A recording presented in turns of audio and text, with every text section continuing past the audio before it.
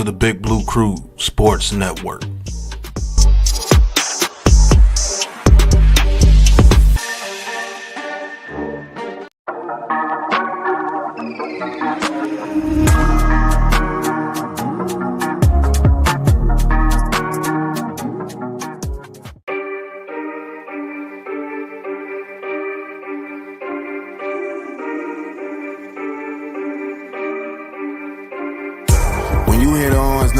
Time. And you know me and my bros on the same time. No brakes, green light.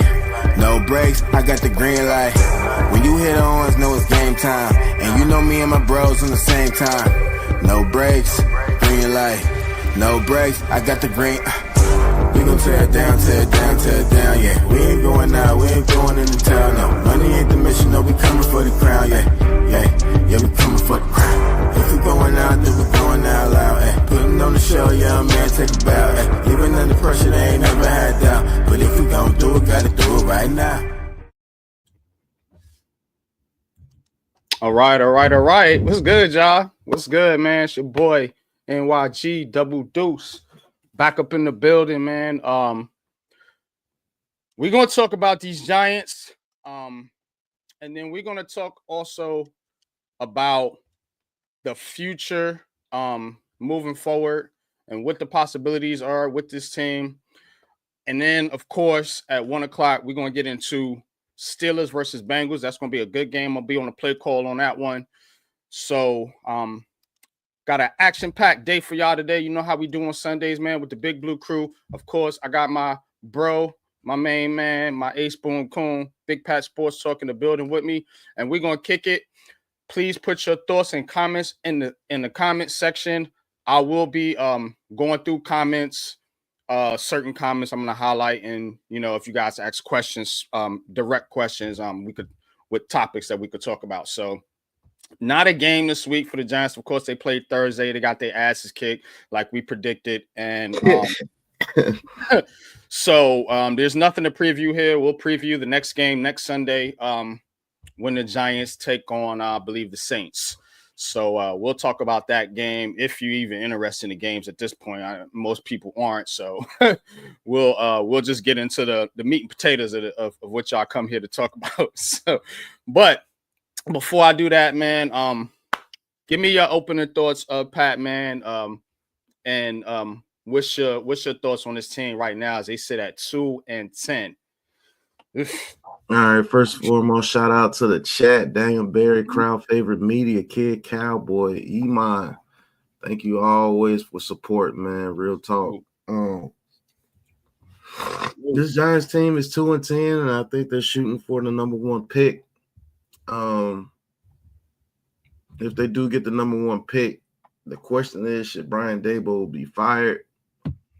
A lot of people are still on that, hey, we're just a quarterback away, but we got the worst roster and we got the worst GM, but we're still only a quarterback away. That doesn't make any sense. You're contradicting yourself and you don't even know it. You're just talking out the side of your brain. I don't believe this team is a quarterback away, just a quarterback away. Let me correct that. I think this team is a culture away. I think this team is a coach away, because a real coach gets real results out of this team. You got to think, man, you got a team with Theo Johnson, even though we didn't even really get our butts kicked by the Cowboys like that. But you look at the way a bad team, though. Yeah, they are. They're a bad team, and to be honest with you, real quick before you continue, I know that narrative that I'm hearing on Giants Twitter, and we're gonna get into Twitter too here a little bit later, but that narrative that I'm hearing on Twitter where it seems like, oh, they tried hard and they competed and no, you were down 27-10 in that fucking game. Remember that. So that final score and they tried hard and competed. I don't want to hear that shit. For real. They got whooped like they always get whooped. And if the Cowboys had any of their top players there, it's probably it's a smash. You got to think CeeDee Lamb only had 2 catches with 3 drops. and we still were getting beat down with a backup quarterback and backup DBs because Diggs didn't even play. Nope. DeMarcus Lawrence didn't play, and we got a garbage touchdown at the end. But I'm trying to get to what I was going to say again. The way Theo Johnson looked in that game, though, it should be a player that can be used. You got Malik Neighbors, you got Wan'Dale Robinson, you got Jalen Hyatt, you got a decent offensive line when they're healthy. You got Tyrone Tracy. You know what I'm saying? So we got talent on this team. It's like, what are they doing with these guys? What are they teaching these guys? Are our position coaches overrated? This is some of the stuff we need to start asking. Are we picking coaches just to fit with Brian Daboll, or are we picking coaches to fit what we have on this team? You see what I'm saying? Like people like Banks. We know Bowen is not a coach that fits Banks' skill set. Banks is a first-round pick, so you're just gonna pick Bowen because he can play nice with you? You see what I'm saying? Like, go ahead. It's the buddy aspect of things too that I don't like with this regime. You know, just like you said, you know, Brian Daboll directly said on Hard Knocks, I need this guy right here. Look at his run defense. I need this guy right here because of his run defense. This run defense is as bad as it's ever been. You know what I'm saying? And so you're getting ran on every single game, literally. You know what I mean? So you signed this coach, Shane Bowen, because you didn't want Wink, because you was insinuating that Wink's run defense was bad because that was the reason you hired Shane Bowen, allegedly. So I don't like this regime and how they play favorites like that. You know what I mean? And how they push people out the door just because they ain't with the go along, get along. As That's they a say. fact. Damn if he a good head coach or not, which we all know Wink Martindale was a good head coach, you know. And I went back and forth. I was initially pissed when he got fired. And then, you know, reports came out that he was doing some fuck shit too. So I kind of went back on that. But now I'm back to where I was in the beginning. It was all Daboll. You know what I'm saying? So it was all his punk ass, man. And to be honest with you, that's where we're gonna begin this conversation. That's where we're gonna begin this conversation, and we're just gonna ask it straight up. You know, should these guys be fired? You know, should these guys be fired, and who should replace them?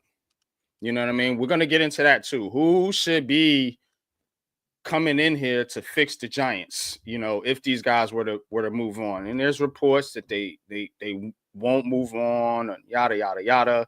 Don't listen to that too much because you still got 5 more games in the season. So hey, it could get worse. Believe it or not, it could get worse. It could get a lot worse. Let me jump into the chat real quick before we get into it. Well, salute. Appreciate you as always, my brother.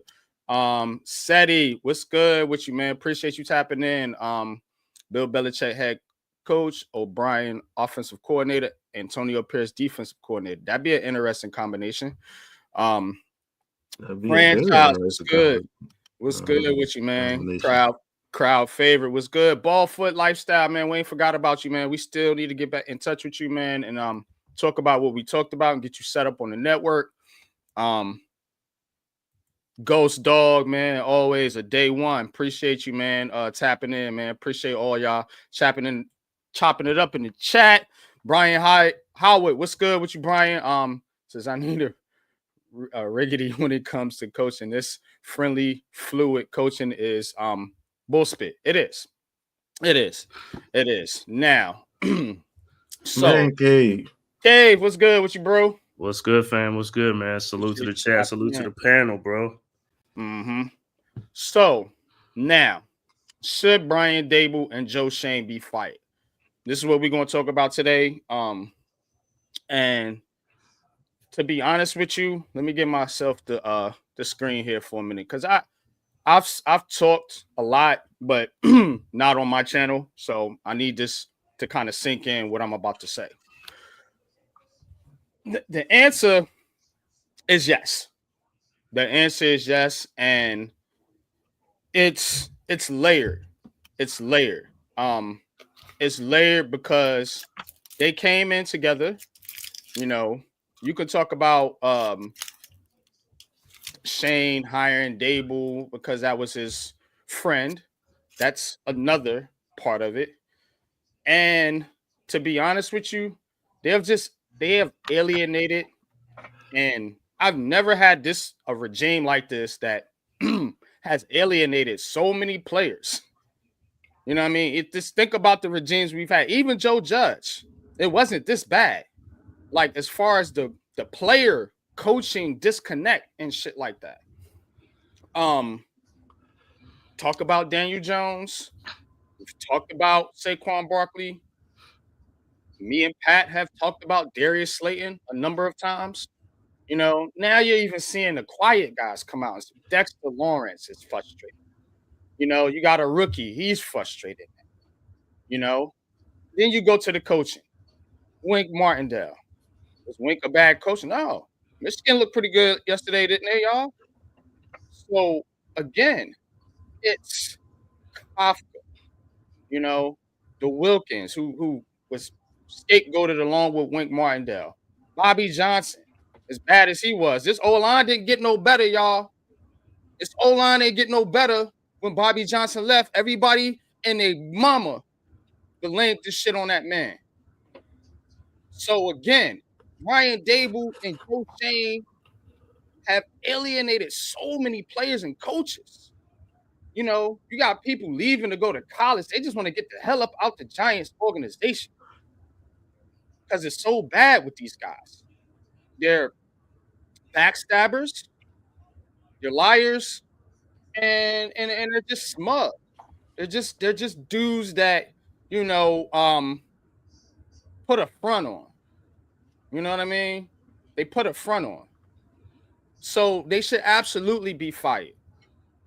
They should absolutely be fired for having this team, my New York Giants, at 2-10. The New York Giants have never had the number 1 pick ever. Damn a quarterback. They've never had the number 1 pick because they've never been that bad. These guys are setting records for futility. You know? You could say what you want to say. They need the time to get a quarterback. They could have got one last year. Get your fucking quarterback, dude. They could have got it last year. They could have got one in after 2022. You didn't have to sign Daniel Jones. Oh, but the owner made you do it. That's another topic that I've been getting into. But again, let's get back to Daboll and Shane. We could talk about the draft picks. We could talk about Saquon Barkley and Daniel Jones, but look at the state of this team right now. You know, favorite players come and go. I got Odell Beckham Jr. jerseys in my closet, as well as Saquon Barkley jerseys in my closet. Players come and go, y'all. It is. It's the NFL. But I can deal with that if the team is progressing. If this team is getting worse. You can't sell your fan base on progress when there's no progress being made. You started out with the playoff win. Last year, you won 6 games. This year, you're going to 2? Where are we going to next year? 1 game? Or are we going you see what I'm saying? It's getting worse. So you can't sell me on progress. You also can't sell me on a quarterback because you haven't proven that either. Brian Daboll, Josh Allen is special. I'm sorry. You didn't make that man. You did not make that man. So again, that in itself, what you supposed to done with Daniel Jones, you didn't do. You was brought here to fix the offense, to make Daniel Jones better. You released him. The offense is the worst in the league. What are you selling me on to keep this dude around? What are you selling your fans on to keep these guys? We just need continuity. So you want a losing continuity, right? Fuck winning. You want a continuity with a losing culture? You see the players in this locker room. Pay attention, y'all. These guys need to go. And you got these with my last thing before I land the plane. You got these people telling you and defending Brian Daboll and Joe Schoen as if they're getting paid to do so. And if you're gonna listen to these people, John Mara, like Lou said, you should sell the team because you're just a fucking idiot. You can't listen to the media. Look at your friend. Listen to your heart. Listen to your players. Listen to people within the organization that are upset. Do something about it. Y'all got it, man. Rant over. Wow. Okay. There's a thing you said, stop listening to the media as well. As we all know, Brian Daboll was a huge media pick for the Giants. If you go back and watch when they hired Joe Schoen, and everybody knew Joe Schoen and Brian Daboll were going to come together. They were, a linked deal. And so Giants fans,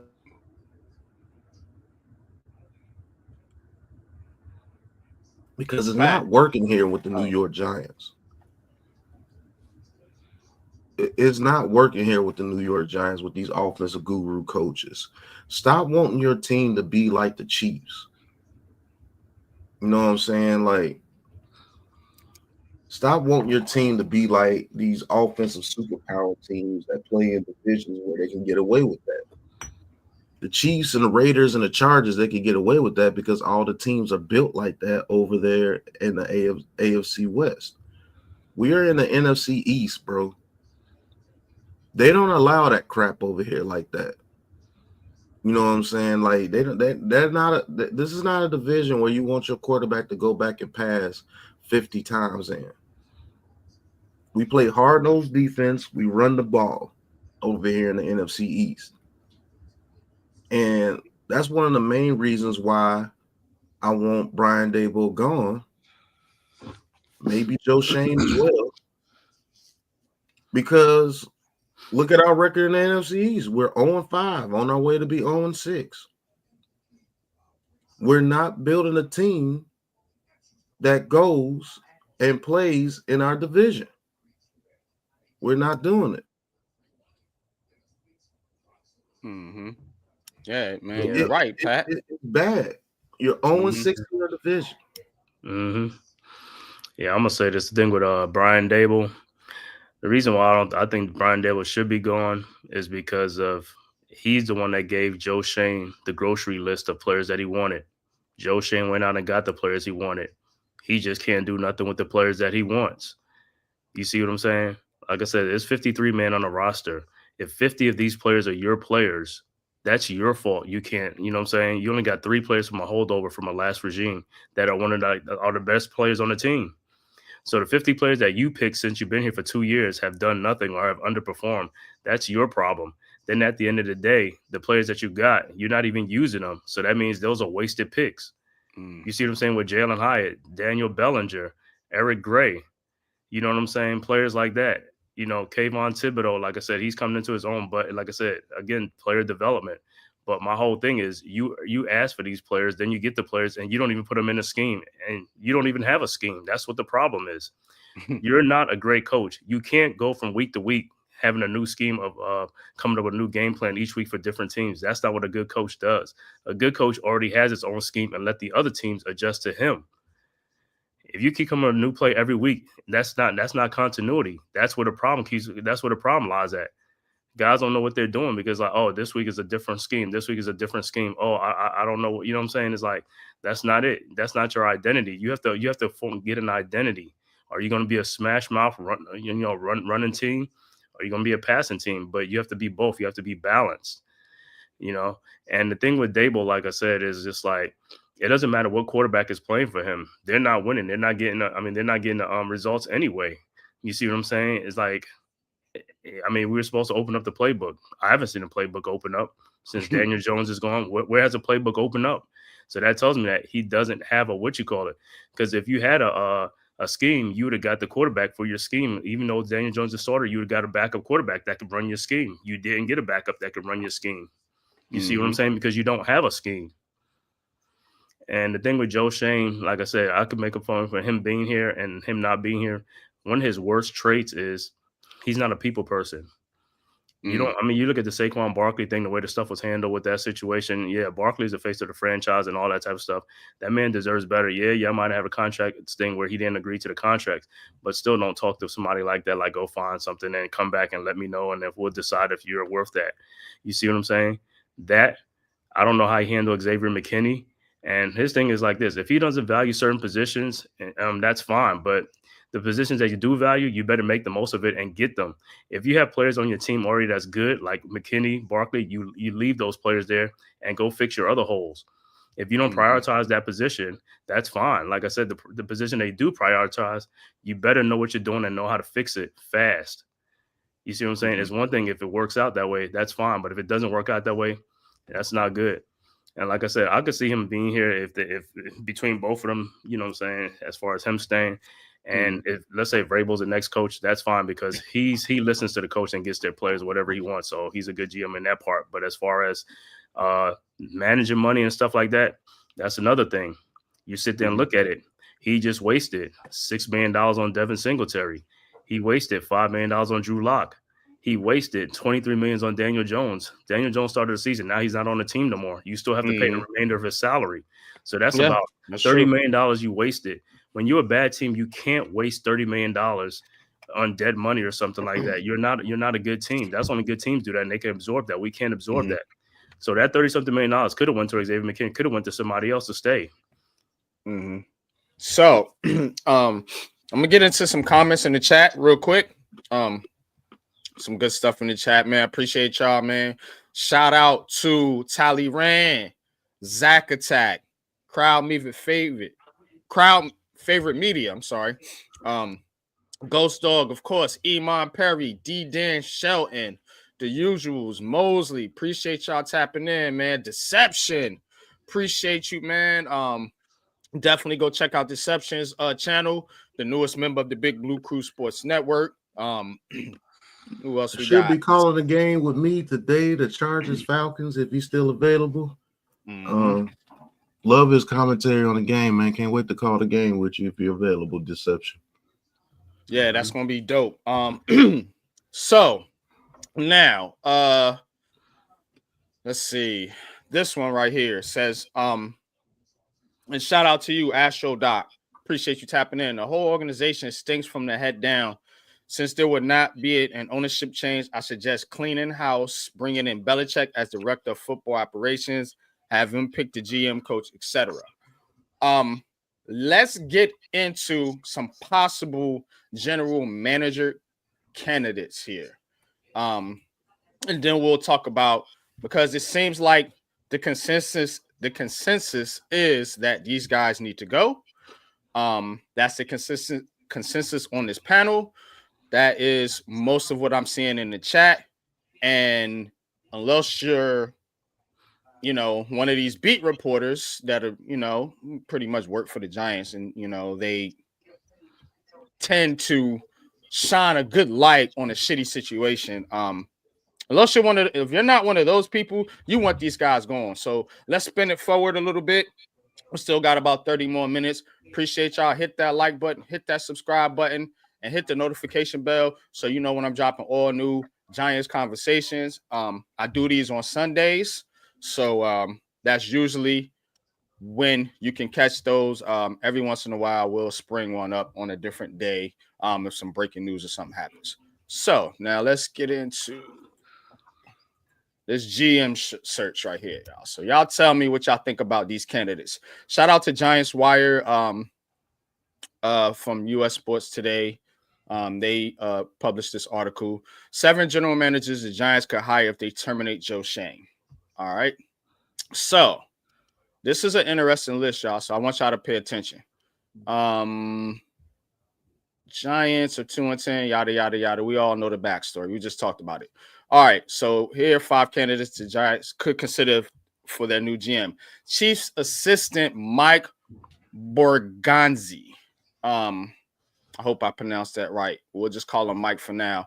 Why not start at the type? Mike, a Brown graduate, has been in the Kansas City front office since 2009 and has held a myriad of scouting and personnel roles over that span. He has 3 Super Bowl rings and would immediately put an end to the chaos at 1925 Giants Drive. Would he take the job is the questions. Why leave the cushy confines of Andy Reid / Patrick Mahomes world for the dysfunction of East Rutherford? Yeah, that's a good point too. But the interesting thing about this guy is who is our offensive coordinator, Mr. Mike Kafka. Now, this is going to be a very, very unpopular opinion, but say they move on from Joe Schoen and this guy wants to give Kafka an opportunity to be a head coach with the organization he's been with for the last 3 years. Kafka knows the players know Kafka. You know, I think he's a decent play caller, to be honest with you. I think the bullshit is coming from Brian Daboll. You know, now, how is he as a coach? I don't know, you know, but I do know one thing. The fucking Kansas City Chiefs know how to build a team. So I definitely like and think about polls in Chicago. You know what I'm saying? It came from the Chiefs organization that a lot of people wanted opposed to Joe Schoen. You know, and to be honest with you, I seen a comment, crowd media favorite. I actually did not want Brian Daboll. I preferred Adam Peters in that hiring cycle, but I knew once Shane got, once they picked Shane, it was going to be a combo with Daboll. See, Peters got the job in Washington, and he went outside of his coaching tree and hired Dan Quinn. That's what GMs do. This shit is nepotism at its finest. But anyway, tell me what y'all think about this as we go through this list, man. So we'll start here. Pat, we'll go to you and then we'll go to Cave. Chat, give me your comments in the chat. Chiefs assistant Mike Borgonzi. I hope I didn't mispronounce that name, but what do y'all think about Mike, our first candidate on the list? Okay, Chiefs assistant GM Mike Borgonzi. Now they do know how to build a roster. As far as building a roster towards the skill set of Patrick Mahomes and building a roster on defense. Now, building that roster on defense, totally with it. Now, the question is, when you bring these guys in, do they know how to build a team for the NFC East? You see what I'm saying? Yeah. Like, I truly believe that they know how to pick offensive linemen. They know how to pick offensive linemen. So that right there is a plus for me, and I wouldn't mind bringing him in. Because one, they know how to build the offensive line. Now, two, is he going to hire a head coach that knows the culture of the NFC East and how we are over here in the NFC East? They're not going to try to be the high-flying offense over here in the NFC East unless he knows how to build a team that's so strong at doing what they're doing over in Kansas City to where they can go over here in the NFC East and dominate. And let's be honest with you, if it wasn't for that defense over there with the Chiefs will have a whole lot different record right now, to be honest. So you have to ask yourself with these GM candidates, if I could put my owner's hat on, I know you can draft offensive linemen. I already know you can do that. I know you can draft defensive linemen because they have a bunch of defensive linemen that are not household names, but they get in there. They have their Chris Jones. We have our Chris Jones and Dexter Lawrence. We also have a Brian Burns. We have a Thibodeau, and we have an Ojulari. Now, I ask him, do you think this defense is too top-heavy and we're putting too much money into top players? We're trying to build this team like a Madden team instead of a team, instead of a bunch of guys that have roles. You know what I'm saying? Those are the best defenses to me. They don't have a bunch of huge names, but they have guys that know how to do their role. They have a guy that know how to blitz. They have guys that know how to hold the edge on the outside against teams. They have the guy that can pass rush. They have the guys that know how to play in zone. You know what I'm saying? They can play you in different ways. When you're a team that's an outside zone team, they put in Karlaftis, or you see what I'm saying? Like, can you build a team like that? But overall, as a hire, without doing too much research, I would agree if they bring this guy in because he knows how to pick the trenches. Okay, Man Cave. What you got on Mr. Mike here? Real quick. Go to the next one. I don't know too much about him, Borgonzi, but like I said, he coming from a winning organization, and that's another thing I put in perspective. This organization has been a winning organization, not just for the last 2, 3, 4 years, but for the last 10, 15 years. So when you come from a coaching, tree like that, or from an organization like that, you pick up good traits and good habits. You know what I'm saying? I could see in the comments that people's like, another assistant GM, you need somebody that's proven, but hey, sometimes the proven guys ain't always good because there's Mike Tannenbaum, there's Mike Lombardo, all of they got those are guys are proven and stuff like that. But guess what? You don't want those guys if they set in their ways. You want some young, innovative guy who knows how to build a team, knows how to get players. Right, and also a people person. That's another thing. People don't like that. They overlook that. You have to have a people person in the building, man. Somebody who really treats players like human beings, and and knows how to talk to them and things like that. Compared to somebody who just sees people as just a numbers or just the stats and stuff like that, or just don't respect them like that. So, like I said, and I haven't heard too much in the Kansas City organization, like players getting out of control. Saying over there. So, like getting in trouble. Yeah, you see some incident with like off field, like car accident. That's minor. You know what I'm saying? But as far as like putting up with stuff like that, and like I said, for the most part, they built the teams the right way because there's a lot of time the Chiefs came in the season. I mean, they weren't the best team, but they always win. So he's able to find depth, find players that can play, things like that, and. And as far as the Chiefs' salary cap, I got to look at that too. So if they haven't been one of those bad, poorly run teams, then that's another good thing. He knows how to, with the cap, sign players, that are worth the money and get the best bang for your buck and things like that. And also we got to see if he doesn't waste money, because that's another thing. Bad teams can't waste money. We can't keep wasting money, or be one of the top teams salary cap wise, and we're not getting the results. So that means you're overpaying players, bad players. Can this guy come in and get the good players, define them, and find the right players? And like I said, being with the Chiefs, that's a good thing. But we could have said the same thing with Joe Schoen coming from Buffalo. It was a winning organization. That's true. You see, now that's totally different. You know what I'm saying? Now it's coming and showing you a rearing its ugly head. You know what I'm saying? Then you got to see what position does this guy value? Does he value the trenches? Does he value some other? You know what I'm saying? That's another thing too. Like Pat was talking about, we in the NFC East, it's a rugged division.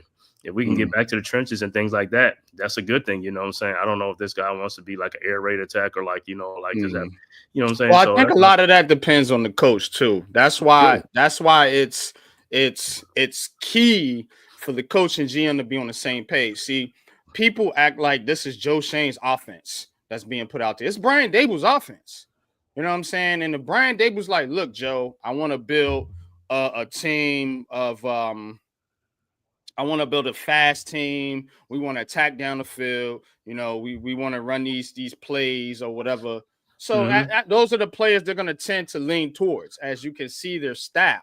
They like these quick gadget like players, and they want to build a small but fast team. But it doesn't work in the NFC East. You know what I'm saying? So it's both of them. But you got to understand, the coach's philosophy is always going to dictate what the GM does, if they're on the same page, So, but let's get into this because we don't got too much long.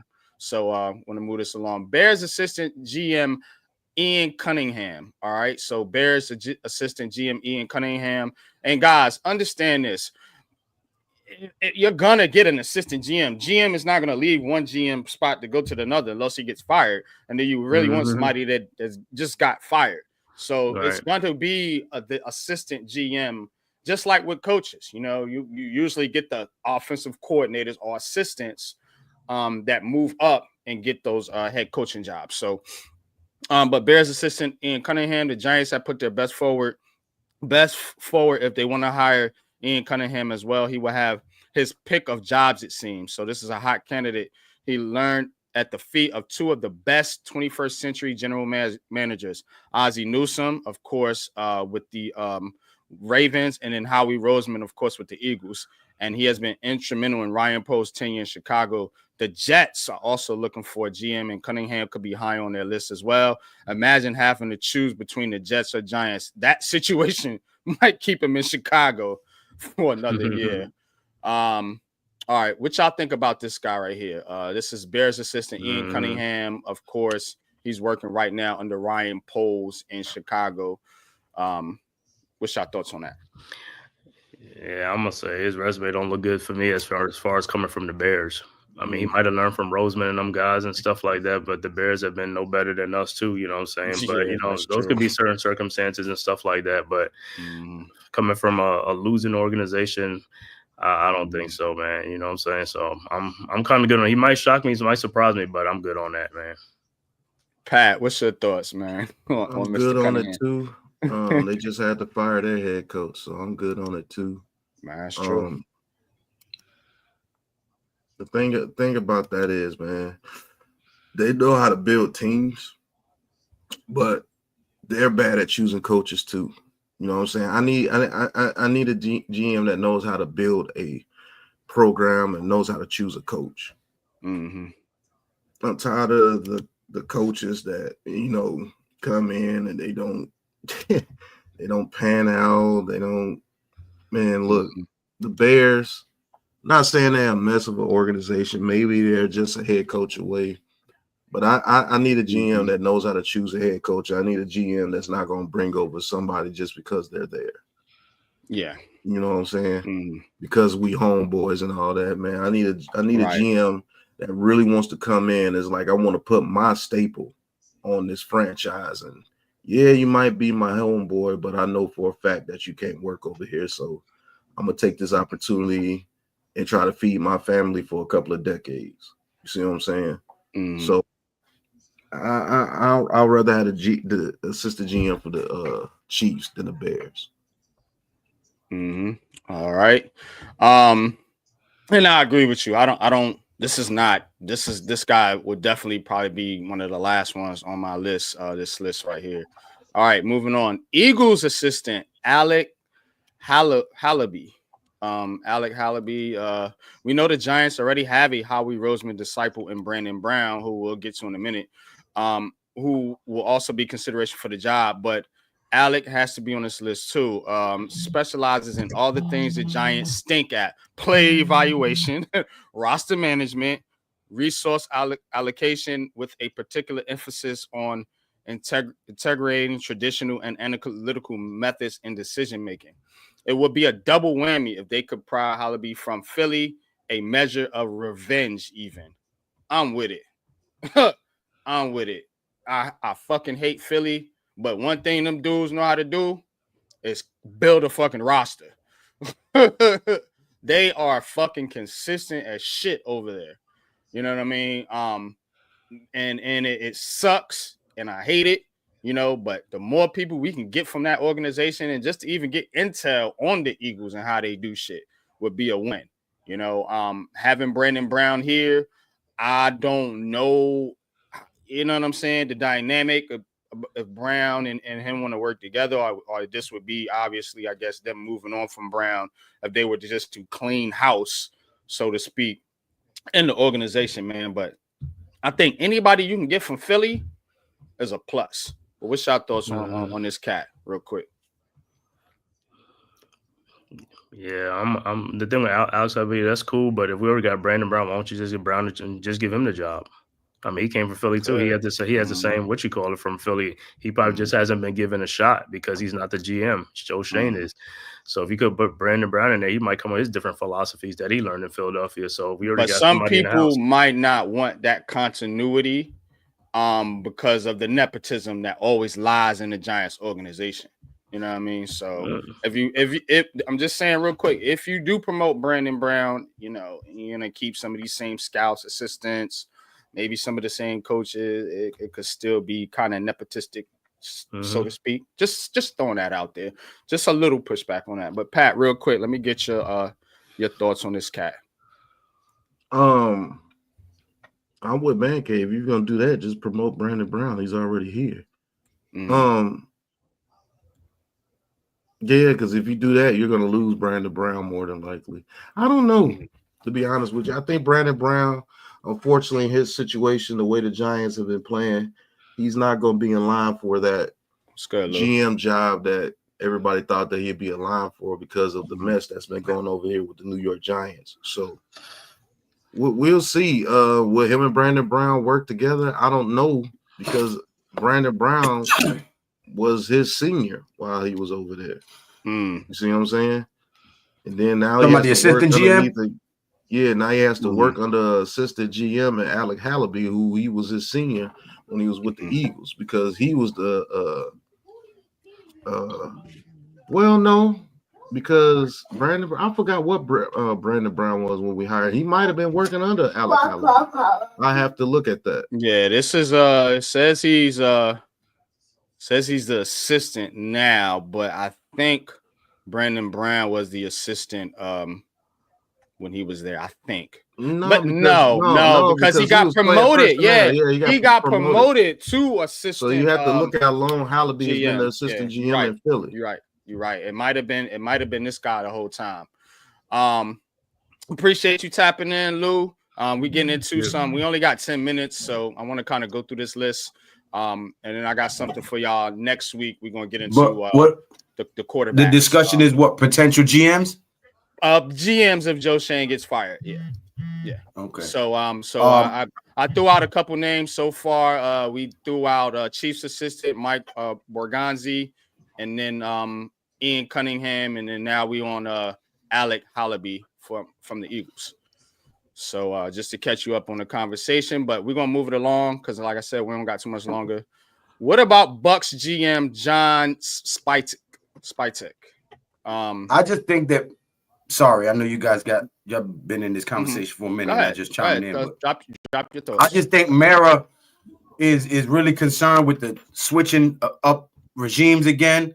So it seems to me like he would more than likely, if he fires Shane, he would promote Brandon Brown just to have some familiarity rather than to go tear it all down and rebuild it up again, because he's kind of upset with the, what's that shit called? Musical chairs of coaches and GMs that we've been doing for the last 8 years. So, I know he wants some stability here in the building, but there's no stability with this regime. If it hasn't been made evident now, I don't know what else they need to do to make it clearer. True that, man. True that. So, let's get into let's talk about this cat for a minute. John is Jason Licht's right-hand man in Tampa, and Licht is considered to be one of the best general managers in the business. Spytek, though, appears to be doing a lot of the heavy lifting down there the past several years, and if I'm the Giants, I'll fly him up for an interview. The Bucks have a knack for finding talent both in the draft and free agency. This is true. They always seem to have depth when they need it. Also true. What's your thoughts on the Bucks assistant GM? We'll go to Lou first since he just joined in. What you think about this guy? I mean, the Bucks been building a pretty good squad for a while over there, man. Ever since Tom Brady and Bruce Arians and them guys over there, man, they put a squad together. And they got that Super Bowl opportunity with Brady before he left. And they're trying to stay in the hunt and stay in the race, even though he's gone now. And they've done a pretty good job of drafting talent and building up a team there. So I wouldn't be opposed to giving that guy an interview and seeing what he's got to say. Yeah, I would too, man. I ain't gonna hold you, man. The Bucks, they always seem, like you said, to have that depth, because they do go through a lot of injuries. I remember Evans and Godwin always being hurt. They had quarterback issues down there for a while till they got Brady, and now Baker Mayfield. They kind of turned him around. They always seem to be strong in the trenches. So I don't mind it. But what's your thoughts, Cave? Yeah, I agree, man. I agree with John Spytek. But the thing about it is, with all these GMs, you got to understand, like, how much power are they going to have when they come over here? That's the thing about it. Are they going to be able to leave their positions if they're not getting all the power? If the owner going to meddle in, or he's not going to meddle in? Those are all things that to be considered. And that's why some of these guys may not come at all. They might just stay where they at. Even though it looks like a lot of potential things, but they want to know that first. If they come over here, they're going to have power to do what they got to do to get this roster back right, or are they going to have limited power? But like I said, if that's the case, if they're going to have more power and they're going to come over here, I won't mind this guy. And like I said, the Buccaneers, like I said, they've been building a good team for some years now. So, and they look like they know what they're doing over there. As long as you got people that know what they're doing, that's all that matters and counts and stuff like that. And if they could build a good team and stuff like that, that's all. So I'm cool with this. Okay. What about you, Pat? What you think about the Bucs, man, and their I organization? wouldn't mind that because I know the Bucs know how to build rosters. Now with this Bucs GM, like I said, with all GMs, but with this GM especially, you give them a roster idea of how you want your roster to be built. I think they are those type of guys. Okay, you're in the NFC East now. We need you to build a roster where the trenches, and like somebody said in the chat, let's get some linebackers. And I do believe they can do that. They know how to draft. So we can start stopping the run. Yeah, so I think this guy's the type of guy that will be. Shout out to he Craig. has no in this type of hire right here because he's going to go out. He's going to find him a head coach that can go against his division. Now, the thing about this is they have to know what this division is about before they come over here. Now, if they have a vision of what this division is, I do believe they can build a roster to compete with this division within 2 years. A guy like them from the Buccaneers. Because, yeah, I would like that hire. And if he knows what this division's about, I think it'll be a good hire. Absolutely, man. I agree, man. All right. Lions assistant Ray Agnew. This is an interesting one right here. I remember him as a player. If you recognize the name, the answer is yes. This is the same Ray Agnew who played defensive end for the Giants in the mid-90s. He began his front office career in 2017 with the Los Angeles Rams under general manager Les Snead and worked his way up in the personnel department and also as a team pastor and mentor. Agnew has been the Lions assistant general manager since 2001 and has built one of the NFL's best rosters. He's definitely worth a look. This is my favorite one. I like this one. Yeah. Not gonna lie to you. I was gonna mention his name. Shout if out. You didn't. Go ahead. No, go ahead. No, I was gonna mention his name if you didn't mention his name, Ray Agnew.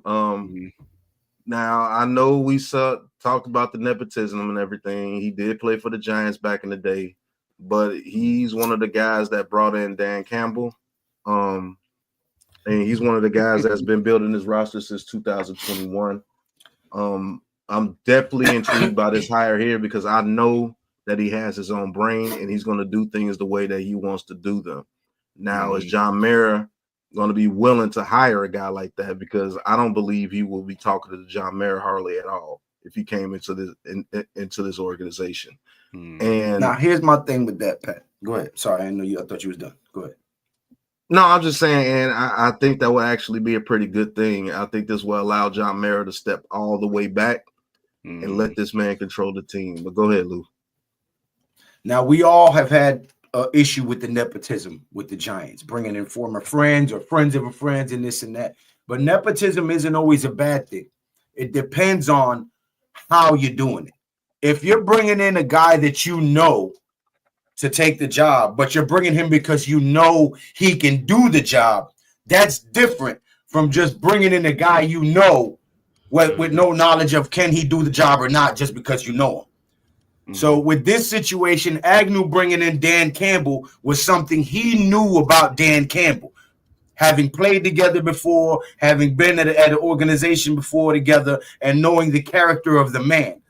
So the nepotism that we disagree with is just hiring some guy that Bill Belichick recommended because we know Bill Belichick. That type of nepotism has been a team killer for our organization. But the type of nepotism that Agnew is doing with Dan Campbell is really not, you can call it nepotism, but it's actually great scouting, so to speak. Yeah, I know this guy, but I know what he's about. I know his character, and I know what he's going to bring to the building. That's different than, I'm going to hire him because I know him. And that type of nepotism I'm okay with. Yeah, I do agree with this one right here. Like Pat said, this is one of my favorite candidates right here because of the Lions. And one thing we know about the Lions, they know how to build an offensive line. You know what I can tell you about the Lions? They're tough, smart, and dependable, NYG. They're tough, smart, and dependable. That too, you know what I'm saying? So definitely with Ray Agnew. All right, let's get to the end of the list here. So we're gonna get into the game. Keep it right here, y'all. I'm gonna get into I gotta go. Bengals and Steelers. I'm gonna be on the play call with that game. If any of you guys want to stick around, hey, I gotta go because I gotta call the Chargers, Falcons. Okay, all right, Pat. One thing we'll be on your channel at 4:30 for Eagles Ravens, right? Yeah. Okay. One thing about Ray Agnew, Lou is calling the night that game. I would say is the nepotism factor can happen with Ben Johnson if they give him the money, and I think Ray Agnew would. But I wouldn't be too mad at it. But that's one thing you can see. All right, fellas, I gotta go. All right, Pat, man. What's happening with you later? Y'all keep it right here on the Big Blue Crew Sports Network. Like I said, we're gonna get into Bengals, Steelers. But the last candidate on here is Brandon Brown, and then they have Cowboys Will McClay. Now, Cowboys Will McClay, I don't think he's going anywhere. I don't think Jerry Jones lets him out that building because he's been up for some years now for general manager jobs, and they don't. Yeah, you know what I'm saying. Right here it says he's been a constant presence during the general manager hiring cycles. And I mean, this dude's good. Over 20 years. Over 20 years. 23 years with the Cowboys. He's discovered first round hits, all pro talent, like grains of sand at a beach. That's stability. That is stability. Something that the Cowboys and the Steelers have. Regardless of how much I hate Jerry Jones and them Cowgirls, they draft well every year, man. Yep. Big facts. Big time facts. But those are the last two candidates. We got Brandon Brown. Of course, we talked a lot about Brandon Brown. That will be an in-house promotion. I am for this as well. You know, because Brandon Brown is a smart, bright guy. He knows his shit. He's a good scout.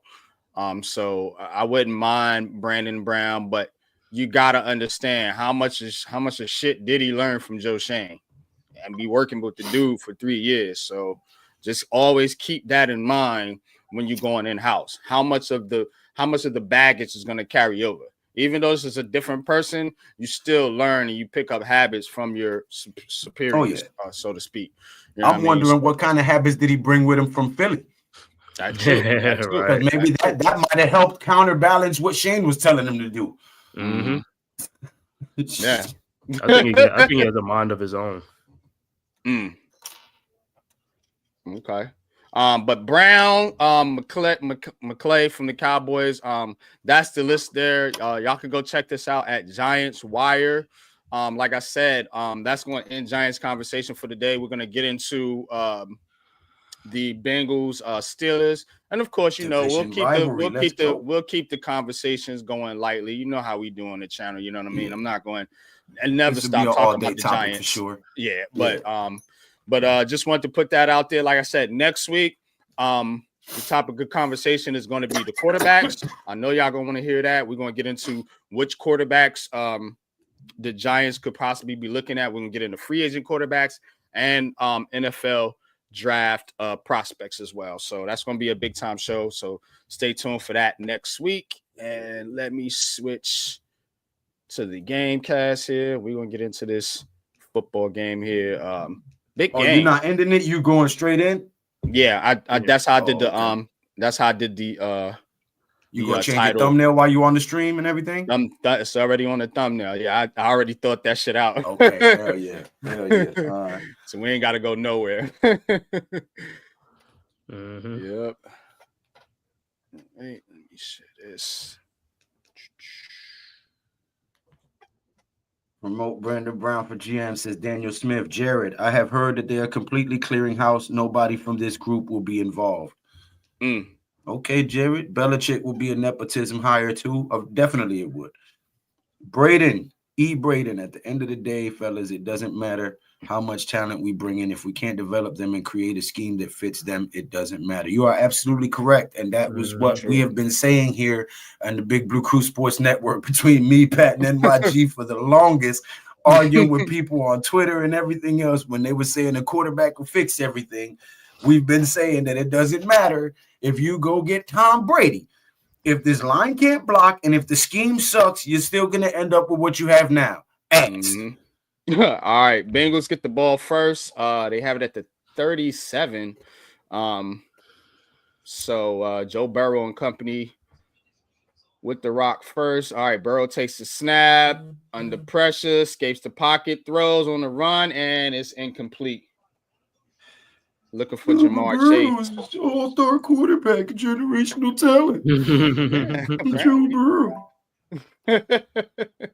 Yep. I want to see DJ go over to Minnesota and whoop Burrow's ass in a playoff game or some shit. That would be beautiful, even though they're not in the same, the AFC and NFC, but it would still be beautiful. He got a chance to beat some teams, especially Philly, which I would love to see. Yes.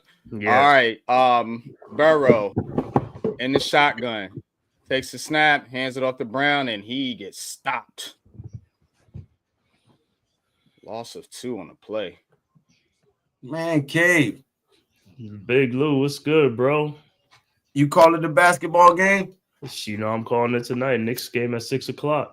Knicks, okay. Who the Knicks got today? Pelicans. Knicks, Pelicans, okay. Yeah. All right. I don't think it's a cup thing. I think it's just regular. Yeah, they do the cup. They do the cup thing on Fridays and Tuesdays. You remember Scarface when he was sitting in his hot tub drunk watching the TV? Come on, Pelican. Pelican, right. Fly, Pelican, fly. All right, Burrow, empty backfield, takes the snap, and it's going to be a flag on the play, false start. So Cincinnati going the wrong way here. Who put this shit together? Me. That's who. Who do I trust? Me. Yeah, left tackle who jumped, Brown. That's right at the end of the video where you have to take the VHS out and put the second one in. Yeah. Yep. I remember that was a double. Yeah. Beta. All right. 3rd and 16. Burrow. And we old shit. Takes the snap. Quick throw to Chase. Caught and made a man miss, but still not going to be enough for the first down. Yes, E-Man Perry, it would be the Super Bowl because one's AFC and NFC. Mm-hmm. Appreciate y'all tapping in. I'll see you on the chat. Jared, Daniel Smith, Jari, Sonny D. Hey, yo, do us the favor, man. Everybody here. All right. Subscribe to the Big Blue Crew Sports Network. But make sure you go to Unpopular Opinion Sports and subscribe there, too. We got to get this man to 1,000 subs, man.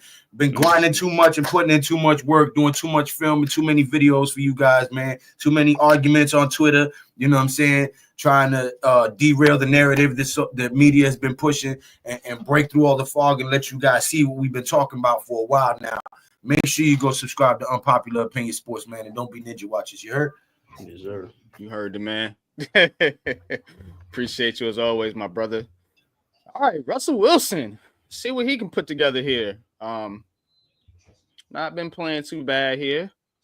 Old man Russ. And a lot of people, doubt some of these older quarterbacks, man. But they've been putting together pretty good seasons. Guys like Russell Wilson, Matthew Stafford, Super Bowl winning quarterbacks, still playing at a pretty high level. So let's see what Russ cooks up today.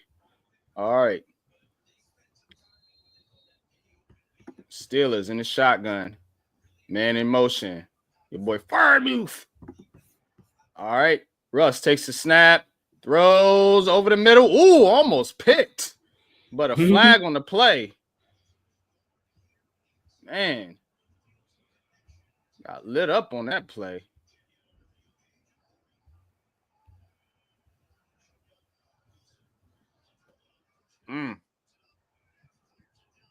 Man down. Man down. Is that Austin? That's Calvin Austin, yeah. Oh, he got popped. Ooh. Right in the numbers. They're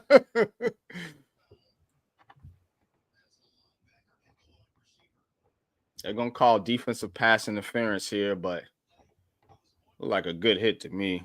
NFL, they on their shit. Yeah. All right, we're going to break. 12:53 left. Like I said, appreciate you tapping in, you guys in the chat. Vikings put Daniel Jones in. He just threw an 80-yard bomb for a TD. That would be funny. That would be funny, man. But I do think he gets an opportunity to play at some point, and we're gonna see it. All right, I'll be right. Let me get this off the screen. Be right back, Cave. 1 minute.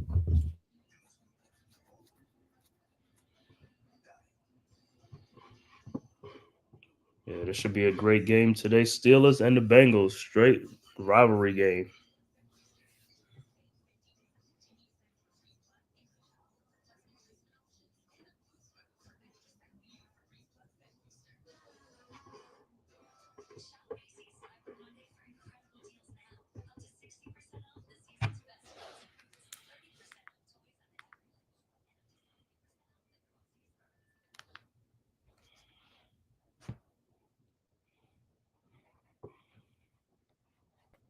All right.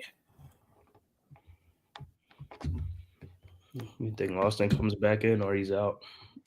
He might got the win. He took a hit, man. Huh? Got the wind knocked out. Oh yeah, man. He think he'll be all right, but that was a hit. Good hit. Well, as long as it ain't a concussion, he should be back in. He probably just got the wind knocked out of him. Yeah. All right. Pittsburgh. Cold out there in Pittsburgh. I thought it was gonna be snow out there. No, the other parts is snowing. Oh no, wait, we in Cincy. This year they in Cincinnati. Ohio. Yeah, Ohio. But it's cold out that motherfucker, dude. Yeah. I'm gonna tell you, bro. I used to do deliveries out there in Ohio, man. Yeah. You get brick out there, bro, in the winter. Yeah, bro. No bullshit. Mm-hmm. All right. Russ under center after the penalty. Pittsburgh has it at the 38 on their side of the field, and they're talking. Russ is changing the play. 4 seconds left on the clock. Takes the snap, play action, quick throw to the running back. Harris makes a man miss, out to the 40, and pushing his way to the 45-yard line. That's where he'll be stopped. A couple yards short of the first down.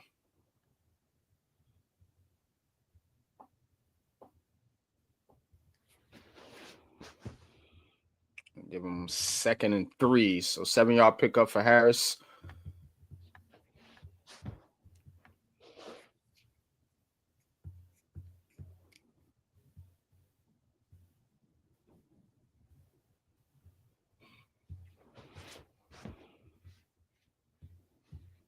All right. 2nd and 3. Russ in the shotgun. Man comes in motion. Play action, under pressure, throws it out of bounds, incomplete. Since he got the pressure, and Russ just throws it away there.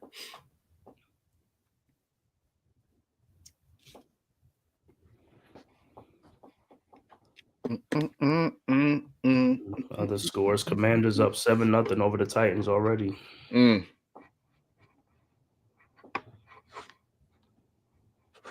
Brian Robinson, 40-yard touchdown run. All right.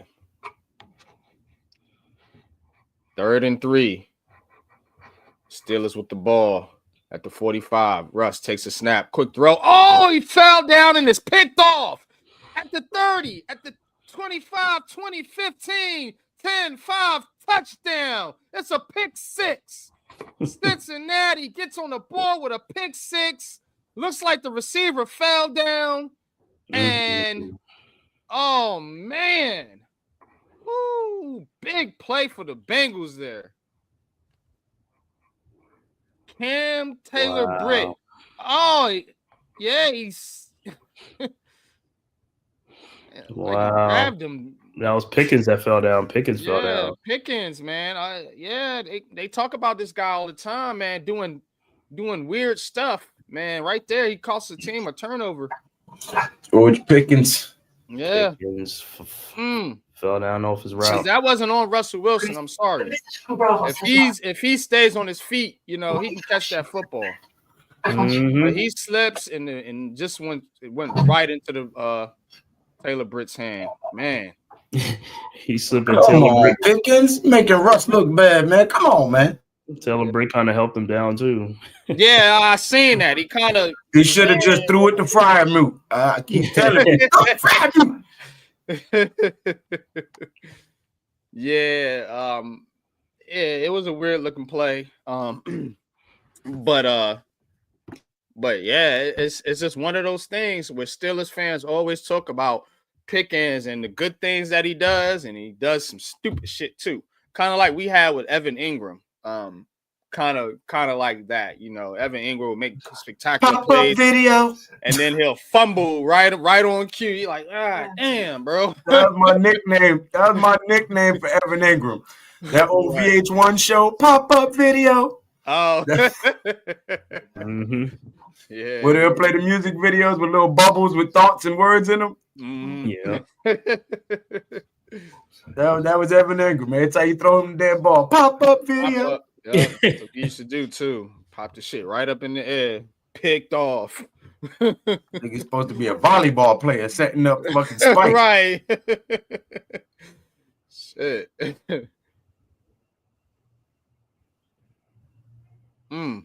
Big play, man, for the Bengals. So whoever got the Bengals D. Yeah, I got to check on my fantasy team. I need a win this week. Playing fucking this fucking juggernaut team. He got a juggernaut super team. Yeah, he's fucking 10-1. Yeah, Kansas City Chief out there, huh? Fucking yeah, getting my ass kicked again. 10-2 now. He lost one game. Oh, who beat him? Oh, okay.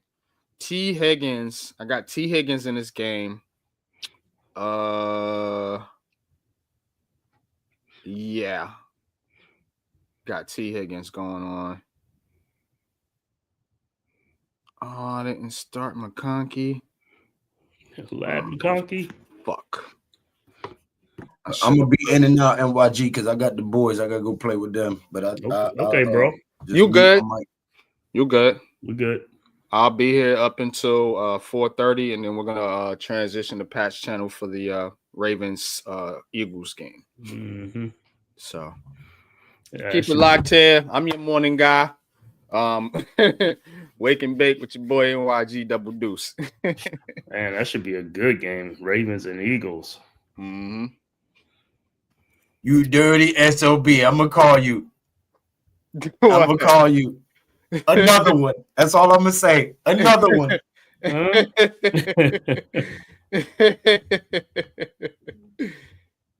Oh shit. That's brilliant.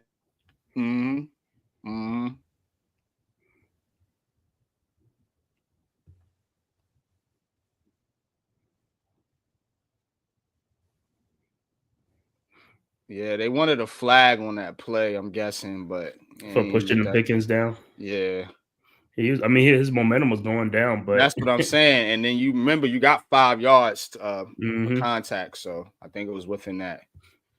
Anyway, Russ under center, fire move goes in motion.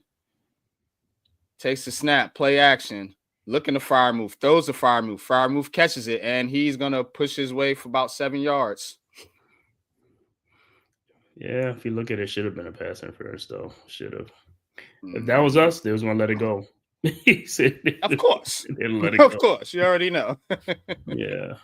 But that was, man. Oh yeah. All right, Pickens back in the game. See if he can redeem himself. 2nd and 3. Russ under center. Takes a snap, pitches it to Harris. He tries to get to the outside, but no go. Pickup of a yard. 3rd and 2. Oh, Brian Robinson with a 40-yard touchdown run. That's how they got points. Mm-hmm.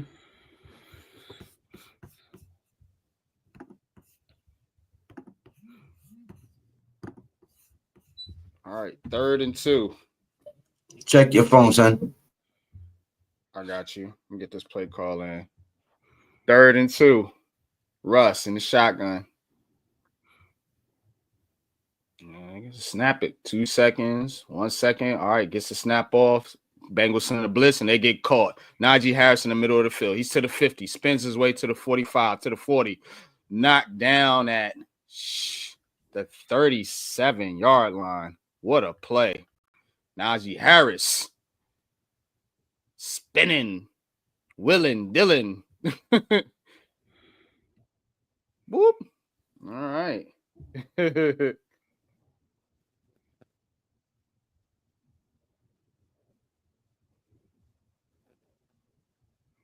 All right, I'm with it, bro. Russ under center. Najee Harris gets to the outside. He spins. He's knocking Bengals over. Picks up another 7 yards. Run in abandonment with abandonment.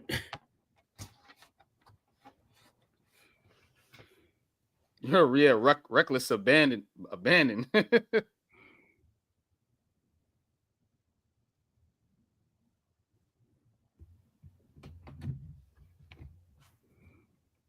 All right, 2nd and 3. Russ under center. Takes the snap. Quick throw to Harris again. Stiff arms him, man. He's going to get the first down. Najee Harris. Putting foot to the Bengals right now. Right. All right, game break. Oh, Richardson throws a touchdown to Jonathan Taylor as the Colts take a 7-3 lead over the Patriots. All right, back to action. Rush changing the play. 10 seconds left on the play clock. Takes a snap. Here comes the blitz. Up, screen. Here's Harris again. Oh, looks like, I don't know if he slipped or got stuck in the mud. It looked like he was running like he was in slow motion. Was he tired? Was he tired? Right. What the hell happened there? Gets 8 yards on the play, but I promise you, it looked like his feet was in quicksand on that run. Like, what the hell happened? Oh, he's hurt. Yeah, something ain't right. Najee Harris is out the game because that ain't look right. 2nd and 2. He blew a tire. Yeah, he blew a tire. As soon as he got the ball. Quick pass to Pickens. He catches it, and he gets to the outside, and he's going to get a touchdown. Touchdown, George Pickens. Way to redeem yourself, kid.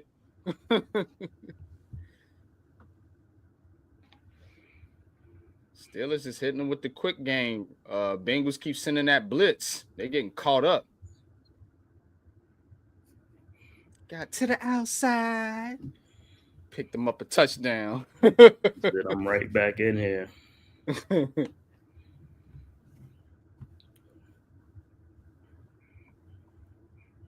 Sure, the receivers is blocking, though, to get to spring him free for the touchdown. Mm-hmm. Facts. Extra point is up, and it's good. We got a 7-7 game here. NFC North action.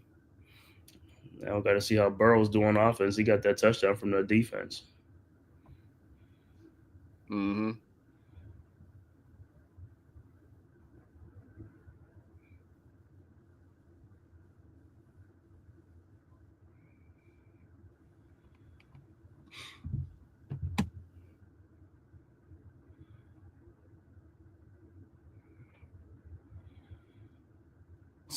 Facing T. Higgins. I'm playing with T. Higgins. I need him to help your boy out, T. That's the least you could do. You know what I'm saying? So just get a touchdown. All you need, right? Yeah. Get a couple catches and a touchdown, man. I might have a chance against fucking E.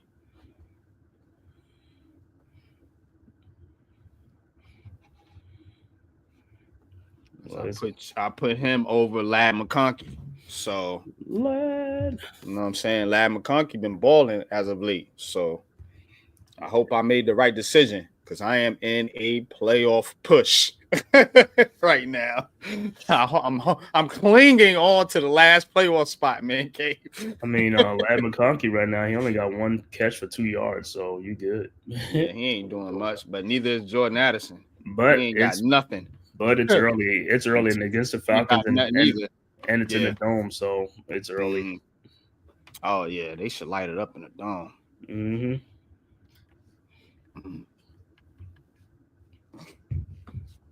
And on Big Blue Crew Sports Network, we have that game being called right now by Big Pat and the Deception.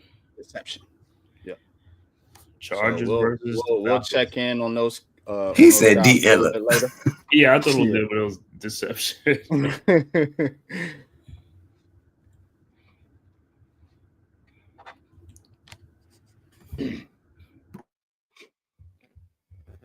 Hell yeah.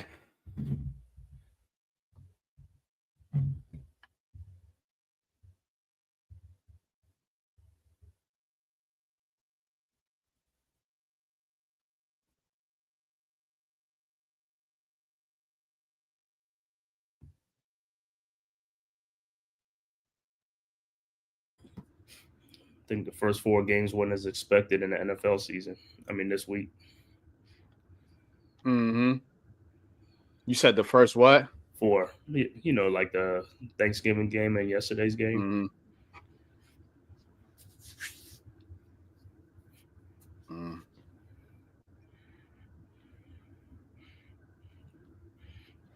Yeah, the 1 o'clock game, this is where everything could just blow up. with upsets.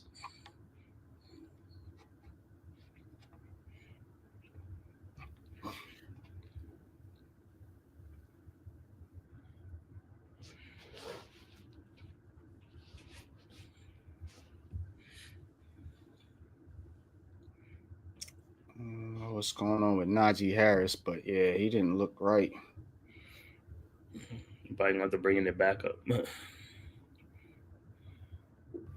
All right. Joe Burrow takes a snap, play action, throws it to the tight end. He catches it for a yard.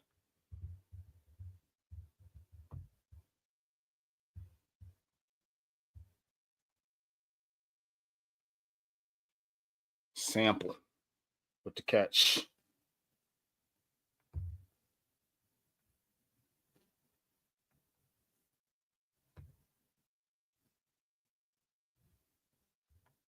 All right, Joe Burrow, single backfield.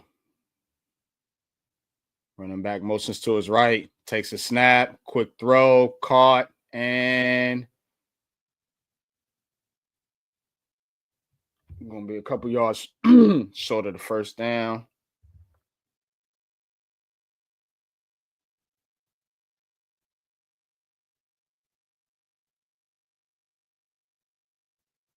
That was the other tight end, Gesicki, on the catch.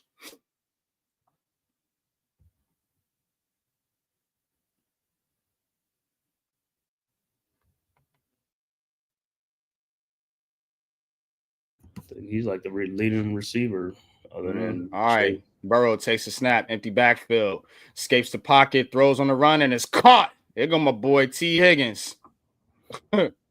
First down, Bengals.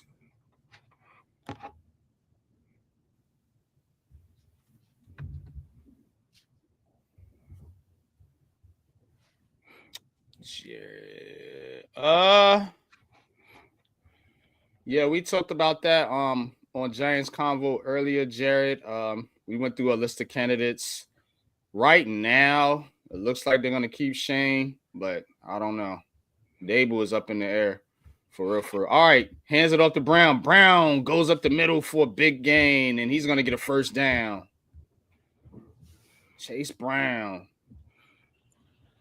Yeah, probably just depends how they end the season. If they end on losing every game, I think they're gonna lose every game. That's evident. But how they look and losing, I guess, will determine which is retarded to me. Is you lose, motherfucker. You need to be out of here. You're not putting up results. All right. Tight end motions into the backfield, hands off to Brown again, and he shoots up the middle, and he is loose to the 20. 10-5, touchdown, Bengals. Chase Brown. Wow. Ooh, he shot out of the backfield like a cannon. Boy, took off. Shit. Catching that Pittsburgh run D, huh? Yeah. Oh, was he short? Gonna be close. You know they're gonna look at it, but if not, they're gonna have it at the inch yard line.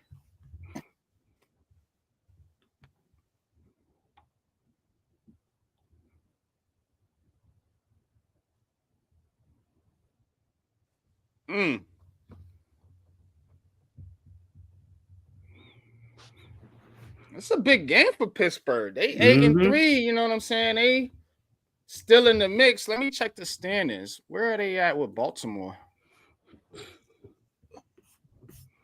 It should be right up there. Let me see. Okay, so Pittsburgh's 8. Oh yeah, they are a game above Baltimore, so they need this. They need this one. They need this one. Yeah, they're gonna mark him short. He's gonna be at the 1. All right, 1st and goal. See if they give it to him again. Burrow on the center. Yep, hands it off to Brown, straight up the middle, touchdown.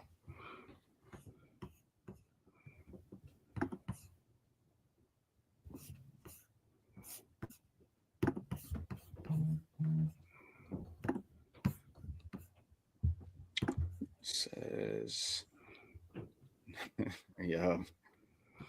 Yes, I've heard also that the 2 Sanders, they are looking at both one quarterback and one is a head coach. Yeah. I'm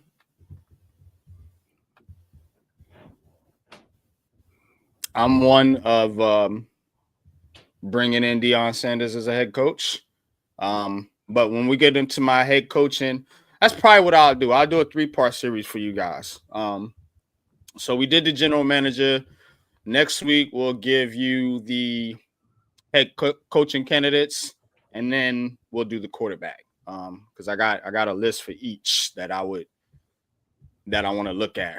Right now, my favorite pick is Brandon Brown or the Lions GM Ray Agnew. Those are my 2 favorites right now out of the candidates that we talked about. I don't think you're gonna get Will McClay from Dallas.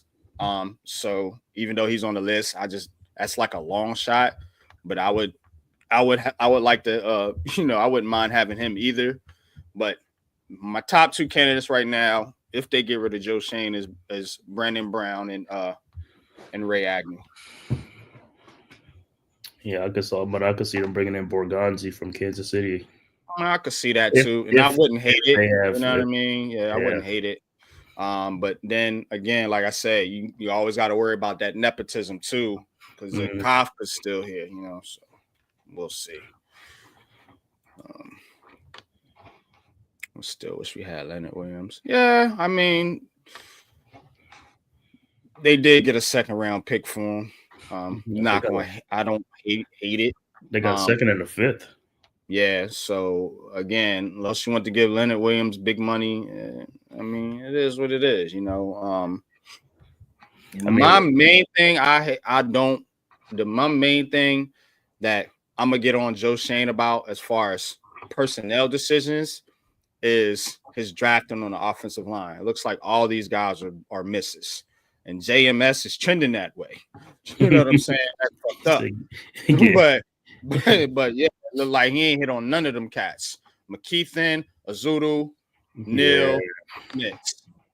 That is a legit gripe for the general manager, because that's the one thing that we needed him to do was fix his offensive line. Now, he got Illuminor and Runyon in free agency, and he inherited Andrew Thomas, but as far as the drafting and just picking Right. offensive line, they don't know how they can't do that right. And those are premium picks. Mm-hmm. Yeah.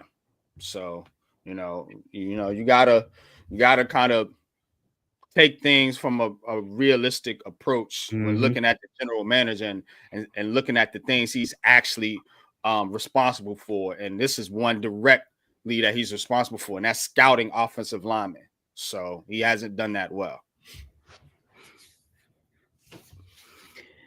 Yeah, that's a huge part, though. The offensive line and defensive line, those are a huge part. The trenches, got to get those right. Yep. Neal was a big whiff. That one really stings. He was a 7th overall pick. I think Smith will get better with development, and Azudu and McKeithen are just ass. So those were complete misses. You know what I'm saying? And I don't know why you take 2 offensive linemen from the same fucking school in the same year, as if Carolina's offensive line was just mauling people. I'm a Carolina fan. The line wasn't that good, so I never understood that to begin with. But what do I know? I ain't a scout, right? Right. Unpopular opinion. All right. Bengals back. Steelers back to action. Hands it off the running back, and he slips. What do you got in there now? That ain't Najee Harris. Yeah. Battle. Patterson. Oh, that's Cordell Patterson. That's right. Cordell Patterson. Yeah, Cordell Patterson. All right, I got Cordell Patterson in there now. Harris is out. For now. 2nd and 8. Ball at the 32-yard line. Russ checking the play. Takes a snap, looks right, throws right, and it's incomplete. Tried to get it to Van Jefferson. Pass was too low. Too low.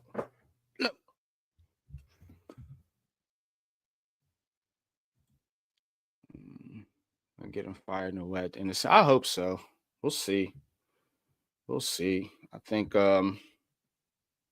Daboll's definitely, he's definitely got to fucking go. I can't with this guy, bro.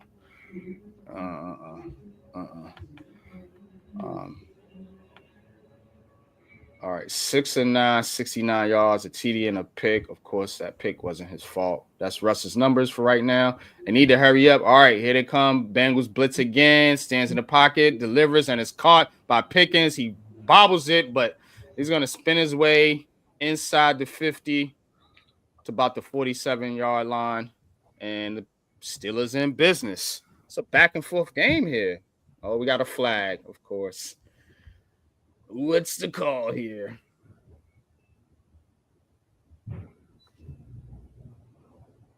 McConkey, 2 receptions, 51 yards. Yeah. Might set him on the bench.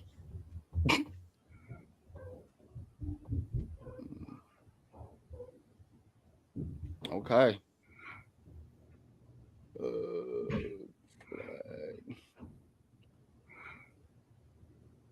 Unsportsmanlike conduct. It's Pickens. He's always your doing man something. Pickens.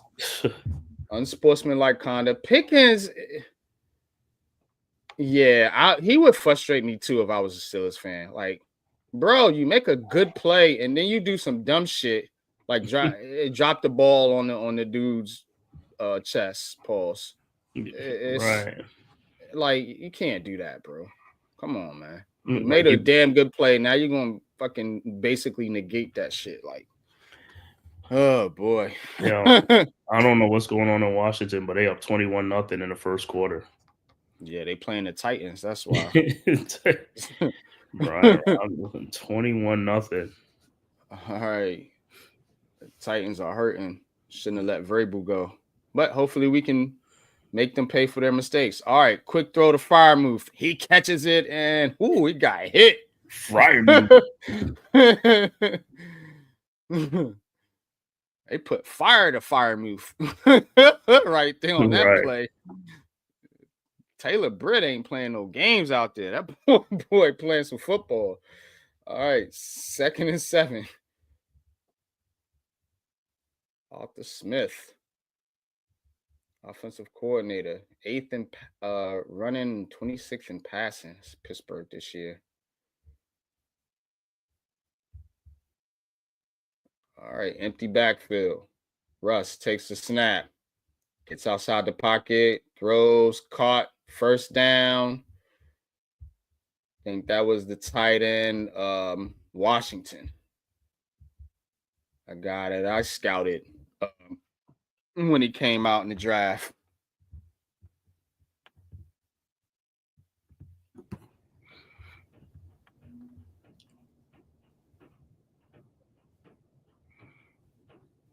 That's a big dude. Pause. That tight end they got. I'm telling you. Little fried move. Nah, the other one. Washington. Oh yeah, from Georgia. Yeah. Mm-hmm.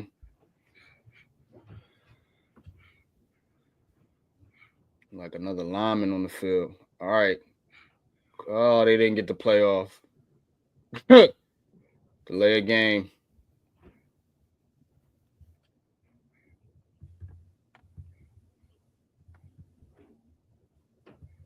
Pittsburgh going the wrong way.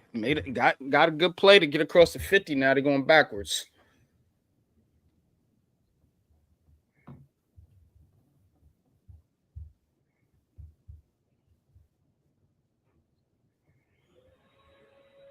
All right, Russ takes a snap. Quick throw to Patterson. He's going to get some of that yardage back.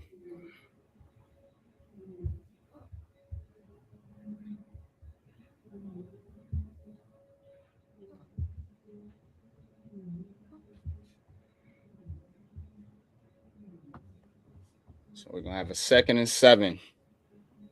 Russ takes the snap. Another quick throw over the middle. Same play. They can't stop it. Another first down. Still is inside the 40. Running this hurry up offense now. Since that delay of game, they said to hell with that. We're going to have them problems no more. That's coaching. Tomlin, bro. All right. Jefferson goes in motion. They looking at the defense, takes the snap, hands it off to Patterson. He gets to the outside, makes a man miss, first down. Down to the 25. Here comes Pittsburgh.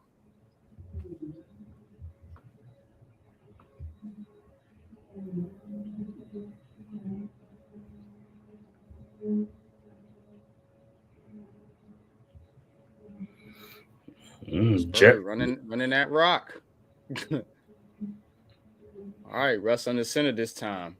Jefferson in motion. And you got a veteran quarterback like Russ reading defenses. Mm-hmm. Man, all right, outside. It goes Patterson again, and not this time. Only gets about maybe a yard, a little over a yard there. It'll be 2nd and 9. Jets up 14-0 over the Seahawks. Really? Yeah, did I pick the Jets today? Probably not. No, I didn't. I know I did. Let's see who I got in this pick on.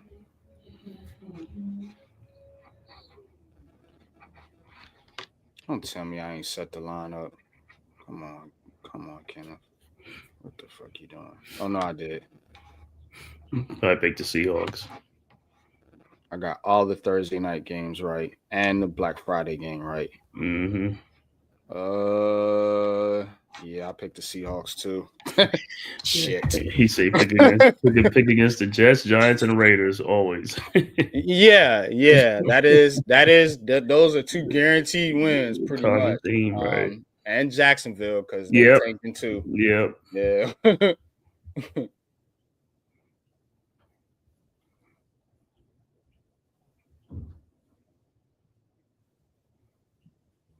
Tomlin out there looking like Omar Epps with the shades on. True.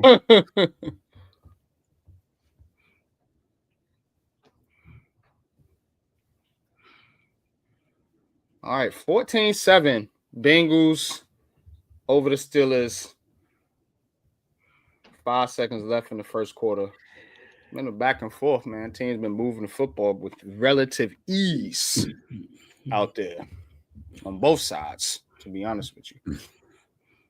They never said what happened with Najee Harris. Yeah, I'm still waiting to see if he's going to come back in the game. Right now, he's on the sideline, and Jenkins for the Bengals is coming out the game. Chris Jenkins Jr. Mm-hmm.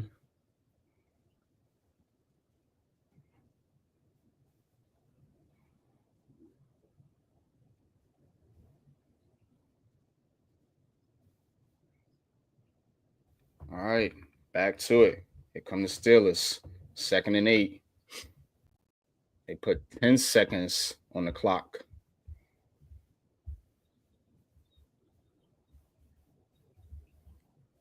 Run this play. They've been stuck on this one play for like ever, man. Run the play. All right. Now they put and now they just gonna let the clock run out. All that for that. Right. It's the shit I don't be understanding sometimes, y'all.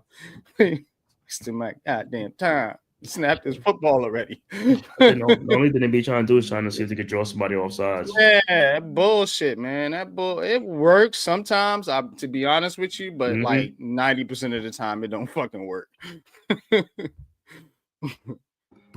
It'll work on the Giants because they're so stupid. Or the Giants might do a false start. Yeah. False start. You trying to draw them off sides and you go off sides, dummy. This type of team they are. Right. Stupid ass damn team. Let's check in with our fellow Big Blue Crew members.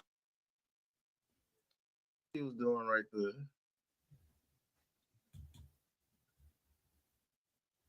Got Pat and dang Cousins' 10th pick of the season.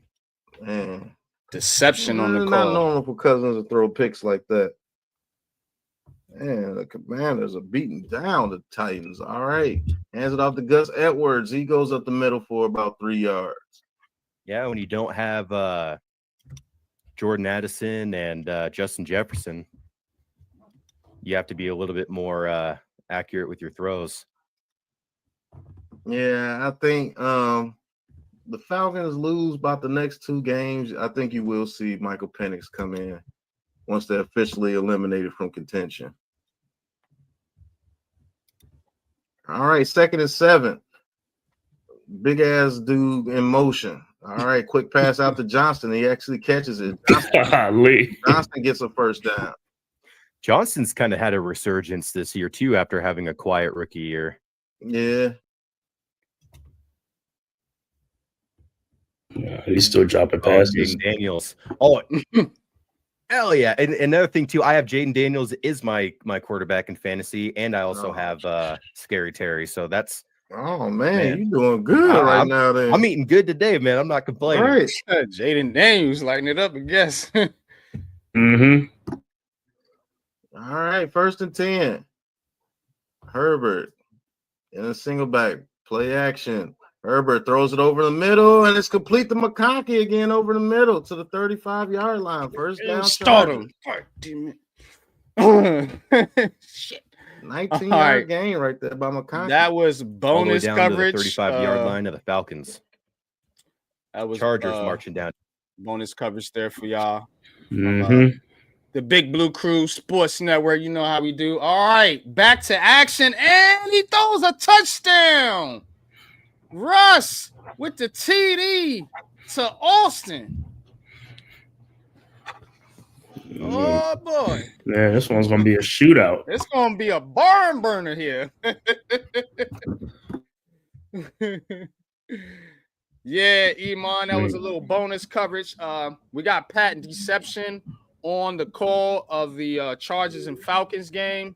We over here with the Steelers Bengals, and this afternoon it's going to be all of us over there with the Ravens and Eagles. And tonight we got a special one for y'all. I can't wait. Miz and Lou on the call.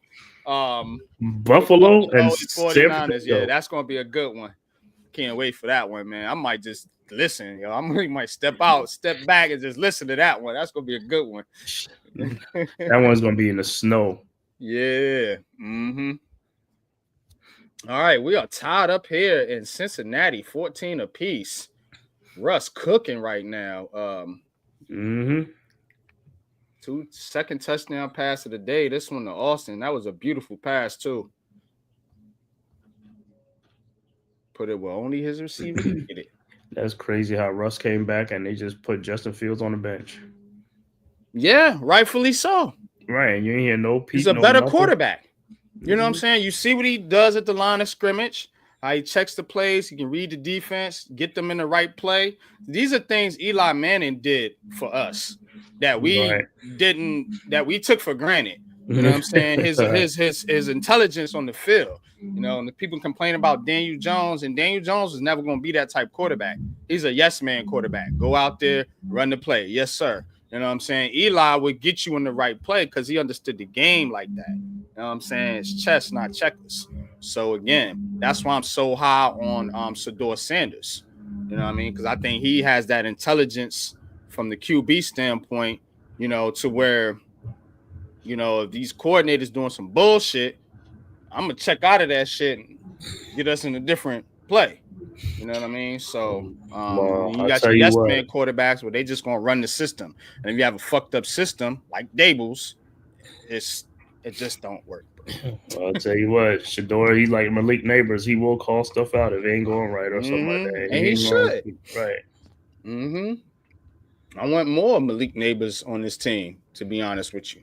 You know what I mean? Tired of these push-ups, man. Yeah. Boys. You know what I'm saying? All right, here comes Joe Burrow. Let's see if he can answer. Quick pass to Jamar Chase. He catches it, and he's going to get a good gain out of bounds, pick up a 7. What was that famous one back in the day document? Choir Boys versus Convicts? Something like that. Yeah, some shit like that, yeah. I think it was by Notre Dame versus somebody. It was something like that. Some game that was played or something like that. I said, wow. Shoot, could have been Notre Dame versus the U. Probably something like that. Yeah, the U was, back in the day, they was some thugs, bro.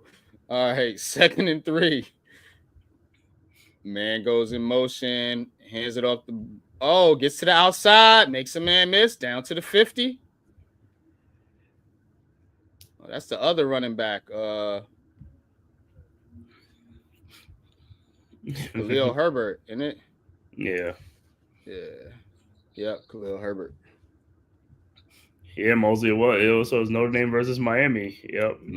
Choir Boy versus Convicts, or Catholics versus Convicts. It was something like that. Yeah, Catholics versus Convicts. That sounds about right. Yeah,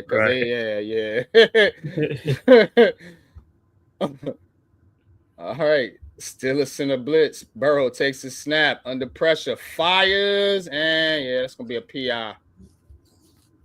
Yep, Higgins 1-on-1. Shoot, I was saying with some rough dudes too. FSU too. Yeah, on Joey Porter Jr. Shit, them criminals, the criminals back then. Bobby Bowden. Yeah, man, he mugged T. Higgins. Yeah, chill, son. At the chill, son.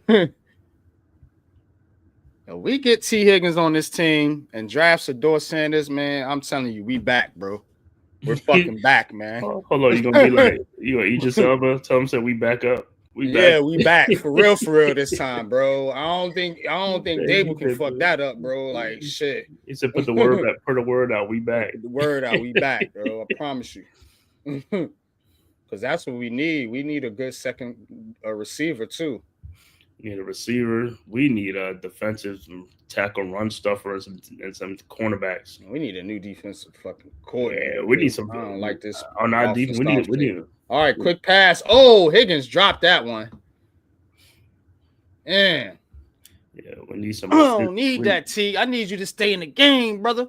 we need some more physical defensive backs like Newman, Phillips, more, and linebackers as physical and fast. Iman said Van Ginkel in the mix again. Oh man, that Mhm. damn Van Ginkel. Crazy dude, right? That dude, man, he got on the mat versus Daniel Jones, and he ain't been stopping since. Yeah. All right. Burrow takes the snap. He's gonna escape the pocket, right up the middle, slides for. See where they mark him at. And Commander scored another touchdown. They're up 3rd and 28-0. Good Lord. Tennessee, boy. They about to root. Let's see. Oh boy. Shit, Levis has started. Yeah, that's why. Mhm. Okay. I ain't no Will Levis fan. Right. I don't. All right. Quick snap. Burrow has time, throws, first down, chase. And he's going to be down around the 30-yard line. Scary Terry got another touchdown again, 28-0. Yeah, they just putting up fantasy points now. Mm-hmm. And Anthony Richardson runs one in, and they got a 14-9 lead over New England right now. Mm-hmm. Yeah, Iman, you ready? We need a road grading guard. We need a guard that can get good for the run. All right, Burrow in his shotgun. Trips to his right, takes the snap. Quick throw to Brown, caught. And Brown is going to get about 3 there.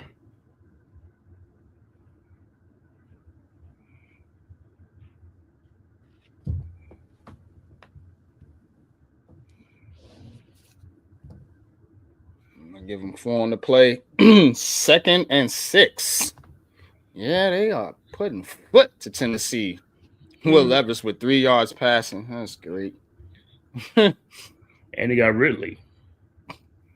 And whoever started Ridley, they paying for letting that man Vrabel go, bro. That's what they paying for. Mm-hmm. All right. Burrow takes the snap. Oh, he's under pressure. Just gets rid of it. Almost throws an interception.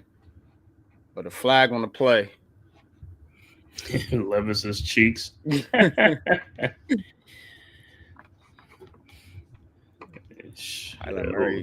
backup? Who's the backup? Is it Mason? Mason Rudolph. I think it's Mason. Yeah, Rudolph. Mason Rudolph. Holding on the tight end, Drew Sample. Bring it back. I don't think Daboll can fuck that up, Imam. I'm not gonna hold you, bro. I don't want him here, but I'm promise you, bro. Sador Sanders is a safe pick when it comes to QB. We're gonna get into that too. I'm gonna have a whole presentation for y'all on the QBs and the coaches and shit. But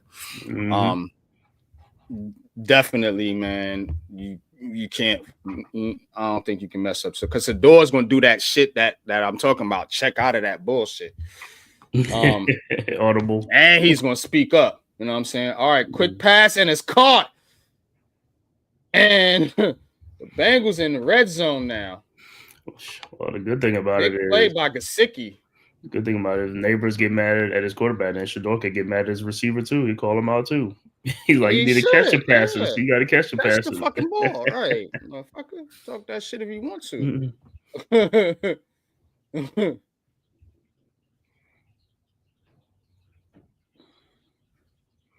Burrow, a master getting the ball out quick release, man. Keeps them on schedule here.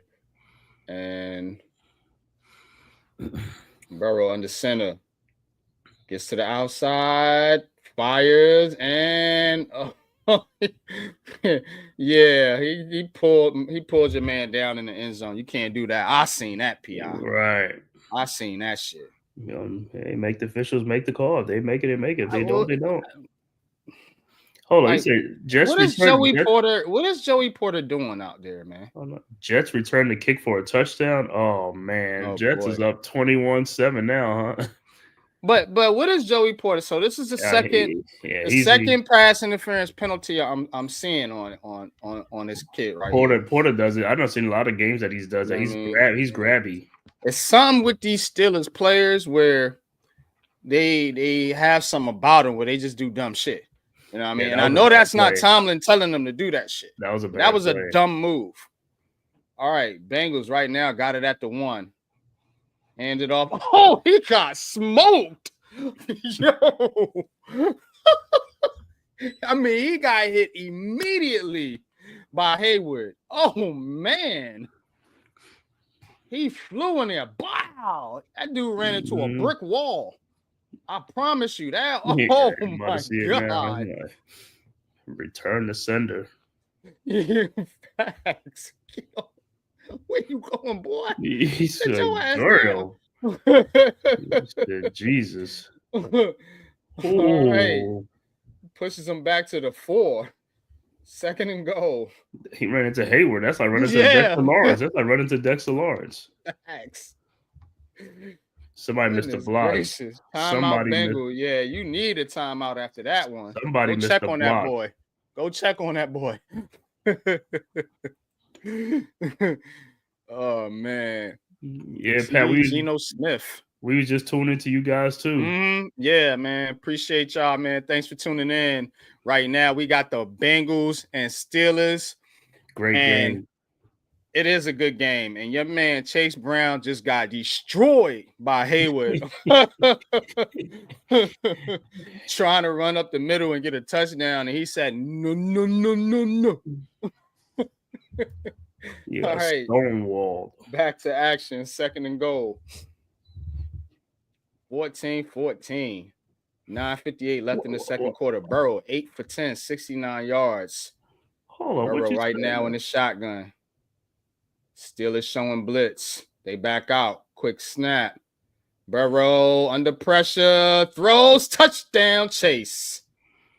Wow. What a play by Chase. Joe Burrow to step up in the pocket and find Jamar Chase wide open in the end zone for a touchdown, because Steelers got pressure back there, but Burrow was able to avoid it, stay in the pocket, and throw a dart to Chase right in the middle of the field for a touchdown. Well, NYG looked like the Jets going to win today, because after the touchdown, the Seahawks just fumbled the kickoff and the Jets got it back. Oh my God, they got it right back. That's a good thing. We need teams like the Jets to win. Yeah, to keep that pick where we need it to be. So, Tennessee ain't helping you right now. I'll bring up Tankathon here in a little bit and show you what it's looking like. Yeah, Tankathon. That's what I've been going to Tankathon for 3 years now, because the Giants have been literally tanking. Well, at least for 2 years. Yeah, well, Tennessee, at least they got 3 wins. So yeah, we kind of need them to win today. So screw you, Washington. Yeah. Wells, what's good? Appreciate you tapping in. My brother says, "Let's go, Chase." Okay, what's good, Wells? Got Chase starting today. I need Higgins to get busy. So Higgins. Yeah. I need T Higgins to step it up here in this next on this next drive when they get the ball back. But right now, since he up 21-14, somebody got to play some defense in this game. Like Joey Porter out there, getting penalties, you know what I'm saying? And they Steelers got to step it up, man. You said, what if Shador don't want to come here and all that? If it don't, guess what? I'm pretty sure they're running all the scenarios in the head where they could trade back and get a haul and still be close enough to get another quarter. I mean, so it is what it is. I'm gonna tell you right now. It's true. I mean, if it happens, it happens. But they gotta be ready for it. If the Giants, and I'm gonna be very, very firm with this shit this year. Yeah. If the Giants do not draft a fucking quarterback, when you have the number 1 pick and you've never had it in your franchise's history, and you're fiending literally like a crack fiend for a better quarterback play, and you pass on a Hall of Famer's son, who is the best quarterback in college right now. Yeah, shout out to Cam Ward, but there's things about Cam Ward and when watching him that I don't really like. You know what I'm saying? And we'll get into that in my presentation, but if you pass, I promise you, bro, it's going to be so fucking ugly for so many years. If Shador Sanders goes to the Raiders and becomes a fucking Hall of Fame quarterback. No, but he's saying, what if he if he forces way don't want to come here? If they want to draft, they do want to draft him, but if they don't want to draft him, That's not. Look, man. Here's the thing. And I hear a lot of this. The teams that are at the top of the draft, they're all bad, bro. You're not going to a better situation. I promise you by going into the Raiders. Dion and them know that shit. And if you're looking at it, the most consistent team, although we've been inconsistent, the most consistent and decorated franchise at the top of the draft right now is the New York Giants. You know what I'm saying? Last year was the Bears. You could say the Bears is a decorated, staple franchise, and they were even not stupid enough to pass on the quarterback. Now you say what you want about Caleb Williams. We'll see how he turns out, but again, you gotta get off this. Whoa. This Leo shit, Williams got a pick six. Okay, Leo Williams with a pick six on the Jets. But I don't think this is gonna be an Arch Manning situation. Or Archie Manning situation. And I'm not waiting for Arch Manning because you don't even know if that's gonna be a possibility. And look, just take Sanders, bro. Don't get cute with this shit. Take Sanders, man. No, what he's saying is if Sanders don't want to come to Giants, have to I trade. know. If they trade the pick and they trade back, they go get some more assets. I know. It's as if a lot of this fan base doesn't want Sador Sanders for some reason. I'm not saying you, Iman. Obviously. Yeah. I hear a lot of that shit. They don't want to come here. I'll talk about that later. All right. Russ under center. All right. Play action. Takes a snap. Has time. Steps up in the pocket. Fires it to Patterson. He's down to the 50. Ain't nobody playing no defense in this game. Right, Mosey. This game is crazy for an AFC North game. Yo, they scoring like at will. Right, bro. Said, where's the defense? They mark him down at the 49. Steelers inside Bengals territory yet again. All right, Russ under center. Patterson now taking the lead back role with Najee Harris out. He's in the backfield. Hands it off to Patterson, and he gets to the outside, and he's gonna. Oh no, Harris is back in there. Yeah, he's back in. Something must have. That was Najee Harris, and they threw a flag on the play.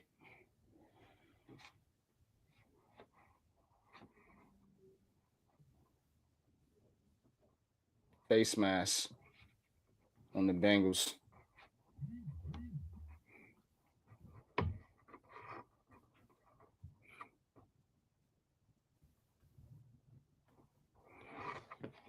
Yep, got him on the face mask. Good call. He got his beer cap twisted.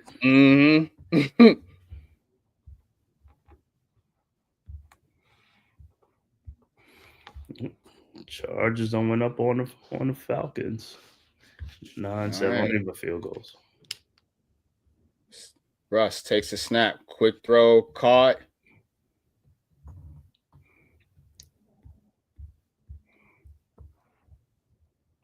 That was Harris again. How was Will Levis 5 of 8 for only 16 yards? Because he's ass.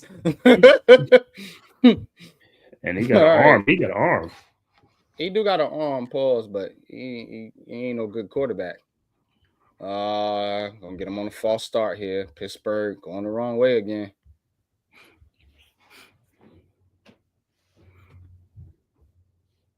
They always got these Samoans. Pittsburgh.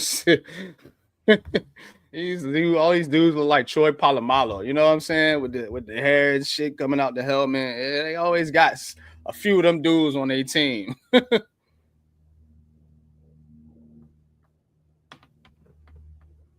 right, 2nd and 9. Harris in the backfield. Russ in the shotgun. Like they got the ball at the 25. All right. Hands it up the middle to Harris. He's going to pick up 5 on the play. Going to be 3rd and 5. Pittsburgh. Go says, all here for Sanders. Pause. Mary needs to make it. Yeah, man. I'm telling you, it's. John Dorsey. You know. Another flag. Man, I hate when they get flag happy. I'll tell you one thing, though. This will be the most interesting draft, though, being there firsthand, watching the draft to see what the Giants do. Yeah, for the number 1 pick. Yup. Unnecessary roughness on the Bengals. So we'll see. We'll see if history will be made. Yeah, somebody need to get in John Mara ear and tell him to take Sador Sanders and quit playing games, bro. Because you going out there, you take a Cam Wood or a Milroe, it's going to be highly dependent on that player's development to get the most out of him. And I don't trust these motherfuckers to develop anybody. All right, 1st and goal. Pitch to Harris on the outside, and he gets a touchdown. You say Trevor Lawrence got hit hard. Now as a fight broke out. Najee Harris with the TD. Steelers extra point away from tying this game. It has been a back and forth affair here, y'all. Appreciate y'all tapping in. D Dan says, "Oh wow, Leo." Richard says John Dorsey. Who is John Dorsey? Yeah, that's all I was going to say. Who's Dorsey? Unless he was talking about. You're talking about Ken Dorsey. I don't know. Ken Dorsey. Tudo, what's good? Bills. What, Trevor's on the cart. Oh, They man. just hit Trevor Lawrence, Matt Hart, pause, and the fight broke out. Now he's on a cart. Damn. Yeah. They might be taking a quarterback. Shit. Oh, man. And Better get that number 1 pick. And they just paid Trevor big. Yeah, bro, but it's going backwards, bro. They're regressing, just like this team. And they on the same weird trajectory. The Giants and the did you notice that we had the good year, like they had the good year, and it's just been bad ever since. Like I said, the only thing they paid the quarterback, we paid the guy, and the only silver line this season is that they have to play the Raiders in a couple of weeks, so one of them gonna have to lose that game. Yeah. Tudo, appreciate you tapping in, man. Hope all is well. Hope all is well with your team, man. Hope y'all are doing well out there. You know, we always rooting for you guys, man, and we always here to support you, brother, like you do us as well, man. Appreciate you always tapping in, putting the links out there in the chat, keeping people on a square. Julian Love with a pass deflection. Okay. Julian Love. Yeah, they're gonna highlight all the Giants players making plays out there. Leo playing on the jet. Leo, yeah, Julian Love, you know, Saquon, you know, Evan Ingram, all these other guys. But again, players move on. You know, I can understand it.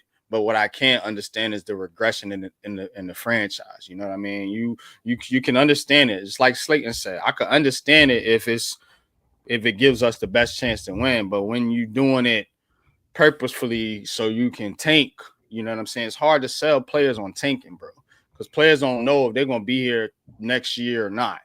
You know what I mean? So they got to go out there and try to win and try to prove themselves on the field. So it's just a bad situation, bro. And I don't like that they're doing this to this team, because you should have a better plan than just being bad for 2 years and trying to get a quarterback. That shouldn't be your plan, bro. Like, I don't like that plan. You know what I mean? Because if that quarterback don't hit, then you SOL for real. Mm-hmm. Like, that quarterback's got to hit. That's why I'm so high on Sanders. I think he's the most sure bet in this draft, to be honest with you. And he ain't perfect. Don't get it twisted. Right. You know, Sador Sanders has his flaws, you know what I mean? But I think with his pedigree and what I've seen and watching him play college, I think he's the better bet, you know, as far as somebody that's going to come in and really pick it up right away. You know what I mean? All right, Bengals get a good return. Oh, out to the 40-yard line. So Bengals in business. Like I said, nobody want to play defense in this game. I'm saying. I mean, you look at this score. You thinking this is a fourth quarter score? This is a second Man, quarter. They you still think got you watching something. Chiefs Bills? This is Right. Steelers Bengals. These ain't no high scoring teams. Yeah, the Bengals put up points, but they don't usually do it against their division rival. These are usually, 17-10 type games. Right. Like we got 42 points already in the second quarter with 7 minutes left. All right, hand it off to Brown and another good game. Can't nobody stop the run in this game either. 4 yards there. 2nd and 6.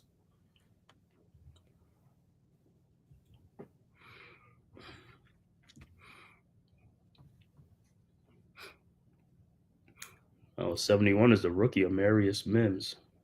All right, 2nd and 6.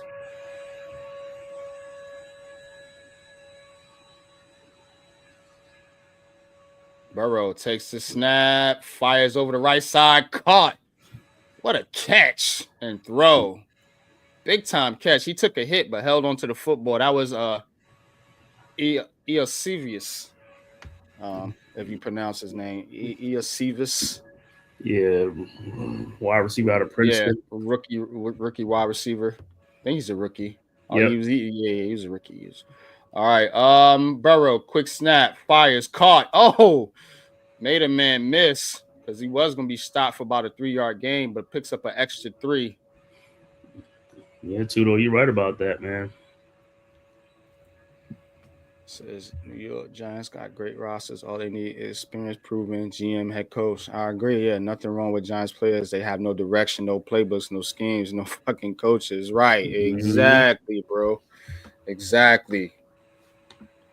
You are spot on with that comment because they have no leadership. And you need leadership to have a direction. That's why we don't have no direction because we don't have no fucking leaders.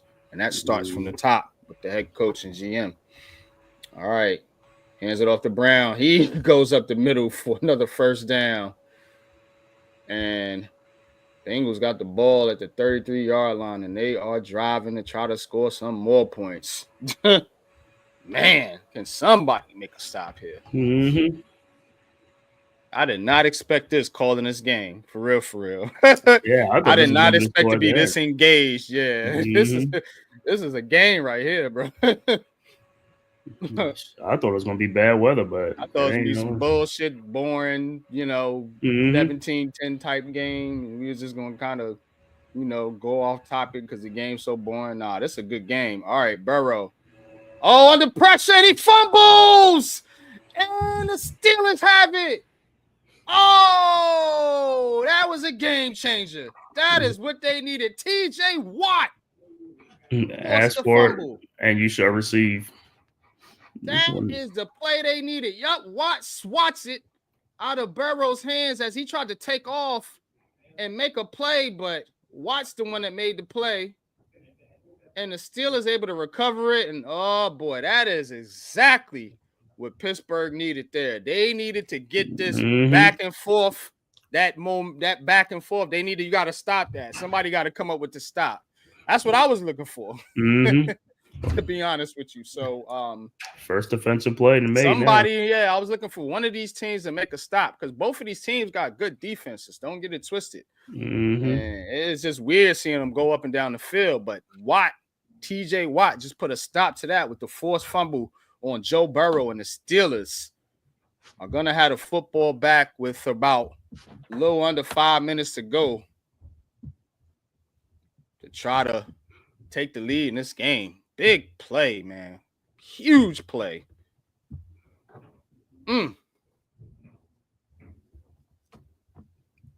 That is exactly what they needed.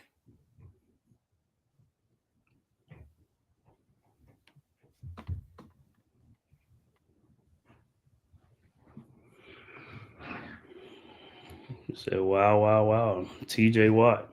TJ Watt, man. Hey, that was a big time play, bro. Big time play. Yeah, Burrow he didn't even see that coming from behind. He didn't feel it, nothing. He was about to throw that ball. Yeah, he had his eyes down, which I don't blame Joe Burrow for that. He made the right by having your eyes down the field. It's just Watt got there so quick Like when he took out the pocket, it was like Watt was just right there with his hand just whoop. Mm-hmm. Because Burrow was looking where he should have been looking. You're not looking for TJ Watt coming to your blind from your blind side. You're looking down the field. And so he's looking, and Watt just comes around the corner. And man, it sucks for Cincy, but that was just a good defensive play by TJ Watt. Mm-hmm. You know what I mean? I can't not, bro. Yeah, you want him to hold on to the football. You always want your quarterback to hold on to the football, but he literally got blindsided with that one. Like, yeah. That Bengals line, man. It's just something about that offensive line that they just never. They're like our offensive line. They just got Joe Burrow and T. Higgins and Jamar Chase over there. You know what I mean? So that's the difference. But their line's been bad too. They don't hold up, and then when you need them to do something, they always collapse. Yeah, exactly. You know what I'm saying? So we said Trevor Lawrence down again. I thought he was on a cart. Most forced fumbles in Pittsburgh history. While he's trailing Greg Lloyd. He just tied James Harrison. Greg Lloyd, great linebacker. Yeah. Mm-hmm. Yep. He's one shy of the record. Got 32. The record's 33. All right. Here comes Pittsburgh. Quick throw to the running back out the backfield, and he's on the loose to the 50, to the 40, to the 35, down around the 31-yard line. Another big play. That was TJ Warren. This time, Steelers running backs getting busy out there. Mm-hmm. It makes life easy when you can throw a little dump pass to the running back and he pick up 20-something yards. You know what I mean? Like, that makes football easy. We can't do that. The New York Giants can't do shit like that. Shit, Iman, just said that. We just said with the Jaguars, he said they might draft a quarterback. Mm-hmm. Yeah. Everybody was so sure they wasn't going to take one. Now you really got to stink the last 5 games to get that number 1 pick. All right, Russ under pressure, and he just that incomplete. Yeah, he just and that's crazy because the Jaguars had 2. They don't have like what first round pick, like 3 first round picks like within the last 6 years. Yeah, they took Walker, Trevor Lawrence. Yep. Now they looking get it. They get it again. Y'all got to stop having the number 1 pick. Y'all ain't doing shit with these picks, bro. Like, stop giving these guys good players. They can't win. Shit, man. All right, 2nd and 10. Ball at the 32-yard line. Steelers at least need to get a field goal out of this drive. Off the turnover. All right, Russ takes the snap. Gets outside the pocket, looks, throws, and incomplete. Looking for Pickens. Good coverage by the DB.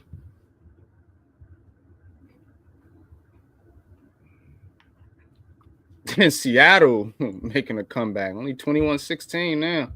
Mm-hmm. It's the Jets. 91-yard interception return. Jets need a QB too. It's so sad. What's going on in New York with football? Yeah, there's a QB. All right. 3rd and 10. Russ takes the snap, fires, and Freiermuth can't come up with it. Hit him in the hands. 4th down. Yeah, Iman is right now. The Giants got the first pick, but if the Jaguars lose today, they will have the first pick. But like I said, they play the Raiders 2-3 weeks from now. They gotta. If we lose out, I believe we get it. I think that's how it works.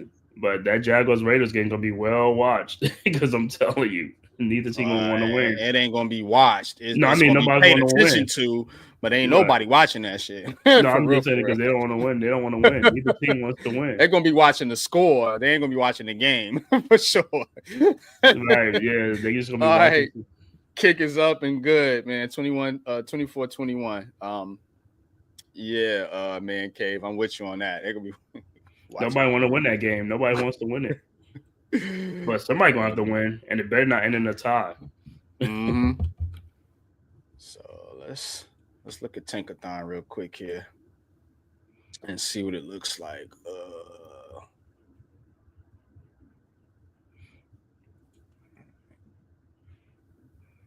So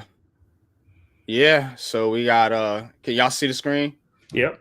All right, so we got the Giants, Raiders, Jacksonville, New England. And this is how it works. The team with the It says strength of schedule using all 17 opponents. So we get it, especially if the Raiders lose to Jacksonville, because the strength of schedule is will be lower.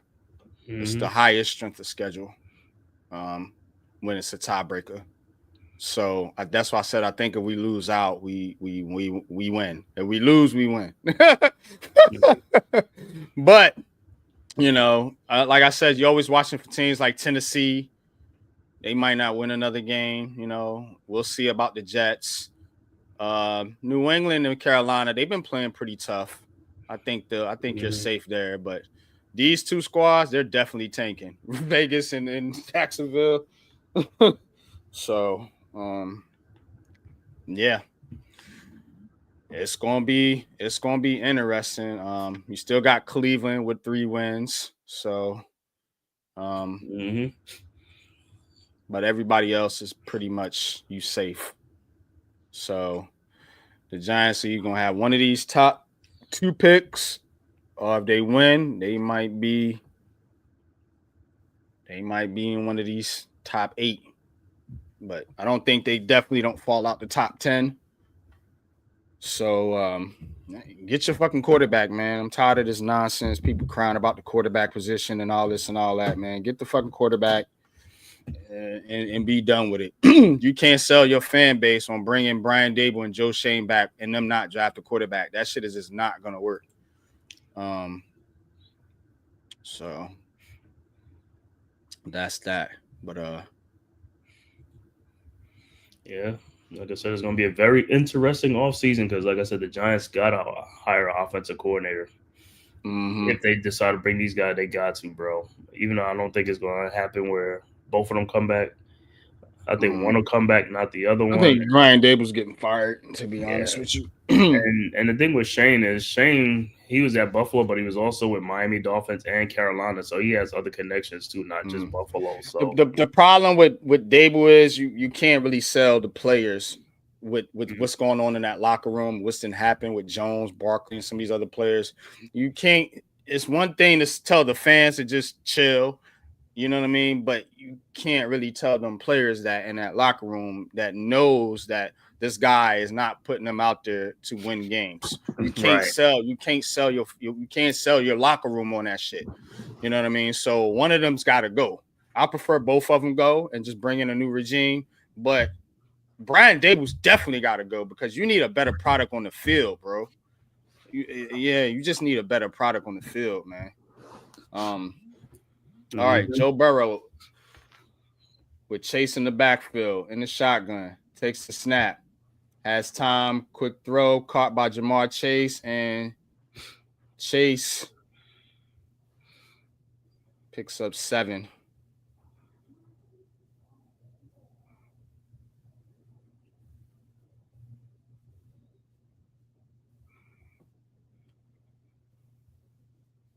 Yep, I can't vision a vision with these cats, bro. Running it back with them. I just can't see it. And I'm scared for them to draft my quarterback too. I don't want them to draft my quarterback. All right, takes the snap, hands it off to Brown, and Brown gets to the outside, and it's going to be less than a yard short of the first down. 3rd and 1. Yeah, Ghost, man. After QB show up this O-line, let's build off that. Yeah, and that's it, man. And it's easier said than done, man, but they've given you no good feeling about look at McConkey, 105 yards. God, and T. Higgins ain't doing shit. 3rd and 1. But they don't give you a good feeling about moving forward, you know. Nah, man. All right. Me, I'm with Ghost, man. It's clean house, bringing a new regime because you need the right football people. You know what I mean? Joe Schoen is in burnt bridges, and so is Brian Daboll. You know, I don't see anything that makes me think that Brian Daboll is going to change his coaching style. You know, his offense is pathetic. quarterback be damned. We seen that. So what hope do you have with this guy? All right, Jamar Chase in motion. Burrow takes the snap, gets to the outside, fakes under pressure, and he has to throw it out of bounds. Good D by Pittsburgh there. I don't know why you don't just run on 3rd and 1. I don't know. I don't understand sometimes with these. They get too cute. Right. You've been killing them with the running game all game long. You want to try to throw some fucking downfield pass on 3rd and 1. All right. I guess they did that because they were going for it. All right. You at your 39-yard line. Did they jump? No, false start. Oh, man. Now you really see? You see? That's why you don't play 4 downs like that. Take your yardage on 3rd down. You don't know what the fuck gonna happen on 4th down. Trying to be cute, man. Sick of these offensive coordinators, man. I don't know why they just don't bring in the jumbo package, get that 1st down. You know man. what I'm saying, bro? Bugging, bro.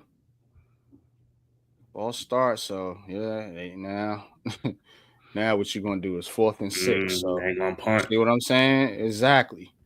Could have had a 1st down. You could still be marching down the field. Yeah, now the Steelers got complete momentum. Yeah, in this game, and I think Cincinnati got the ball first too. You're right, and Brown been running good. Yeah, why not just run him in that situation?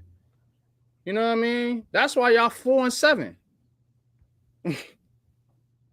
All that talent, y'all stink, bro. This is why. All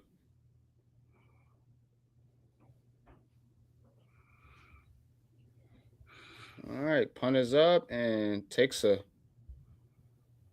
good bounce for Cincinnati. They're gonna have it at the 19, Pittsburgh. We're at the 2-minute warning. Mm-hmm.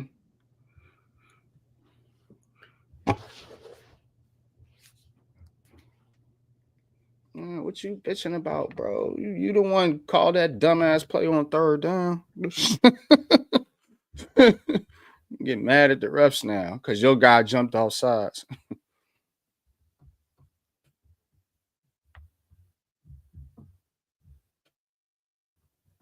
You're doing some dumbass shit, man. That's why people be saying shit rigged, man.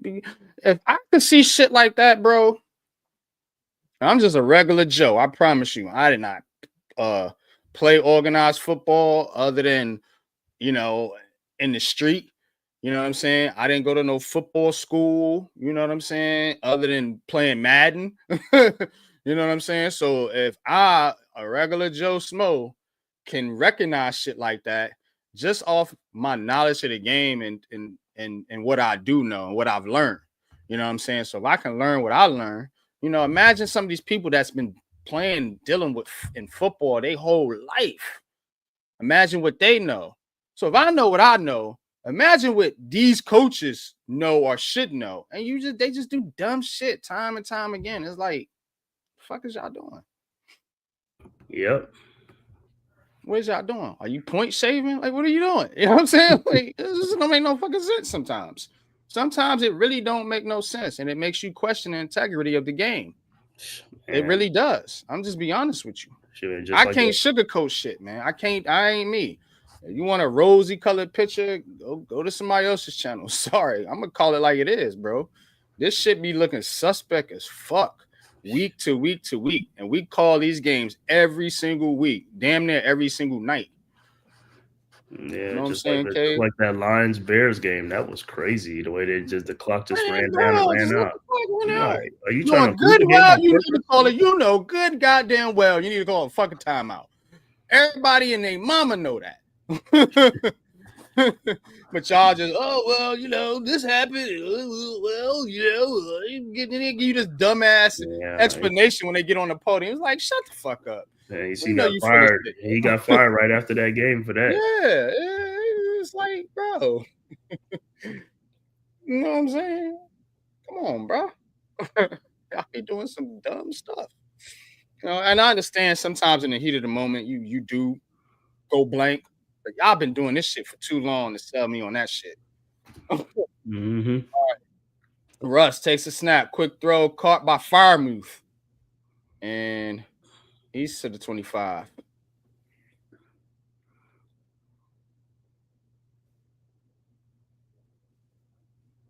Second and 2. 138 left in the second.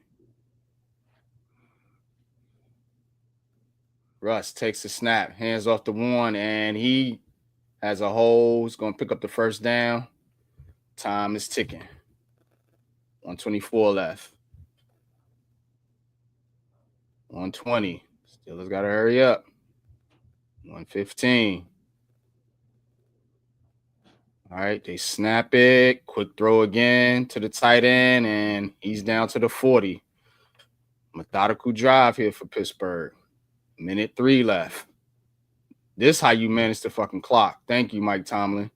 Pittsburgh still got timeouts. Under a minute left. Russ takes a snap. Looks. Gets outside the pocket. Throws. Caught. First down. Firemuth. There's And that the man. Steelers are close to being in territory. And guess what? He got out of bounds and stopped the clock. This is why I fuck with Mike Tomlin. You know what I'm saying? Mm-hmm. He know how to coach. The Steelers don't usually do dumb shit outside of the dumb plays that Pickens and Porter Right. players do. They don't. Get discipline. Right. All right, Russ takes a snap. Quick throw. Caught by, Austin got lit up, but able to hang on to the football. 38 seconds left, and here comes the timeout. Smart.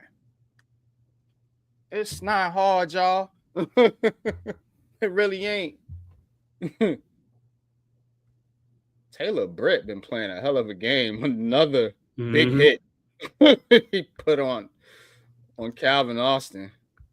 But credit to Austin, he held on to the football because he got laid out. Wow. Mm-hmm. Yeah, that's a hit. That boy been putting some hits on these dudes, bro. And he got a pick 6. Making Austin gonna wonder about these catches. Oh.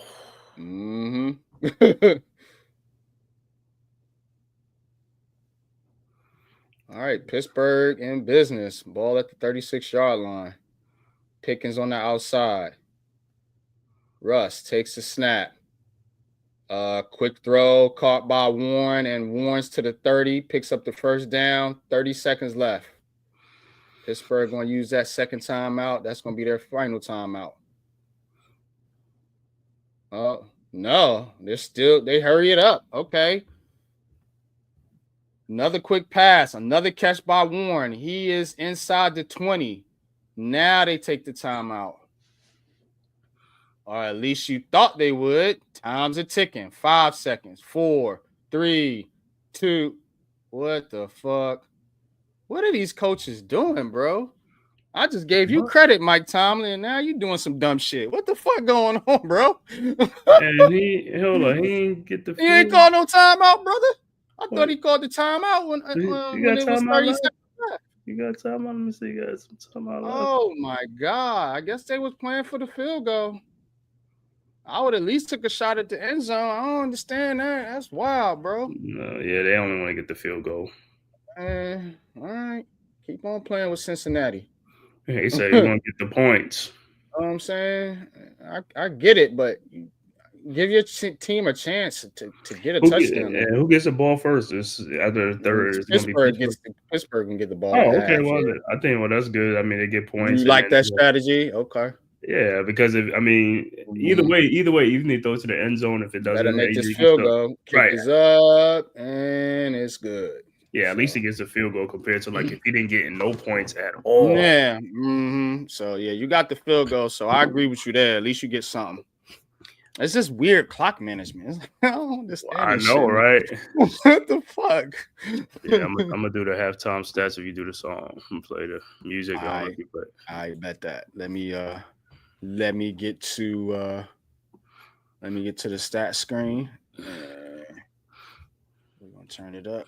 We got the halftime show for you guys. Sure. All right. Oh yeah, before you do it, do the commercial. Do the commercial first. I'll do it right after the commercial. All right, bet. So we're gonna play the. This Sponsor. is brought to you by the Big Blue Crew Sports Network.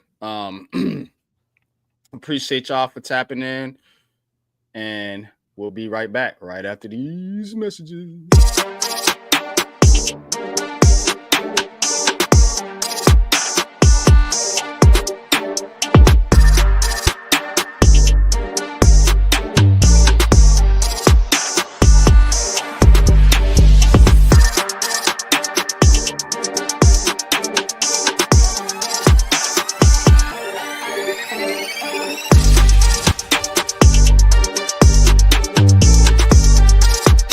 Yeah.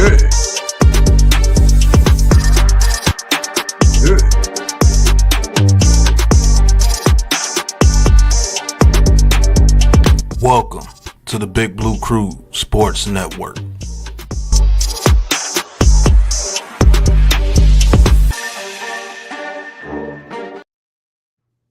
All right, let's get into this halftime show.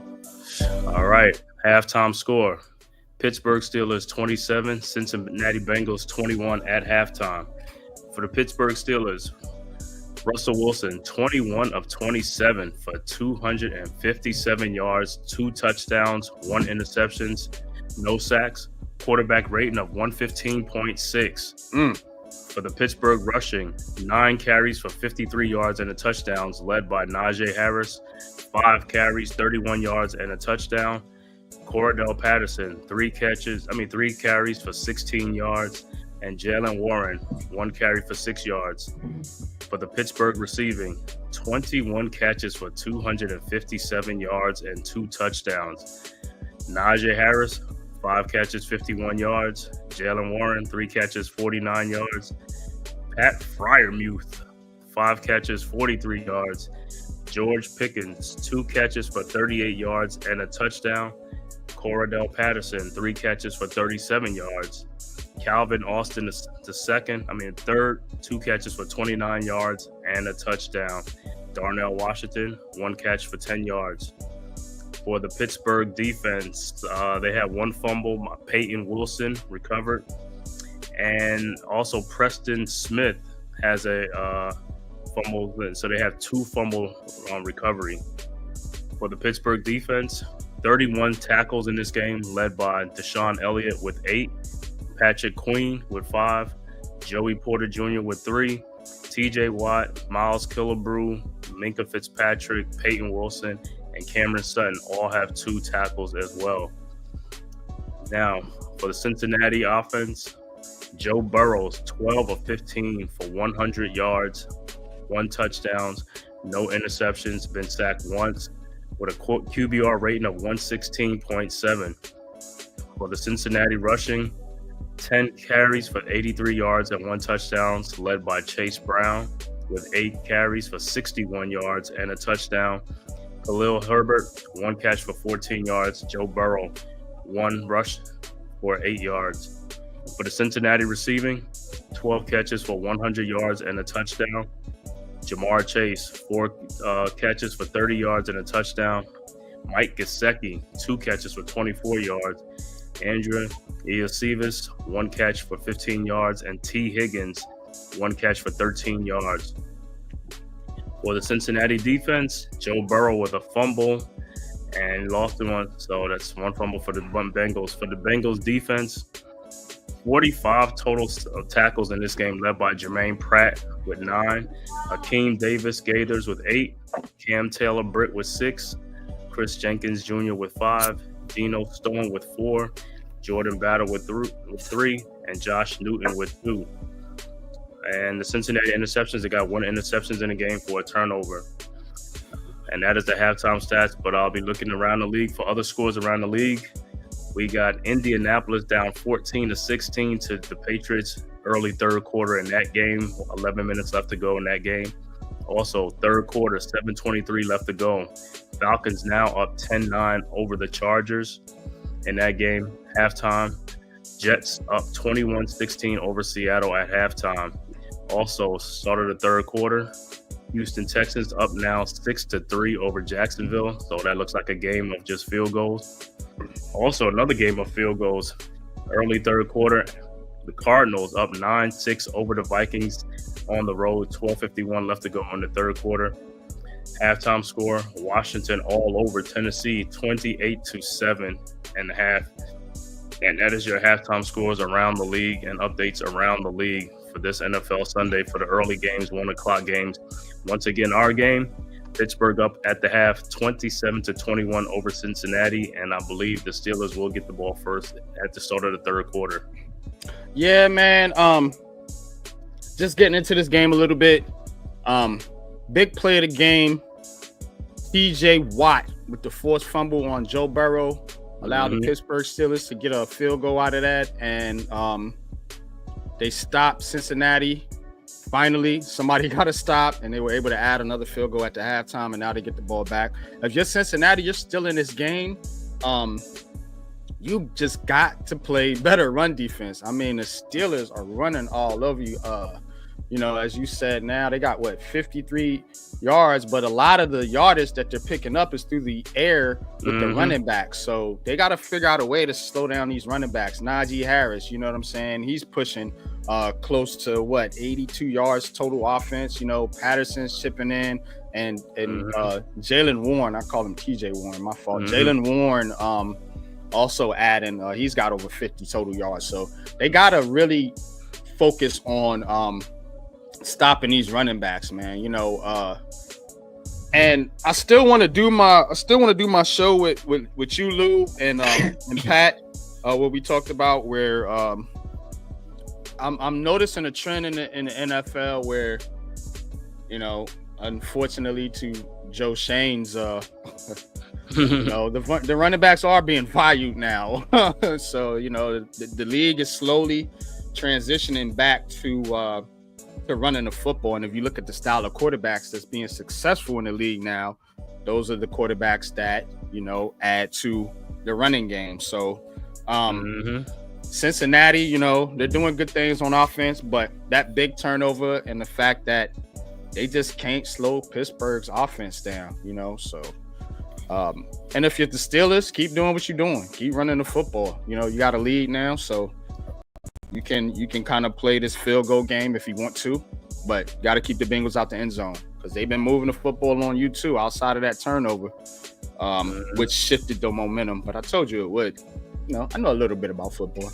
Yeah, so for the Steelers, man, that first possession is going to be very critical because if they can get a touchdown and stretch this lead out to a 2-score lead, that's going to be really big for them.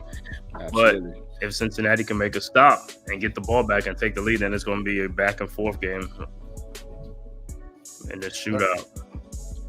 Absolutely, man. But that has been your halftime report. I'm gonna take a brief intermission. Cook and throw in the fire mute, damn it. And that's how you win this game. Let's go.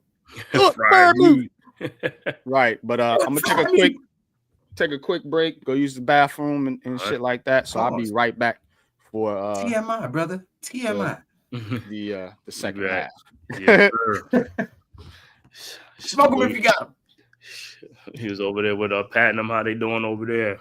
What's that score in that game? That's the Chargers and Falcons. Yeah, that's a low scoring game, right? Yeah, it's a defensive game, man. In the I'm dome. looking at the Jets right now. I need Seattle to do something, man. They right there though. They right there though. It's like it's the Jets, man. You know the Jets gonna come up with something to lose. They always do. Because they was in 21-7 in that game at first, or 21-0.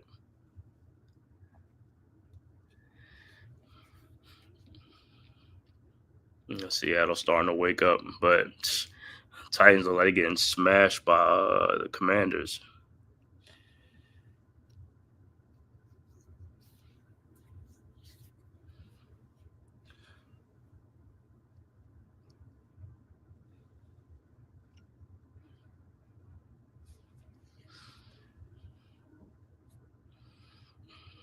This game could go either way. It's still a one possession game, but Pittsburgh could get a control of this game if they could score a touchdown on their first possession. Yep. Come on, Russ. There you go. Said he been smoking them, Lou. Yeah. Daily routine, my brother. Part of my ritualistic regimen. Yeah, Tudor was in here earlier. Huh? I said Tudor was in here earlier.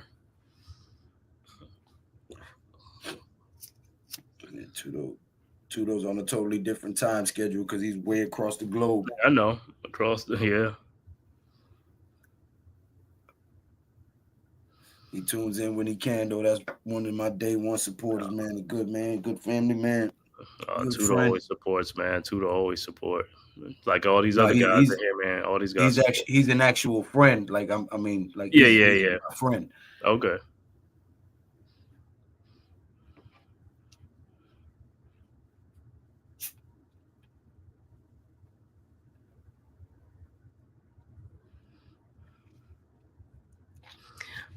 But yeah, definitely a day one supporter. He supports all the content creators. Mm-hmm.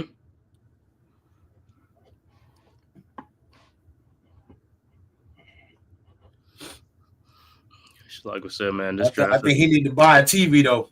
Man that had about 4 kids.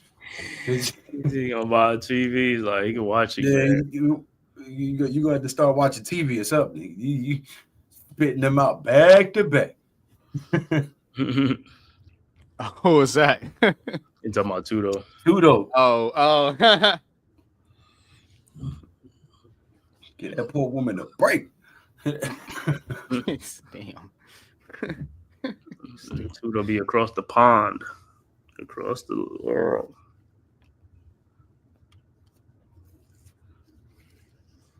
Yeah, we're gonna have to get some rugby content on the network for my man Tudo. We're gonna figure out a way. Yeah, I'm working on it. I just got the package uploaded on my software so I can watch the games. Okay.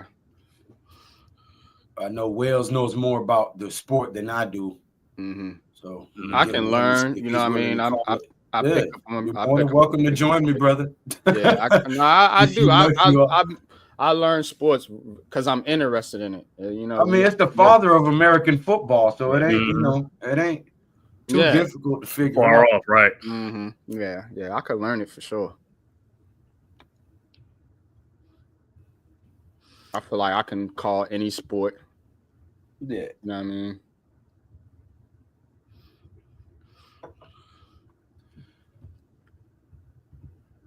And then, soccer is like, sometimes you can't be past a certain thing, or else they call a penalty. The same thing with hockey is called icing or something like that. You can't pass a certain thing. I know hockey actually more than I know more about hockey than soccer. For real. Me too. We from up north. Right. Yeah, I watch Rangers games, Devils games. Right. You see it all the time. Empty net, what I'm saying? Play hockey on the street sometimes with roller skates. Yep. You know what I'm saying? Didn't even have skates. Let me borrow your skates. Right. We had to borrow everything. Shit. Got out there and played though. You know what I'm saying? We figured it out. Figured out ways to play. We ain't have no outside. For real. Yeah. Our generation was outside. You know what I'm saying? We use them for shit. We used to take a basketball and throw it from curb to curb. Yeah, I remember playing that. Yep. Remember crate ball? You put the crate up. Hell yeah! Nail it up to the telephone pole, to the power pole. Yeah. Shit, hood shit, baby. Yeah. Shit, remember using the cars as bases, playing baseball. Like or out of bounds. Yeah, out of bounds. It was out of bounds. People be yelling out the window, "Stop hitting my car!" Niggas catching diving passes on the hood and shit.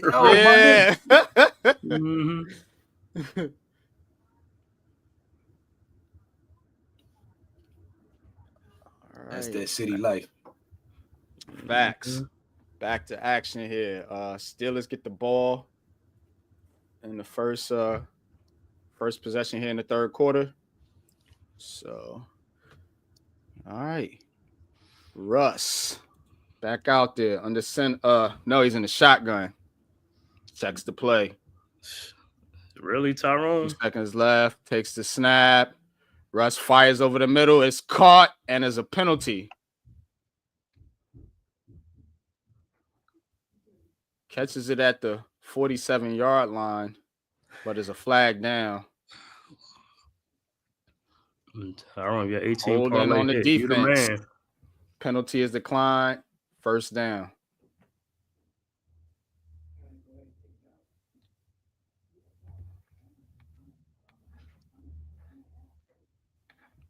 The ball threw it. First time I heard of this guy. All right. Russ under center. Man in motion. It's that Pruitt guy again. Pitches to Najee Harris. Gets to the outside. But not much. Not much doing. 2-yard gain. 2nd and 8. Kid Cowboy, Tyrone Hall. Appreciate y'all tapping in.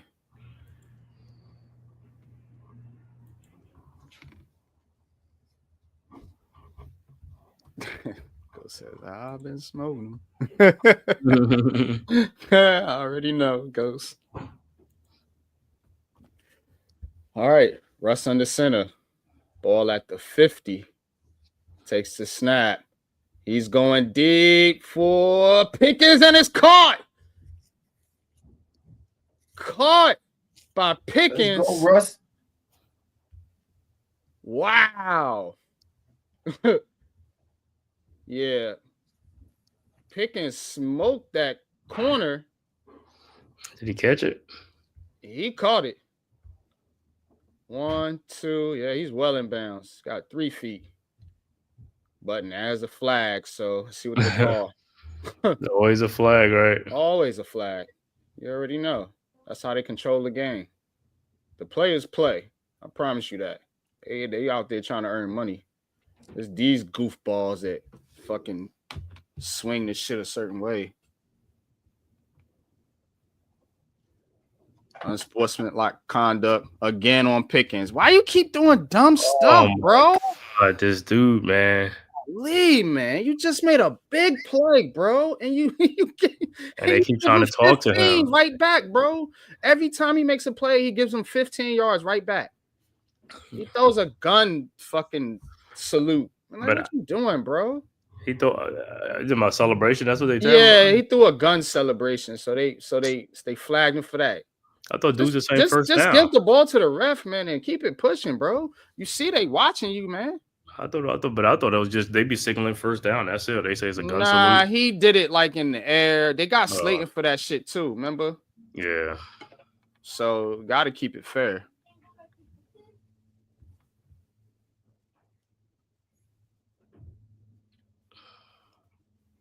Yeah. Had the ball inside the damn 20. Now you back at the 28-yard line. All right, pitch to Najee Harris. He tries to get to the outside and loses yardage. See how a play like that can negatively affect your team? 2nd down. This dude is good. Golly, how you gotta get that out of this cat, man. Discipline, man. Undisciplined, right, man. Bro. Talented player. All right, takes the snap. Russ gets outside the pocket, looking. He's going to run and pick up a couple yards.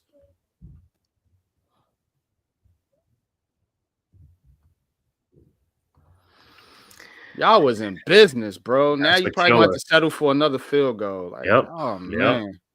Drive killers, man. Mm-hmm. 3rd and 8.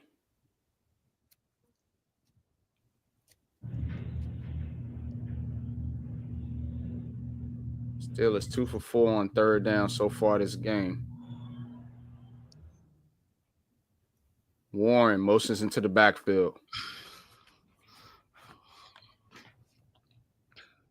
And timeout. So Iman said, "Good, let Boswell. He got good Boswell. Let him give him some points. Oh, he gonna get some points." Yeah, Pickens is crazy. Players keeping it real. Yeah.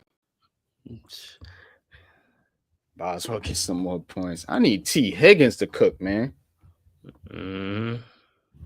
Like, can't cook if he ain't got the ball though. So still isn't killing him. Driving, taking time off the clock.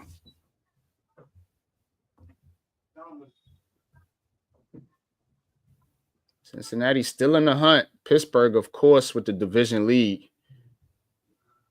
So big game for both teams. Mm-hmm. All right. Looks like they running that same play. One. Motions to the backfield again. Now they send Jefferson in motion. Russ takes the snap. Under pressure. Flips it. And no go. Yep. See there? Flips it to Brew it.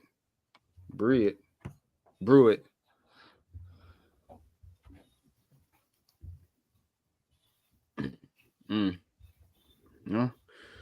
Here comes Boswell. So get your shot here for some more points, Iman. 42-yard attempt. Oh my God. It's blocked. No, God. You see? Oh man. Waste of it. Yeah, the drive killer. Wasted it, bro. Drive Yeah. killer, man. Yep. 58 gets in there and blocks the kick. And since he holds him, man, that's a big time play by the Bengals. All because of a Pickens. I know, Iman. That sucks, bro. What? He's Boswell missed it, got it blocked. Some bullshit, bro. Man. I feel you, bro. Easy field goal, too. Oh, man. As I'm facing the number 1 seed, still need to win. Yeah, I'm I'm facing the number 1 seed in our league. I need this win too. I'm getting it ain't looking good for me though, brother. Let's see where we at. I know T. Higgins ain't doing nothing. Let's see what Kyler doing. Kyler got 181 yards. He don't got no touchdowns, though. Come on, bro. They got 4 field goals in that game. It's like 12-6. That's a game of field goals. Jordan Addison, 1 catch. And I put McConkey on the bench, and he got 20. I made a mistake. I remember we were saying, I was like, yo, that's early yet? Yeah, I made a mistake because Jordan Addison ain't doing nothing. They ain't even scoring over there. I don't know what's going on. They got 6 points, bro. What is going on? Lad McConkey, 9 catches, 117 yards. He's killing it, man. I got him on the bench. That's hurt. That hurts you. Yeah. That's the first time. That's only like a couple times I've done that this year. Like I usually put the right player in there, but and who you got in this place? You got Higgins. Well, really, it's Jordan Addison in his place because I got him on flex. Yeah. Oh, okay, gotcha. I was gonna start T. Higgins regardless. And that's the thing with Jordan Addison. I mean, that game is in the dome, so I don't know why they ain't this field goals. Yeah, I know. Let's see what Darnold ain't probably doing.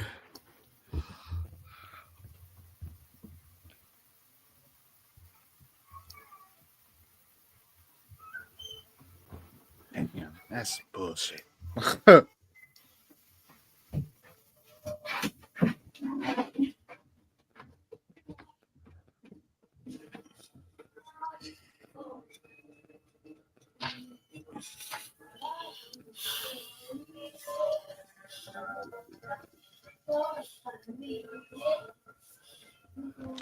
All right, Joe Burrow and company in business got the ball at the 32-yard line. Takes the snap, hands it off to Brown, goes up the middle for a couple yards.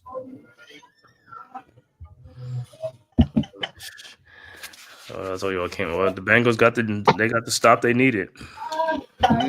Yeah, they got the stop they needed. Pittsburgh got the stop they needed. I'm done with it. Right. It's just like, yeah, Pickens, man. See, those are the type of things that hurt their team. Pickens. Hold on. All right, 2nd and 7. Brown comes in motion. Burrow takes the snap. He tries to get out the pocket, but Hayward said, come here. Takes him down. Might have got a yard gain on that play. Yep, they give him a yard. 3rd and 6.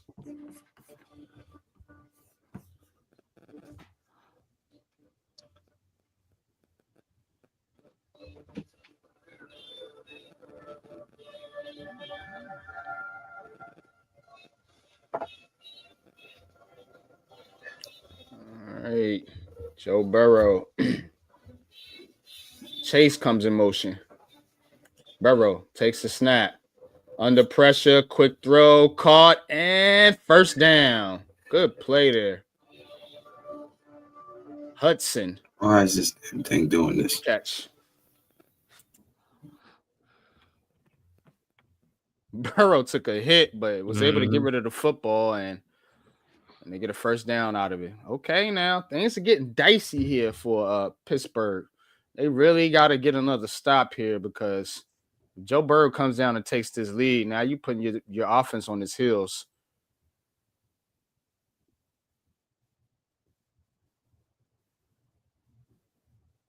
All right, they got Chase in the slot. T. Higgins comes in motion. Hands it off to Brown. He's looking for the outside, and they close the door on him. Only got a yard. You need Higgins to go. You need T. Higgins to go off. Yeah, man. I seen him go in motion, and they run a damn running play. Like, come on, bro. What y'all doing? Oh, Kirk Cousins just threw a pick 6, and the Chargers take the lead. Houston and Jacksonville tied at 6 apiece. If this game ends before the Falcons-Chargers game, we'll give you bonus coverage with Big Pat and Deception over there. But I think we're ahead of them, so they're probably going to end first because their game's going to the 4th quarter. I said Jacksonville and Texans are tied at 6. All right, Burrow takes the snap, and he is sacked. Huge play, and it is that man again, Cam Haywood. Getting it done out there. He's having a hell of a game. He just demolished the guard there. Like, get out of my way, boy. Ooh-wee. 3rd and 16.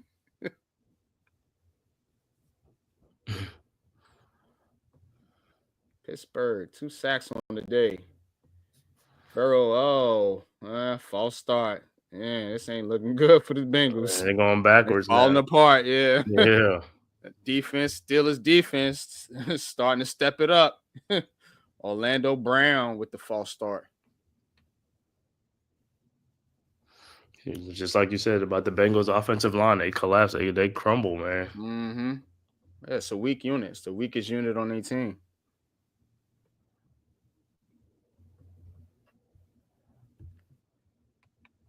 You got those great players. You think you'd put some resources into the offensive line, you know. All right, Burrow, empty backfield. Here they come. Takes a snap, quick throw. Oh, it's caught by my man T. Higgins, and he's down inside the 40. Let's go. Higgins. Let's go. There you go, Joe. Let's go, T. Higgins. Let's go, T.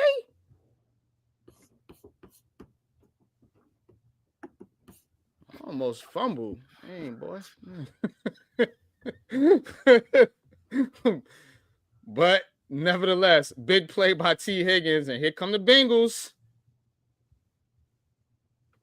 All right. Got it at the 37-yard line. Hands it off to Brown, and good play by number 99 there. Stops him for a 1-yard gain.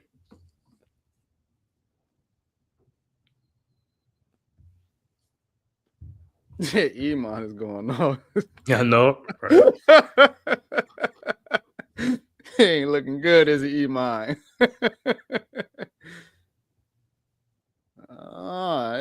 Elliott and Chase is going at it. Pushing and shoving. No flag, though. All right, 2nd and 9. Burrow takes the snap. Fakes, throws, wide open, caught at the 15-yard line by Gesicki. Here comes Cincinnati. Uh-oh, they done messed up now. See how them big plays, result in how they change the momentum, that block kick. Now the Bengals on the move. They're in business now. A ball at the 15. They got to put it in the end zone. Can't settle for a field goal here. Block kick, Pickens, penalty. Yep. Momentum killers. I'd love to see T. Higgins get a touchdown here. All right. And he throws it to Higgins, and it's caught, and he drops it. Oh, my God. Just what you didn't need. Oh, what the fuck? Oh, come on, T. Higgins. You got to be better than that, bro. He said, because you ain't going to get too many targets. You got to make but Kyler Murray just threw a touchdown to Marvin Harrison Jr. That helps me out. Hell yeah. Get it, Kyler. Beating the Vikings on the road. Get it, Kyler. Arizona team is for real. All right. 2nd and 10. Burrow, 5 of 19, 158 yards and a touchdown. Takes the snap, quick throw, caught by Gesicki, and it's at the 12-yard line. It's going to be 3rd down.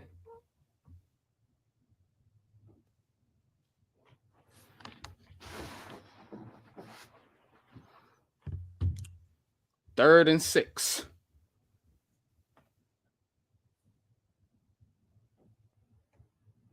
Five minutes left in the third quarter. Pittsburgh up 27-21 over Cincinnati. Cincinnati in the red zone driving. 3rd and 6. Joe Burrow has his guys out there in the shotgun. Takes the snap. Looking, and he is finally sacked. Oh, boy. Gee whiz. 4th down. There was about 5 Steelers that shared that sack. I mean, it's like they just converged on that dude. Shit was crazy. Probably all get a quarter of a sack. Yeah. You get a sack. You get a sack. You get a sack. You get a sack. Pause, of course. All right. Joe Mixon. Yeah. All right. McPherson comes out for the 38-yard field goal attempt. Kick is up, and he nearly missed it, but it's good. No, what is wrong with this kick? The kicking game in the NFL just been wild this year. I wonder if it's windy out there. Probably in Cincinnati, I'm sure. I've been out there plenty of times. That whole state is cold. Ohio, ain't no joke up there, bro. They got all them lakes.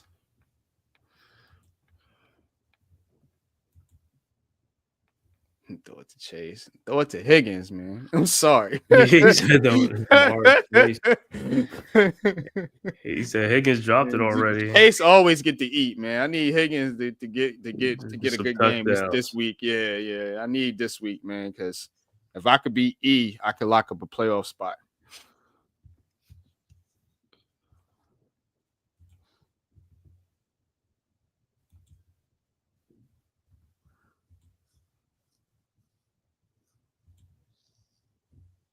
Yep. All right, going around the league, what we got here? 17-13 Atlanta trailing the Chargers right now. Jets with the football up 21-16 over Seattle. We got Houston in a dogfight for some reason. I don't know what's wrong with this Right. Houston team either, bro. Only up 13-6 over Jacksonville. Jacksonville has the football. Arizona getting busy out there against Minnesota, 19-6. Tennessee, at least putting some points on the board, still down 28-10 in Washington. And of course, we got the big game on the Big Blue Crew Sports Network later on. Philly and Baltimore at 4:25 p.m. Keep it right here, locked on the Big Blue Crew Sports Network. We got you covered for all your football, basketball, baseball, wrestling, boxing, UFC. You know, we got MMA, rugby all that. coming, all that good stuff, man. So keep it here, man. Sunday's fun day, man. That's our football day. So we also got basketball coming up later on with your main man right here, the Man Cave. Knicks we got versus Knicks Pelicans at Knicks versus 6. Pelicans. Yeah. I'll be tuned into that one as I'm watching the football games as well. You know, double duty for me. But yeah, man. Your It's boy's gonna be playing right. interesting. Your boy's playing right now too. I think in a few minutes, 30 minutes. Yeah. 3:33 something game. Vikings just got a touchdown. Okay. Okay. All right. So, who scored? Hope it was Addison. He said he's hoping that Addison at school.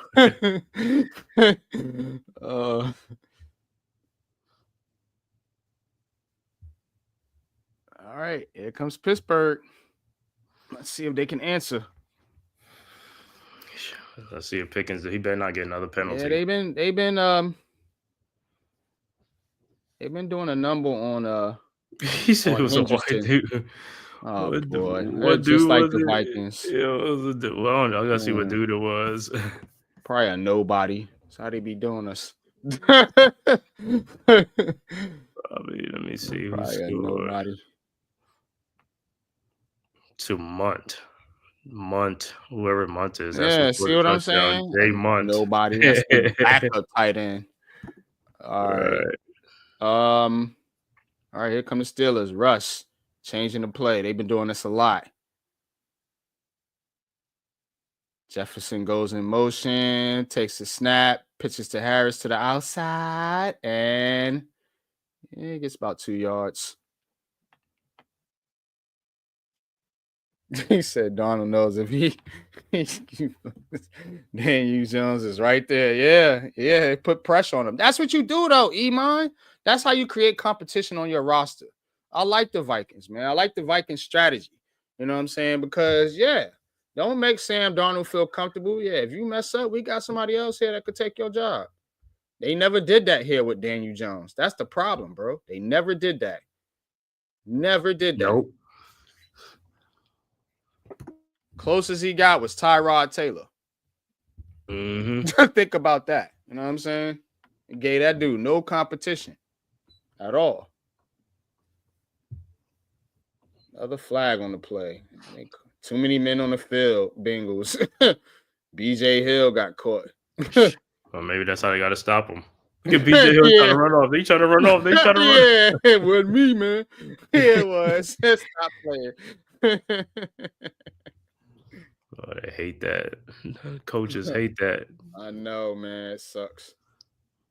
All right, Russ under center. Yep. Doing the same thing. And they taking their time with the offense. I like it, though. Pitches it to the outside, and there goes Najee Harris. He's to the 40, 45. He's still running, and he's down around about the 48-yard line.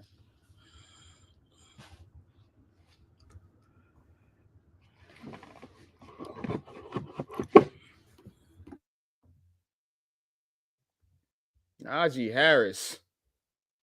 Man, what a hole that was. Pause. You could drive a tractor trailer through that joint, bro. Like, that shit was serious. Right. Harris, 9 attempts, 54 yards, and a touchdown. All right. Play action this time. Russ fakes to Harris. He's going to take off his slow ass. He barely gets back to the line of scrimmage. Might have not got back to the line of scrimmage. Let's see where they mark him. He slid a little bit early.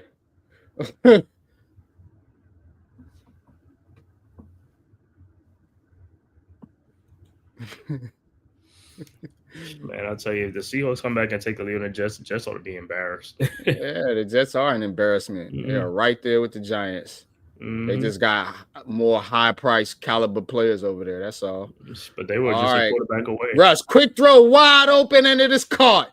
And down to the 30-yard line. And who is this dude? Skunkowski? Who the hell is this guy? Skoronski. I know you're talking about. Yeah, right. Okay. See what I'm saying? Nobodies. Not saying he's a nobody. I don't want to disrespect the guy, but they use their players, man. They use all their players. We don't never do that. We got Hyatt sitting on the freaking bench. It's dumb. No, we'll bring him in. Did he? Almost got him off sides. Bengals getting a little aggressive. All right. Another run up the middle and another good game. 5 yards. Najee Harris is punishing the Bengals right now.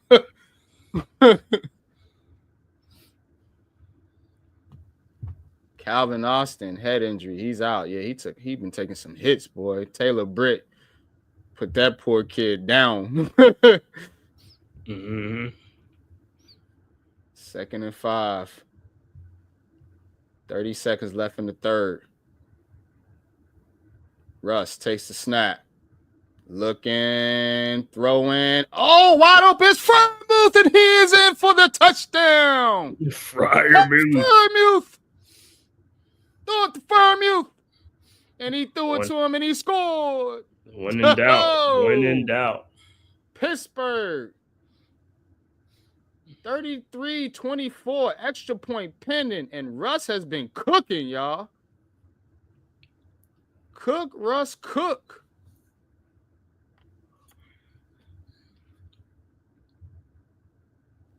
Freiermuth put a hell of a route, too. A little stop and go. That was nasty. It's a Freiermuth. All right. Kicks up, kicks good. 34-24 Steelers. Yeah, buddy.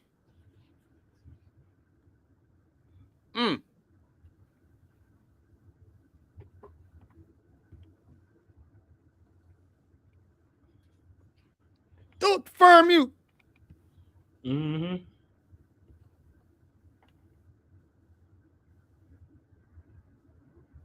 Pittsburgh in business now. Cincinnati on their heels. If I was Cincinnati, I would start to get T. Higgins involved. That's what I would do personally. But that's me, my personal bias there, because I need T. Higgins to score. But for real, yeah, the Bengals gotta start putting some drives together here. And the Steelers have just been milking the clock too. What's the time of possession look like? I'm pretty sure. Where we at now? It's actually closer than I thought, but Pittsburgh still winning almost 23 minutes to 21. Yeah, I was about to say. Bengals, a lot of penalties too. Yeah, Pittsburgh could have had more points if, on that last possession they had scored on that. Yeah. Pittsburgh's ran more plays too, 48-37. But gotta get it together, Cincy. Gotta get it together.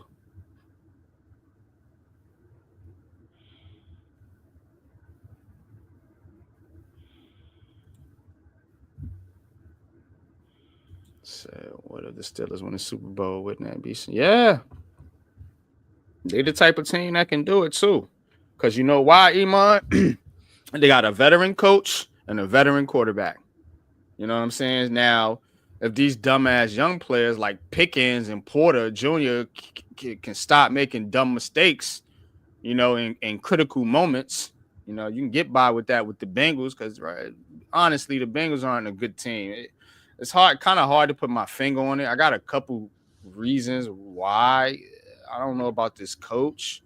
I also don't understand why they don't put more into the offensive line because it's been bad since Joe Burrow's got there. So, but Yeah, you know what I mean. Like the Steelers definitely have a shot. I think they are a team if they are on their game, the way they run the football and the way they play defense, they're built for the playoffs. And like I said, with a veteran coach and a quarterback, yeah, they can do some damage, man. I'm telling you, I am not sleeping on Pittsburgh. Look, my family from Pittsburgh. So, I know about Steelers Nation. I'm not a Steeler fan, but everybody else, what I'm saying, on my mom's side is pretty much like locked into the Steelers if they not Giants fans, you know what I mean? But it's Pittsburgh is a model franchise, man. And Tomlin is one of them coaches that you sleep on them, they'll make you pay. All right, Joe Burrow. Quick throw, caught. Jamar. Oh, it's T. Higgins. There we go. To the 50. See what happens when you throw it to T. Higgins? Told you. Keep feeding that man. He said he just wants Higgins to get a touchdown. Feeding that man. Yeah. Catches and touchdowns. It's all good because every catch is a point. So Kyler threw a pick. I mean, Vikings got the ball by a shotter. Oh, my God. That's not what I wanted to hear. I threw a pick. Yep, exactly. Yeah, they both been there before. You know what I'm saying? So, I mean, people ain't even paying attention to that. Like, these guys have been in the Super Bowl and have won, both of them. Yep. Russell Wilson and Mike Tomlin. So, yeah, that's a dangerous playoff team, bro. And like I said, they got the defense with and the pass rush, especially with Haywood and TJ Watt, man, to really make some noise. And that you get that Najee Harris going, I'm telling you, that boy bad too. If Pickens and some of these other players can stop making the mistakes, that's what I'm watching this team now, just breaking them down, from the outside looking in. I feel like that'll be the shit that'll get them messed up. Stupid mistakes by some of these guys that for whatever reason, Mike Tomlin just can't get to them. They just keep doing dumb shit. Talented, but and they always got these Antonio Browns and what's the other? Yeah, like Le'Veon Bell. Le'Veon Bell. They always get these knuckleheads. You know what I'm saying? Like, I don't know what it is, man. They hold the Steelers back. They really do because they're good, and you can't take them off the field. But they do dumb back-breaking shit to you know what I'm saying? Hurt your team. So that's my analyst on the Steelers. But yeah, if they would be one of my top teams to go to the Super Bowl. You know what I'm saying? To be honest, if they get in the well, they're gonna get in the playoffs. So whether division or wild card, but they're gonna be a dangerous team. I'm telling you, very dangerous team.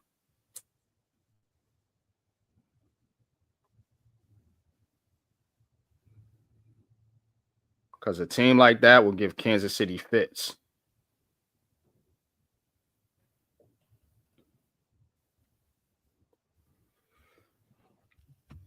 Gotta play keep away with teams like Kansas City.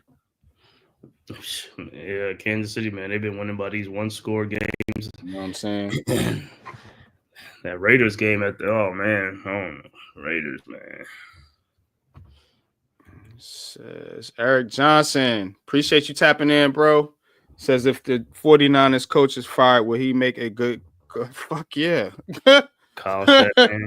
Yeah, but I doubt they fired Kyle Shanahan. I highly doubt that. They stupid as hell. They do, and I would take him in a minute. And Shanahan, that man been in fucking 3 Super Bowls? Like, come on, bro. Like, and they don't have offensive coordinator. He calls the plays. He's the coaching tree, bro. All these coaches came from Shanahan, even McVay. Yeah, they all come from that Washington group. But that shit was Kyle Shanahan over there. Because he was the OC, wasn't he? Yep. He was the OC there, the OC with the Atlanta Falcons when they choked that Super Bowl away. Yeah. But make no bones about it. That dude can coach. Especially, he damn sure gonna get the offense right. Shit. I promise you that. He hears it might happen. They part ways with Kyle Shanahan. Go ahead and be stupid if you want to, San Francisco. I mean, he might not be able to win the big dance. That's the knock on Kyle Shanahan. He just can't. But hey, if he can come in and get you, he gonna get you right, especially on the offense, bro. I promise you that. And guess what? He gonna run the football because they do it with McCaffrey. They are consistent. Oh, false start. Bengals, see, going backwards. This is what they do. This is why they ain't winning. Penalties. That's their ninth penalty? Mm-hmm. And these ain't no goofy penalties either. Like these dudes are just fucking up. Like they actually legit. Most of them anyway.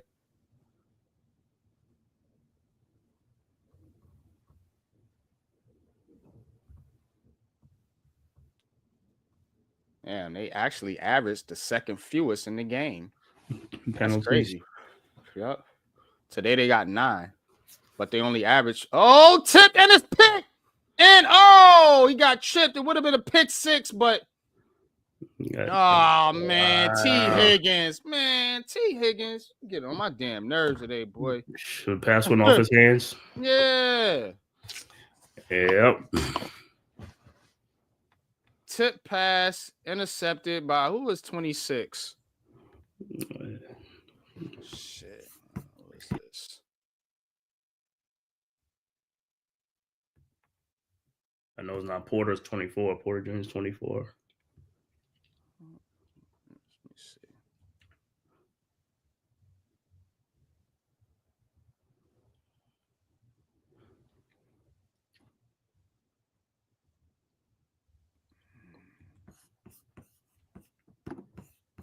I found him.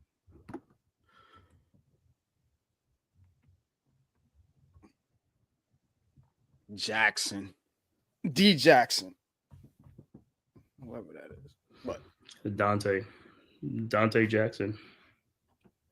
Okay.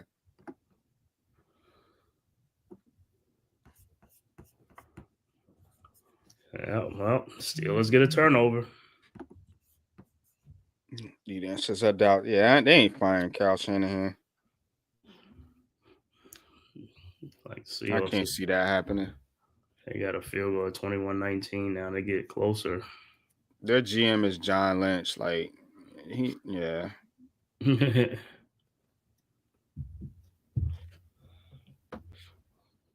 not about to fire Shanahan. I think those guys came in together.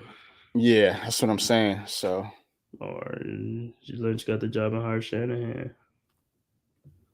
Yeah, same. You know what I'm saying? Shit they did here, but I don't think they didn't come from the same spot though. That's the problem. These guys come from the same spot. It's just, you know what I'm saying?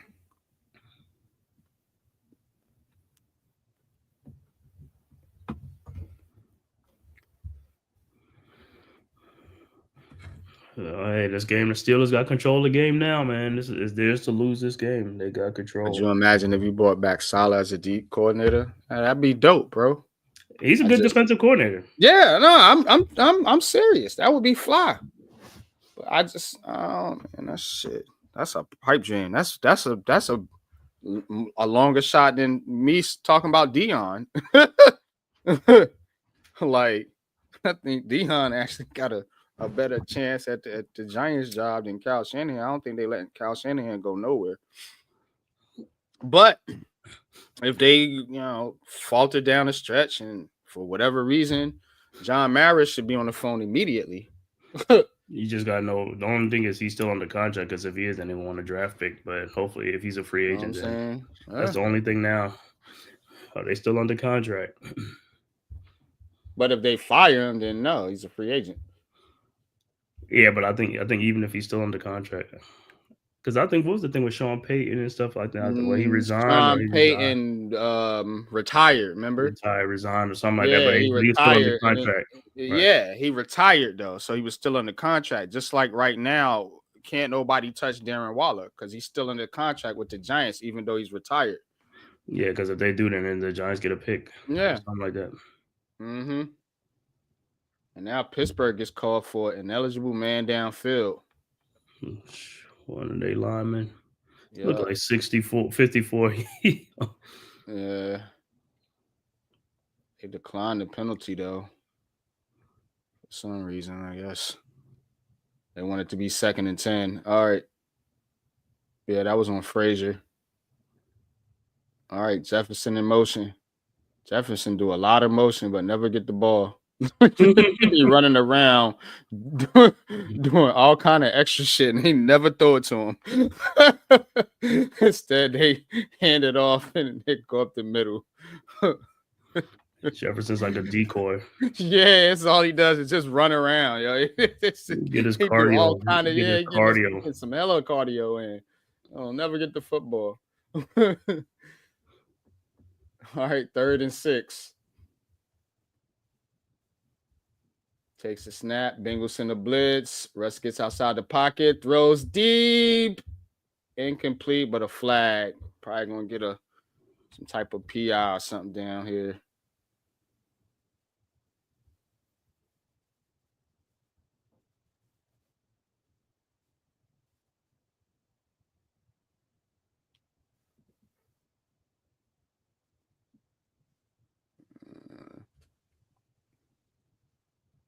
Oh, holding on the offense. Okay. Ref trying to calm over there talking to Mike Tomlin. Mike Tomlin look like he want to punch him in his face. 4th and 6. Oh shit. Steelers going to punt. 12:50 left in the 4th quarter. Bengals are not out this game. They make a late substitution on the I mean, it's still a 2-score, but if they get a touchdown, then Yeah, they're still in it, man. or a field goal, And they can score quick. They got a quick striking offense. All right, fair caught at the 11.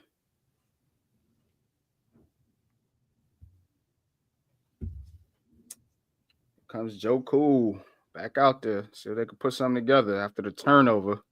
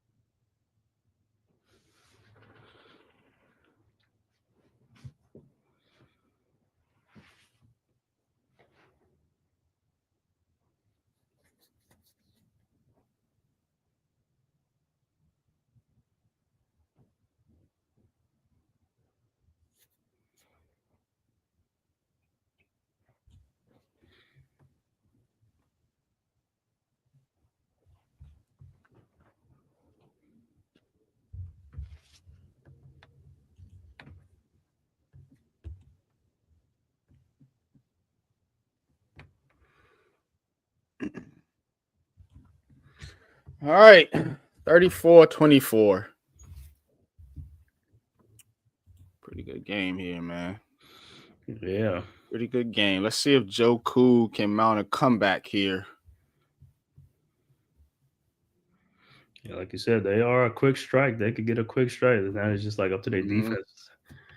Yeah, they got to get some momentum, man. They keep getting these penalties and Right. and shit, man. Like I said, I did not expect a high-scoring game between these two. At all, man. Hope you ain't picked the under on the score.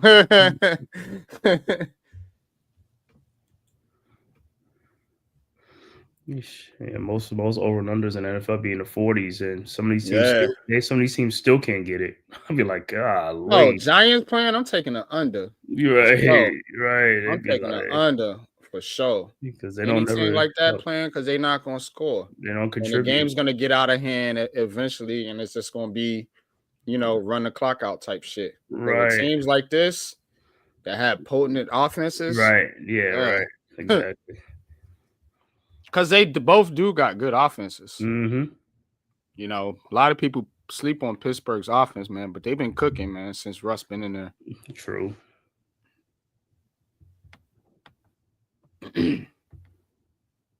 4-20 at home versus Pittsburgh. They've been beating the hell out of Cincinnati at their crib. Like us. Yeah. Getting that belt. Getting that belt. They like us at home, bro. Like But they've been good though. It's not like they've been terrible, like they're like a laughing stock. You know what I'm saying? Nah. The Bengals all right. I'm so surprised how they've been.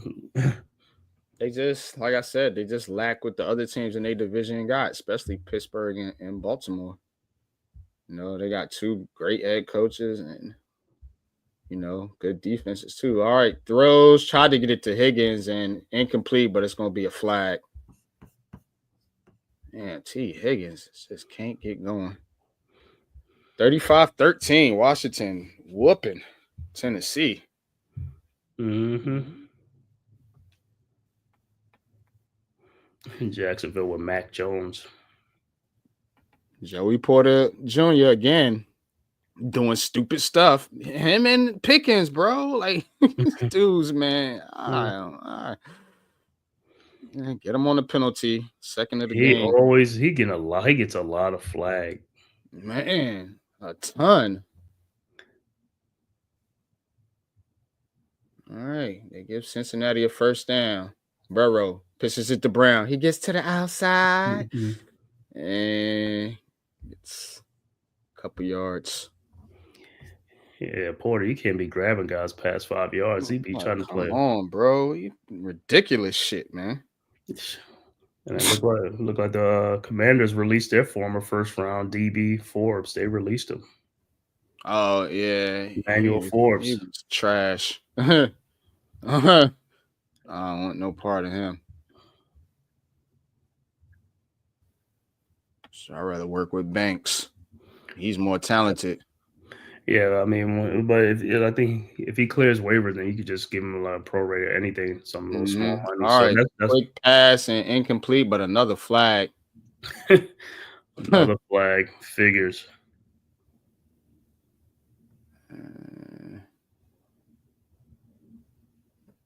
Let's see what they call here.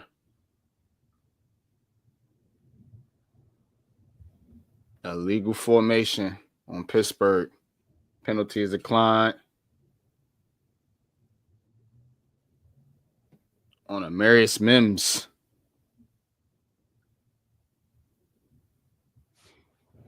Oh no, it's on Cincinnati.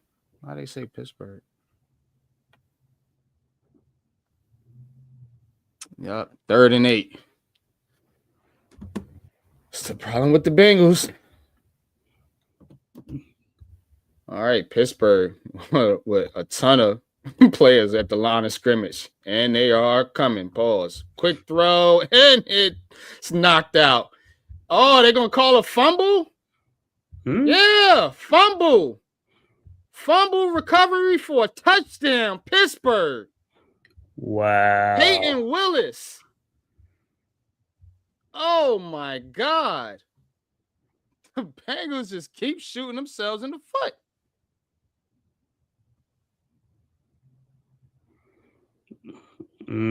Nick Herbert, yep. Knocked it out. Herbert knocked it out, and Peyton Watson with the touchdown. Peyton picks it up for the touchdown. Wow. Second fumble of the day on Joe Burrow. Joe Cool. Peyton Wilson. Help to you know what. Wow. Joe like 41-24 Pittsburgh.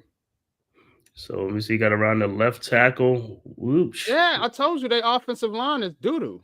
That left tackle. Look at him run. He's running gingerly. He is getting whooped out there. And the right tackle, Mary. Yeah, both of them. The whole line.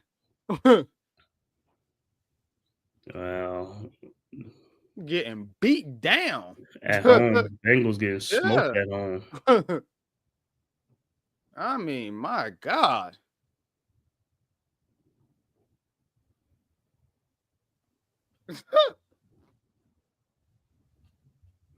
Every time Joe go look to pass, it's like somebody's there. Yeah, whop. Fumble. Bengals gonna be they're gonna drop to 4-8. And they got talent on that team. They need line help, man, bad over there. It's ridiculous. Yeah, and I'm saying now they gotta pay what's the name? They gotta pay Jamar Chase because T. Higgins will be gone. Man, you gotta pay all these guys. You gave Burrow a bag, and you still can't compete with Pittsburgh and Baltimore. Like, it's crazy, bro. And you let the other cat go, the third guy they had. What's Boyd. Yeah, Tyler Boyd. You know, so and they let Mixon go. But Brown is good. Mm-hmm. You know what I'm saying? Brown is good, but yeah, Joe Mixon is the truth. I don't know, man. Cincinnati seem like they kind of going in the wrong direction. I don't really know what they're doing. Like, you got to build the offensive line for Joe Burrow's a good quarterback. You know what I'm saying? Like, why not protect him? You put all this money, and you ain't gonna be able to pay these receivers now, because guess what? They probably gonna have to go out, sign free agents, try to chase this free agent. Well, now they'll have a top pick, so they better draft a lineman. You know what I'm saying? Because damn, all these receivers, you know, you can't get nothing cooking if your quarterback is, you know, getting hit, fumbling every damn time turn around.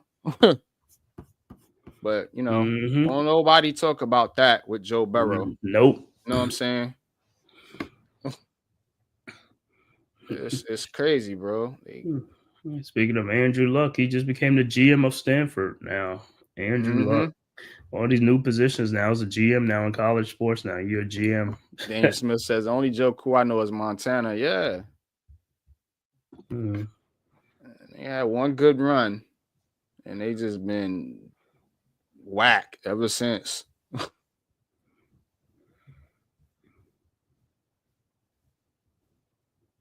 Shit. Cincinnati, man. It remind me the same years they had. I remember Carson Palmer. They had Ocho Cinco, who's Miata and all that. You know, they had a couple good runs, but they never was a team that, you know what I'm saying. They had a good running back. What's his name? Dillon.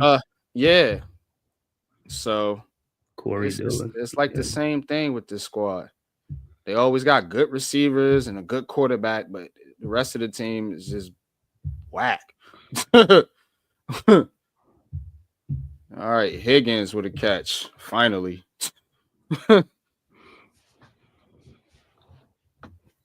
Second and 2. Yeah, they cheat. You're right. Yeah, that Chargers-Falcons game is about over, man. 17-13, 29 seconds in the fourth quarter. Chargers got the ball back, so yeah. Chargers winning ugly over there with Harbaugh. Low scoring. Yeah. All right, Burrow takes the snap under pressure again. Dumps it off to Brown. Oh, and he gets a big gain. He's to the 45.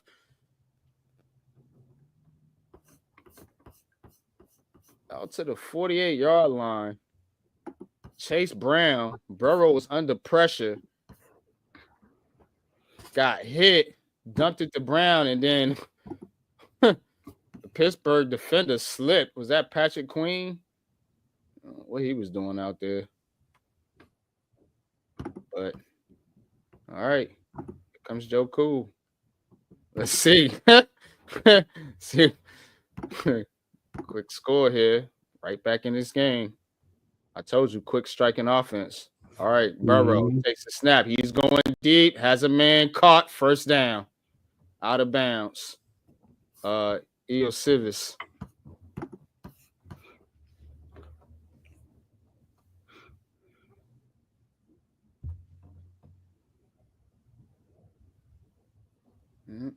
Down at the 25-yard line. Here come the Bengals. First and 10. 9:17 left in the fourth. 41-24 Pittsburgh, but the Bengals are driving. Let's see if they can get some points, some quick points here. It's been a high-scoring affair. All right. Burrow takes a snap. Throws over T. Higgins. Out of bounds. God, get this dude involved. You're right. All right. Houston is taking control of that game over Jacksonville now, 23-6. Yep. Jaguars doing what they supposed to. And Seattle's threatening right now, 19 down, 19-21. 3rd and 6 on the Jets, 13. Yep. Got out of bounds. That stopped the clock. 8:58 left. Smart play. Burrow takes the snap, throws, and out of bounds. Tried to get it to Chase. Good coverage there.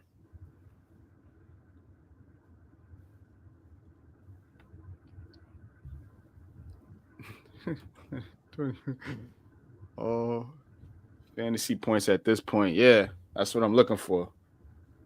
Need T. Higgins to get involved here. 3rd and 10.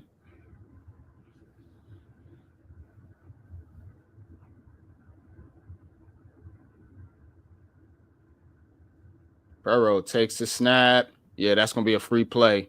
Throws it deep and incomplete. They're going to call a flag on that play too. 2 flags on this play. It's going to be a offsides on Pittsburgh, I believe, and a PI. Let's see what they call. See if your boy know football. Jamar Chase only has 4 catches for 30 yards and a touchdown.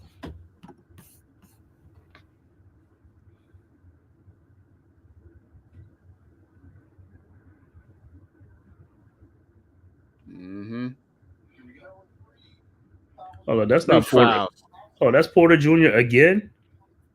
Offsides. Wow. Holding. Yep. Pass interference. Yep. Told you. I know what I'm talking about. Yeah. Porter Jr. again. Stupid. They got a And they got the offsides on Watt. I seen that. And then Porter Jr. trying to guard T. Higgins, can't guard him, just keeps holding him, man. That's why he can't get no fantasy points. Yeah. Yep. Holding and a PI. My God. If I'm telling, I'm taking that dude off the field, bro. Yeah, you messing up. You killing us right now. All right, ball at the 1 yard line. 8:47 left. Burrow takes the snap, looking, throws, and Higgins almost came down with it. Yikes! Come on. Said, come on, Higgins. Oh, yeah, he juggled it. Had it again, and then he just fumbled it out of bounds. Ay. Oh, boy, T. That's a rough game for you, son. I understand, though. You've been getting held the whole game. But, man, you got to come up with that one. All right. They're probably going to hand it off here. Let's see. 2nd and goal. He said that was his golden opportunity. Yeah, it was. He ain't going to get another one. Not this play. I promise you that. I'd be surprised. All right, takes the snap. Burrow looks, throws, and no, he did throw it back to T. Higgins. Thank you, Joe Burrow. Touchdown, Bengals. Let's get it. I was wrong that time. I'm glad I was wrong. Higgins with the TD. You better check out this other guy, Westbrook, Nick Westbrook. He got 7 touchdowns in the last 9 games. Damn. Maybe somebody gonna pick him off the waiver wire. With Will Levis over there. Yep. Toe tap. That's a TD. Ain't taking that one away, refs. Let's go. T. Higgins. Higgins with his touchdown. Yes. All right. Extra points up and it's good. All right. Bengals back in this game. Told you. Pittsburgh. That's what worries me about Pittsburgh, bro. Them dumb players, man. I'll tell you what, Porter Jr. gonna get you a lot of first downs. You go to his side. You go to his side. It could be 3rd and 35. Just go to his side. Mm-hmm. Try to get illegal contact or something. Yeah, exactly. All day, every day, bro. That dude, man, he is the definition of undisciplined. Like he's getting barbecued out there, bro. I just gotta do. Oh, that's all I can do, coach. He killing me. That's not what we teaching you. Higgins helping you out now. Yeah. Can't be stopped. That's why I said just give it to T. Higgins. That's all. All that dude can do is hold him. That's it. That's all he can do. T. Higgins is gonna beat him every time. Yeah, all these cornerbacks. Right. Oh, good kick coverage there by the Bengals. Down at the 15.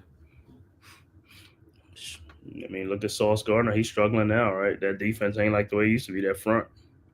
Mm-hmm. You got these teams building on the back end instead of building in the trenches. Right. You know what I'm saying? That's the problem. You know, because the teams with good D lines, guess what? You know, they secondary, you don't be worrying about their secondaries. Look at Philly, bro. This Philly secondary is cheeks. I promise you, but it don't matter. You know what I'm saying? Because they D line is that. It's like that. That's why we got to put another stud by Dexter Lawrence. Exactly. All right, Russ pitches it to Harris, and Harris breaks tackles, and he's gonna get a good gain here for about 7 yards. Well, Seahawks took the lead from the Jets, 26-21. But 5 minutes left to go in that game. That's just doo-doo. You. Yeah. I got you. Did you hear me a few minutes ago? Nah, I don't know if you was muted or what. Probably was. Nah, I wasn't muted. I was talking. But you had fell off the panel for some reason. But so it was still showing me up there. Oh, that's weird. On my end, it was still showing me up there. Oh shit. I'm saying talking no goddamn body. This is bullshit. All right, they throw it to Najee Harris there, but another flag on the play. Again. If it stands, it's a first down, but we'll see.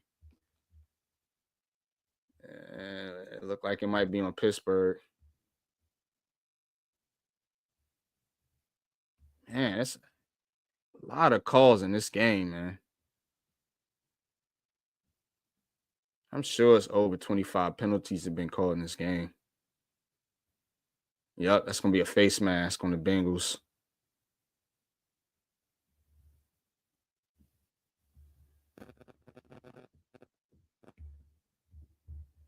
Bengals are falling apart, bro. Hakeem, what's this guy? Hakeem Gaithers. Hakeem Gaithers again.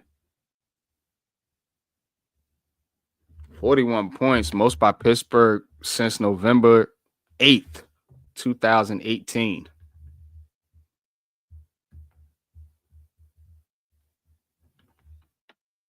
All right, 1st and 10. Ball at the 41-yard line. Russ takes the snap. Under pressure, throws out of bounds. Another flag. Goodness gracious.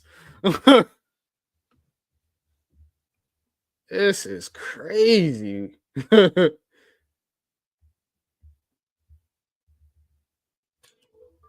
Colts take the lead over the Patriots with 12 seconds remaining, 25-24. Dang, Patriots actually been playing pretty well. And the Vikings took the lead over the Cardinals 23-22. Some high-scoring affairs out there, but won't see that with the Giants. 2nd and 10.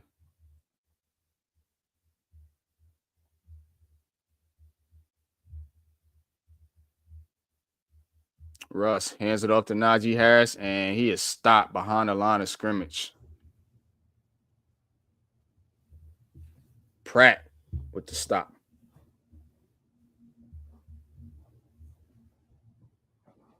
They gave him a yard gain on that. Okay. Pittsburgh hurries it up. Yeah, I'd hurry it up too. I'm sure that was it. Bengals showing blitz. And they got everybody at the line of scrimmage. Russ in the shotgun. And they blitz and quick throw and wide open. It is Van Jefferson, and he is down to the 15-yard line. They finally threw it to him. They finally threw it to him, and he got a big gain. Ain't that some shit? Hey, finally, that man been playing decoy all game long. Bengals probably said the same thing. They ain't throwing to him. They ain't throwing to him. Yeah, got one-on-one because the Bengals sent everybody. They sent the zero blitz.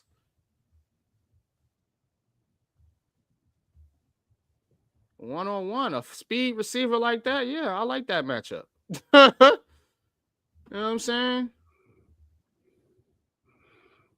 All right. Freiermuth goes in motion. They pitch it to Harris. He tries to get to the outside, but no go. A gain of nothing. Freiermuth.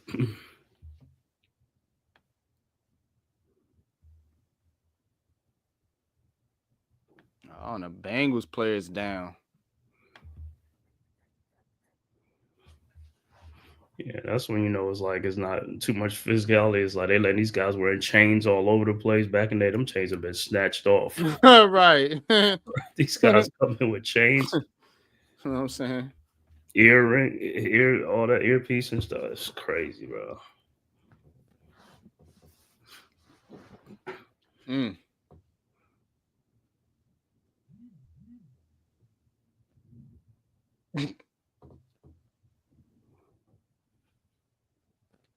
Cincinnati is getting whooped.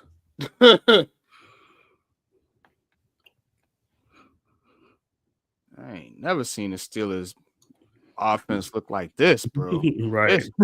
41 points. They about to score more. Yep. Get the ball at the 15. Mosley.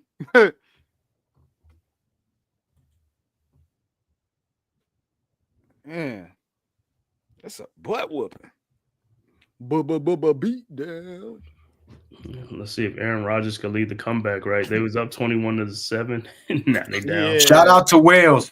Shout out to Wales for talking trash about leading in the picks and motivating me to do my research this week. Because I'm 11 for 11 right now, Wales.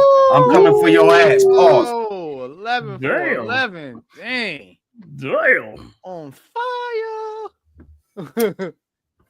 All right, Washington up still over Tennessee, 35-19. We got Arizona with the ball, 40 seconds left. Down 22-23 to Minnesota. Houston, they have the ball at their 35-yard line. 6:14 left in the fourth, up 23-12 over Jacksonville. Of course, the aforementioned New York Jets down 26-21 against Seattle with 3:28 left in the fourth. Final scores. Chargers beat the Falcons 17-13, and the Colts over the Patriots 25-24. All right, back to action. Third. We got third down.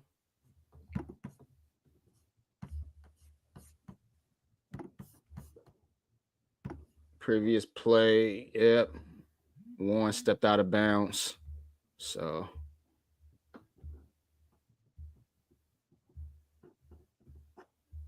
all right, 3rd and 3. Russ throws it to the end zone, out of bounds. But another flag. Go figure. Wouldn't be right without a flag. Oh boy, man. This is getting out of hand. Yeah, I don't think Pittsburgh Yeah, got it's to on just, it's on the Bengals. Pittsburgh just got short in the game. That's it, man. They got Holding this. on the Bengals. Taylor Britt.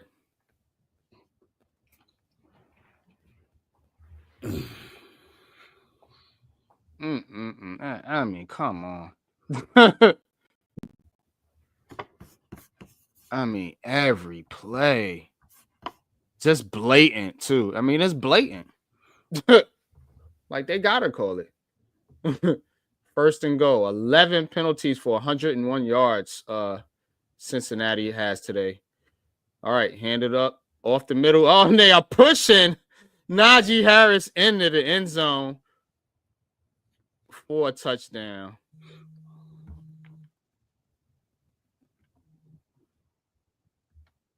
No. I guess they hold on, y'all. I gotta take this phone call.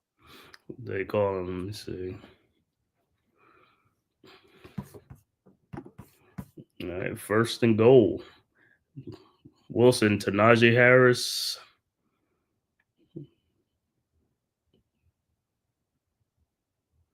And I guess they're going to let him score. Or no, unless they call like stuff. Forward progress was stopped. I mean, they're going to score eventually anyway.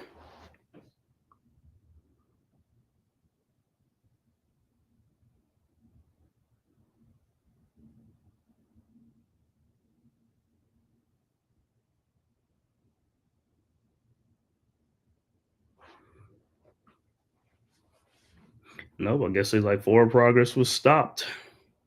Second and goal for the Steelers.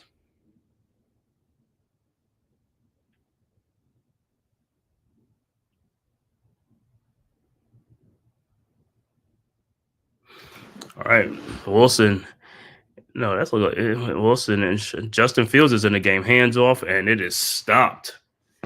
So Fields coming in the game for a handoff to the running back, and it is stopped. Wilson is back in the game now. Third and goal coming up.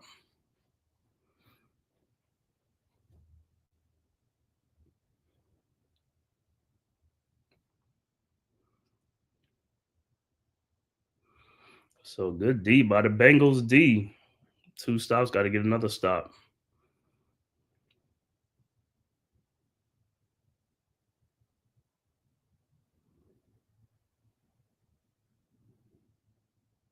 Russell Wilson with 414 yards of passing.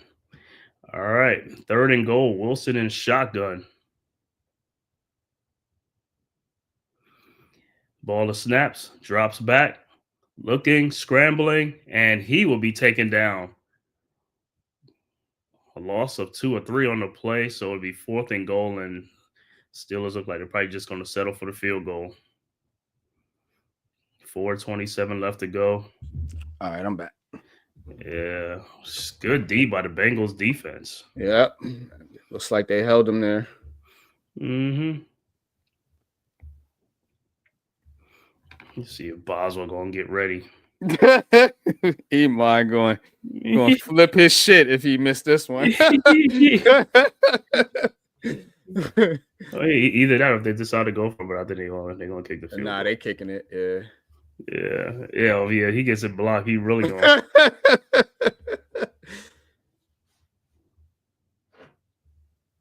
All right, 30-yard attempt. Chip shot, literally.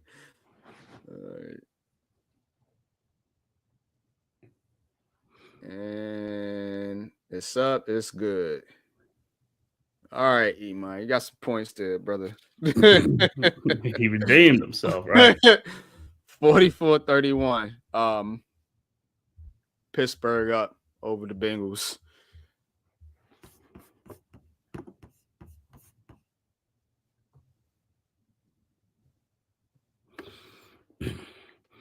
Look like the Cardinals end up losing that game to the Vikings after all, 23-22. And the Colts come back and beat the New England Patriots because the Patriots were up for the majority of that game. Right. Same thing with the Jets was up majority game. Now they trailing 26-21. Yes, sir. Let's go Seahawks. I'm 11-4-11, baby. I think me. I think Wells me was too. talking shit. My last 2 weeks, I've just been picking just to not miss. Just to not miss Yeah. picking. Yeah. But he made me. He was talking shit. So I'm like, okay, let me do what I really do and pick. Yeah. Get your Welsh ass out of first place there. Yeah. He was like, how you let a foreigner come over here and take first place in the pickings? Oh, okay. You want to talk shit? Now I'm gonna get you up out of there. He said, "Now you gonna get you up." Yeah, I'm competitive, my nigga. I've been an athlete my whole life. Yeah, me too. It looks like You want to talk shit? Oh, okay. All right, I'll show you. Looks like the Seahawks going to win because they got the ball back now. 30 seconds left to go, so Seahawks going to beat the Jets. Doing what they do. They was up 21 to what? 6 or 3? Y'all in the way, bro. They in the way, bro. They 3-9 now. We only got a 1-game lead over them. I know. Y'all in the way, bro. You can't. Come on. Karen Rodgers can't beat the Seahawks at home. Come on. All right. And they Joe were talking Burrow. about we should have sold the farm to bring Aaron over here. Fucking crazy. Crazy as hell. Jamar Chase with the catch. Yes, all fantasy points from here, Iman. Now Russ, on the other hand, looking good over there, but he wouldn't have looked good with New York. Not with Daboll's sorry ass offense. But I will say this: a lot of what I see Russ doing, especially in this game, is change the play at the line of scrimmage. Improvise, yeah. Mm-hmm. He's been doing that a lot. Extending the plays. Yep. Yeah, well, Russ been doing that his whole career. Mm-hmm. That's what I'm saying. So even as this trash play as scheme is more suited to him. Yeah. Oh, yeah. Absolutely. This is more suited to him than what they was trying to have him do in Denver, which is why it was looking like he was washed over there. It's kind of crazy. The Jets was supposed to say just a quarterback away from winning the Super Bowl. Now they don't fire the GM, the coach, and the quarterback can't get him in the pocket. And he hits Chase, and Chase is off to the races to the 10-5, and he's going to be taken down at the 2-yard line. Jamar Chase with a big game. Jets are going to be in a full rebuild, man, K. That's crazy, right? They was like, right. We just one quarterback away from a Super Bowl. Yeah. You got people believing the Giants are quarterback away. It's retarded, yo. Over here, man. I don't know what we doing, bro, in New York. All right, they mark him at the 3. 1st and goal. Burrow takes a snap, looks, tries to get it to Chase, and it's almost picked. Looked like Porter held again. They didn't call it this time. The ref's just trying to get out of there. Because he has a penalty on almost every play. Yeah, he grabbed Chase there again. Come on, bro. Chase looking like, why you ain't call that one? You called it on T. Higgins. You called it for T. Why you ain't call it for me? Hold on. The Texans are now only up 23-20 on Jacksonville. 4 minutes left to go in that game. Jacksonville came back. Get that dub, baby. Get that dub, baby. Get that dub, Jacksonville. All right, 2nd and goal.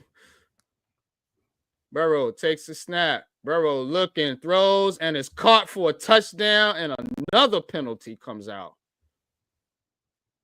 Eo Civis with the TD, but let's see what the call is. Illegal use to the illegal hands to the face. Guess who it's on? Yo, Porter Jr. Huh? You can't make it up, bro. You can't make it up. He should be benched off.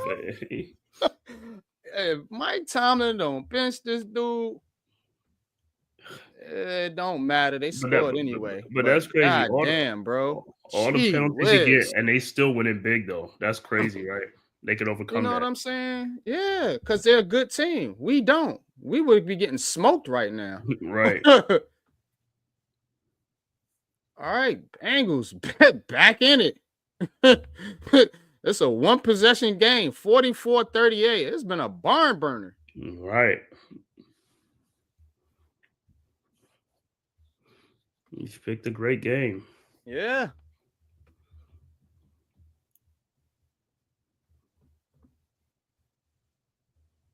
Raphael, what's good with you? Appreciate you tapping in. this time of year, man, this is when these games get like this. You Mhm. know, everybody's vying for position, everybody's fighting for a spot. So you're gonna get the best out of the man in front of you. You know what I mean? Yeah. Right. Yeah. Bengals are fighting. Like I said, they're still in the hunt. You know, Pittsburgh, of course, they're fighting Baltimore for the division.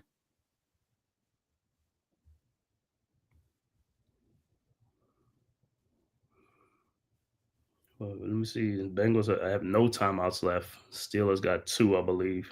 Or they have 1? No, Steelers got 1? Steelers got 2. Bengals don't have any. So, So the Bengals just 2:39 left in the fourth. It's gonna be tough. the Bengals only got the 2-minute warning. That's it. Yeah, that's it. So that's why I said it's gonna be tough. The Steelers defensive coordinator, old guy, he look like he's been there for a minute. 82 combined points today, most in an NFL game this season. We got the most points in the NFL this season, man. Right here on the Big Blue Crew Sports Network. We calling it for y'all. We calling all the action. All the action. You know what I'm saying? So you tuned in to the right spot. We got the highest scoring game being played right now in the NFL this year between 2 unexpected teams, Pittsburgh and Cincinnati. Who would have thought that? But it's 44. The Big Blue Crew is the only one that thought that. You already know. Yeah, that's crazy. You score 38 points and you still lose.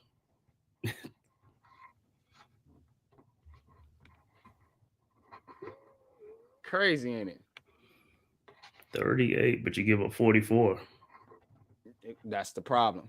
You're right. All these damn penalties. They got over 100-something yards gained in penalties off the Bengals.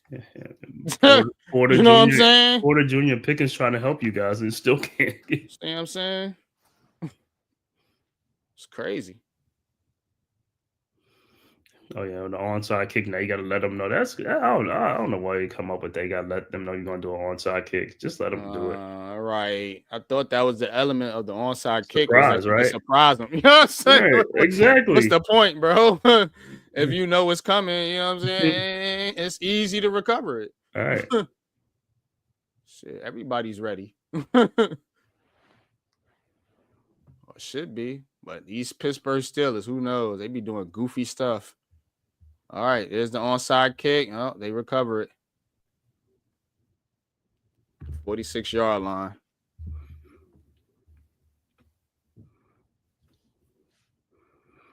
So they can't let the Steelers get a first down. Nope. Need an immediate 3 and out. But still ain't gonna have much time left. But hey, if the Steelers get a field goal, that's all they need is a field goal to make a 9-point game, a 2-possession game. So get a field goal, that's it.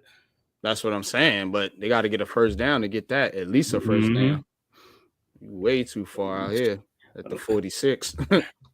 Trust me, they about to run it. They're gonna run it and see if the Bengals can stop you already know.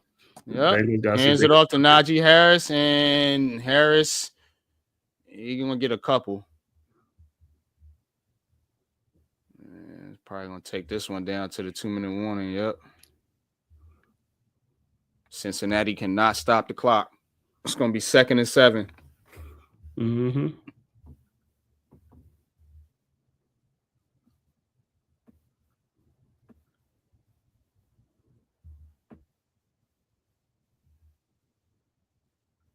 Yep. Just let it run down to the 2-minute warning.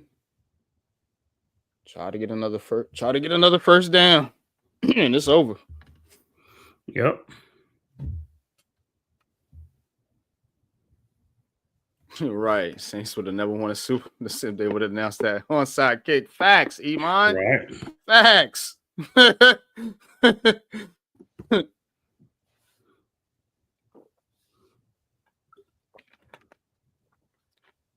I was against the Colts, wasn't it? Yep. Yeah. So shit, Peyton Manning would have had Peyton Manning would have had 3 Super Bowls.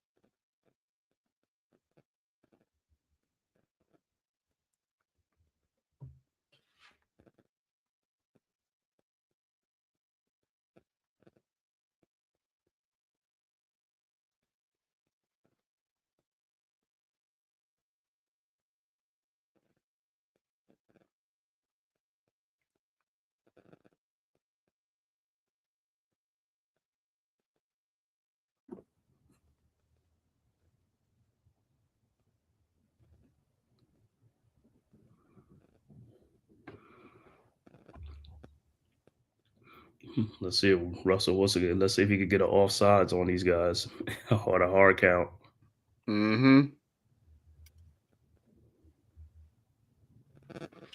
Pat, what's good, man? Pat. Tapped into y'all earlier, man. How was the stream, man? Sound like y'all was pretty good. Deception did pretty well. okay. Freaking Kirk Cousins throws 4 picks. 4 picks. 4.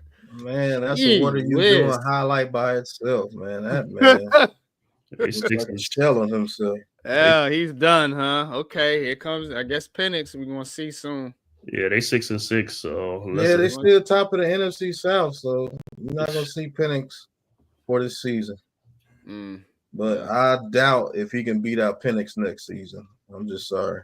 Yeah, I don't know if that Achilles injury is still hurting him or what, bro. But it looks bad. But I just want to know what that contract is, if they could get out of it or it's fully guaranteed. You can't get out that contract. It's dead money. 3 That's years dead fully money. guaranteed. it's over. It's dead money. All right. Pitches it to Najee Harris. He gets to the outside, and guess what? Another flag. It's coming back. Yeah, boy. This has been a flag fest, bro. Right. I mean, both teams just holding it up on Pittsburgh. They better not be on Porter Jr. They declined the penalty because they want him to lose that down. That's smart. It's on that Pruitt dude. Oh. Yeah. Man, you're strangling the man. Let him go. Exactly.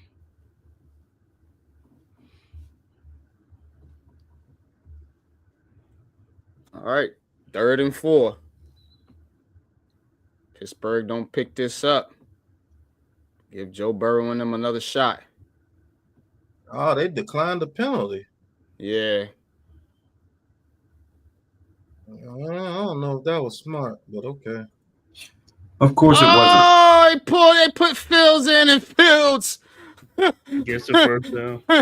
Runs for the first down to where? Over. To the outside. Justin That Fields. wasn't smart at all. Why wouldn't you accept that penalty? Yep. They got burnt. I mean, I understood it, but yeah, I mean, Pittsburgh. I could see if it was still like 10 yards or something to go. It was only 4 yards to go. Right. Yeah, Kicked him, pushed him out of field goal range. It was two. Yeah, it was two. Justin Fields picks up. Wow. This is why Pittsburgh is good. They use all their players. Yeah, Right, they use all their players. Role players. Yeah. Oh, they're gonna run out the clock. It's over. Yeah, that's it. It's a wrap. Damn, man. All right. Well, I'll head it over to the other stream. All right, so Ravens Eagles, if y'all want to roll. We're going to do Ravens Eagles coming up here in just a few moments. So head over there to well, you're going to keep it right here on the Big Blue Crew Sports Network. What am I talking about? Right. So, keep it right here on the Big Blue Crew Sports Network. Of course, this stream will be ending here. I'm gonna end it here in a couple minutes. And we're gonna head over to Pat's channel and call Eagles Ravens. That's gonna be a game, man. A game of the running backs. So I got Derrick Henry starting, so you know who I'm pulling for. And I'm gonna set my stream up for the Knicks versus Pelicans at 6. All right, cool. Hey, Pat. Hey, Pat. Yeah, Wells was talking all that shit about us letting the foreigner take first place. I'm 11-for-11 on my picks. Don't talk shit to me and brag to me before the game is over. We still got 7 weeks, homeboy. About to knock his ass out of there. Yeah. Luca, this is personal now. Right. Yeah. All right. I'm 11-for-11. Let's go. All right, hey, 11-for-11? That's we'll crazy. Be through in a minute. Yeah, I think me too. Yeah, I got 10 correct right now. Yeah, that might got 5 correct. I'm competitive, bro. I don't like when people shit talk me while we still playing. It was almost some upsets today. It was almost. Mm-hmm. Yeah, and I picked those upsets hoping. I went with the Bengals. That's who burnt me. Yeah. Oh, okay. Yep. That was my upset. I mean, they don't have 100 something yards and penalty. Man, look at this crap here, bro. They was close though. That was a good game. Yeah, it was That a good game. It wasn't like they got blown out. And the It was a Bengals fight. could have won, man. Look, man, over 200 yards and penalties. Wow. Can't shoot yourself in the foot like that and expect to win. You know that. Giants do it all the time. 20 penalties for 204 yards. But look at that. Total. They only lost by 6 points with all them penalties. Yeah, Bengals did have 3 turnovers, so of course that's going to always hurt you. And to be honest, yeah, I mean that was a big difference in the game. Right. And the Steelers just and that what's that Peyton Wilson what's that turnover for a touchdown? Yeah, they both had a touchdown though, because remember Taylor Britt had one. So yeah, it's wild. This was a wild game, man. This was really a wild game, a close game, but that Ravens Eagles game it's gonna be a bomb. That's gonna be nice. I want to see if they can stop the run on the Eagles. Yeah, Baltimore, man, they're gonna have their work, but Philly gonna have their work cut out too. It should be a good game. I'd expect to see a lot of running right in that game. I'd be surprised if they combine, you know what I'm saying, for 200 yards passing in that game. You know what I mean? So 300 yards, I would say, you know, so all right. So we're gonna end it here, folks. Like I said, final score 44-38. We will be heading over to Big Pat Sports Talk, and we'll be over there calling the Eagles and Ravens. So until next time, fellas, we'll see y'all here in a little bit. It's been great, and peace. Peace.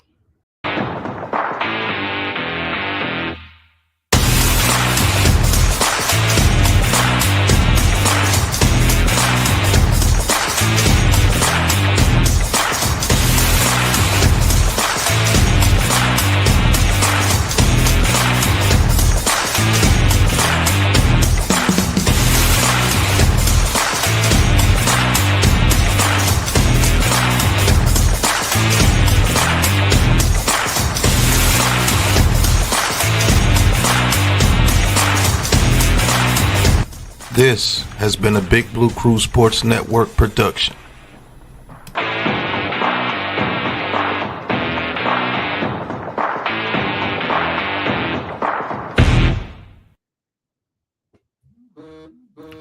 Shot. I'll see you.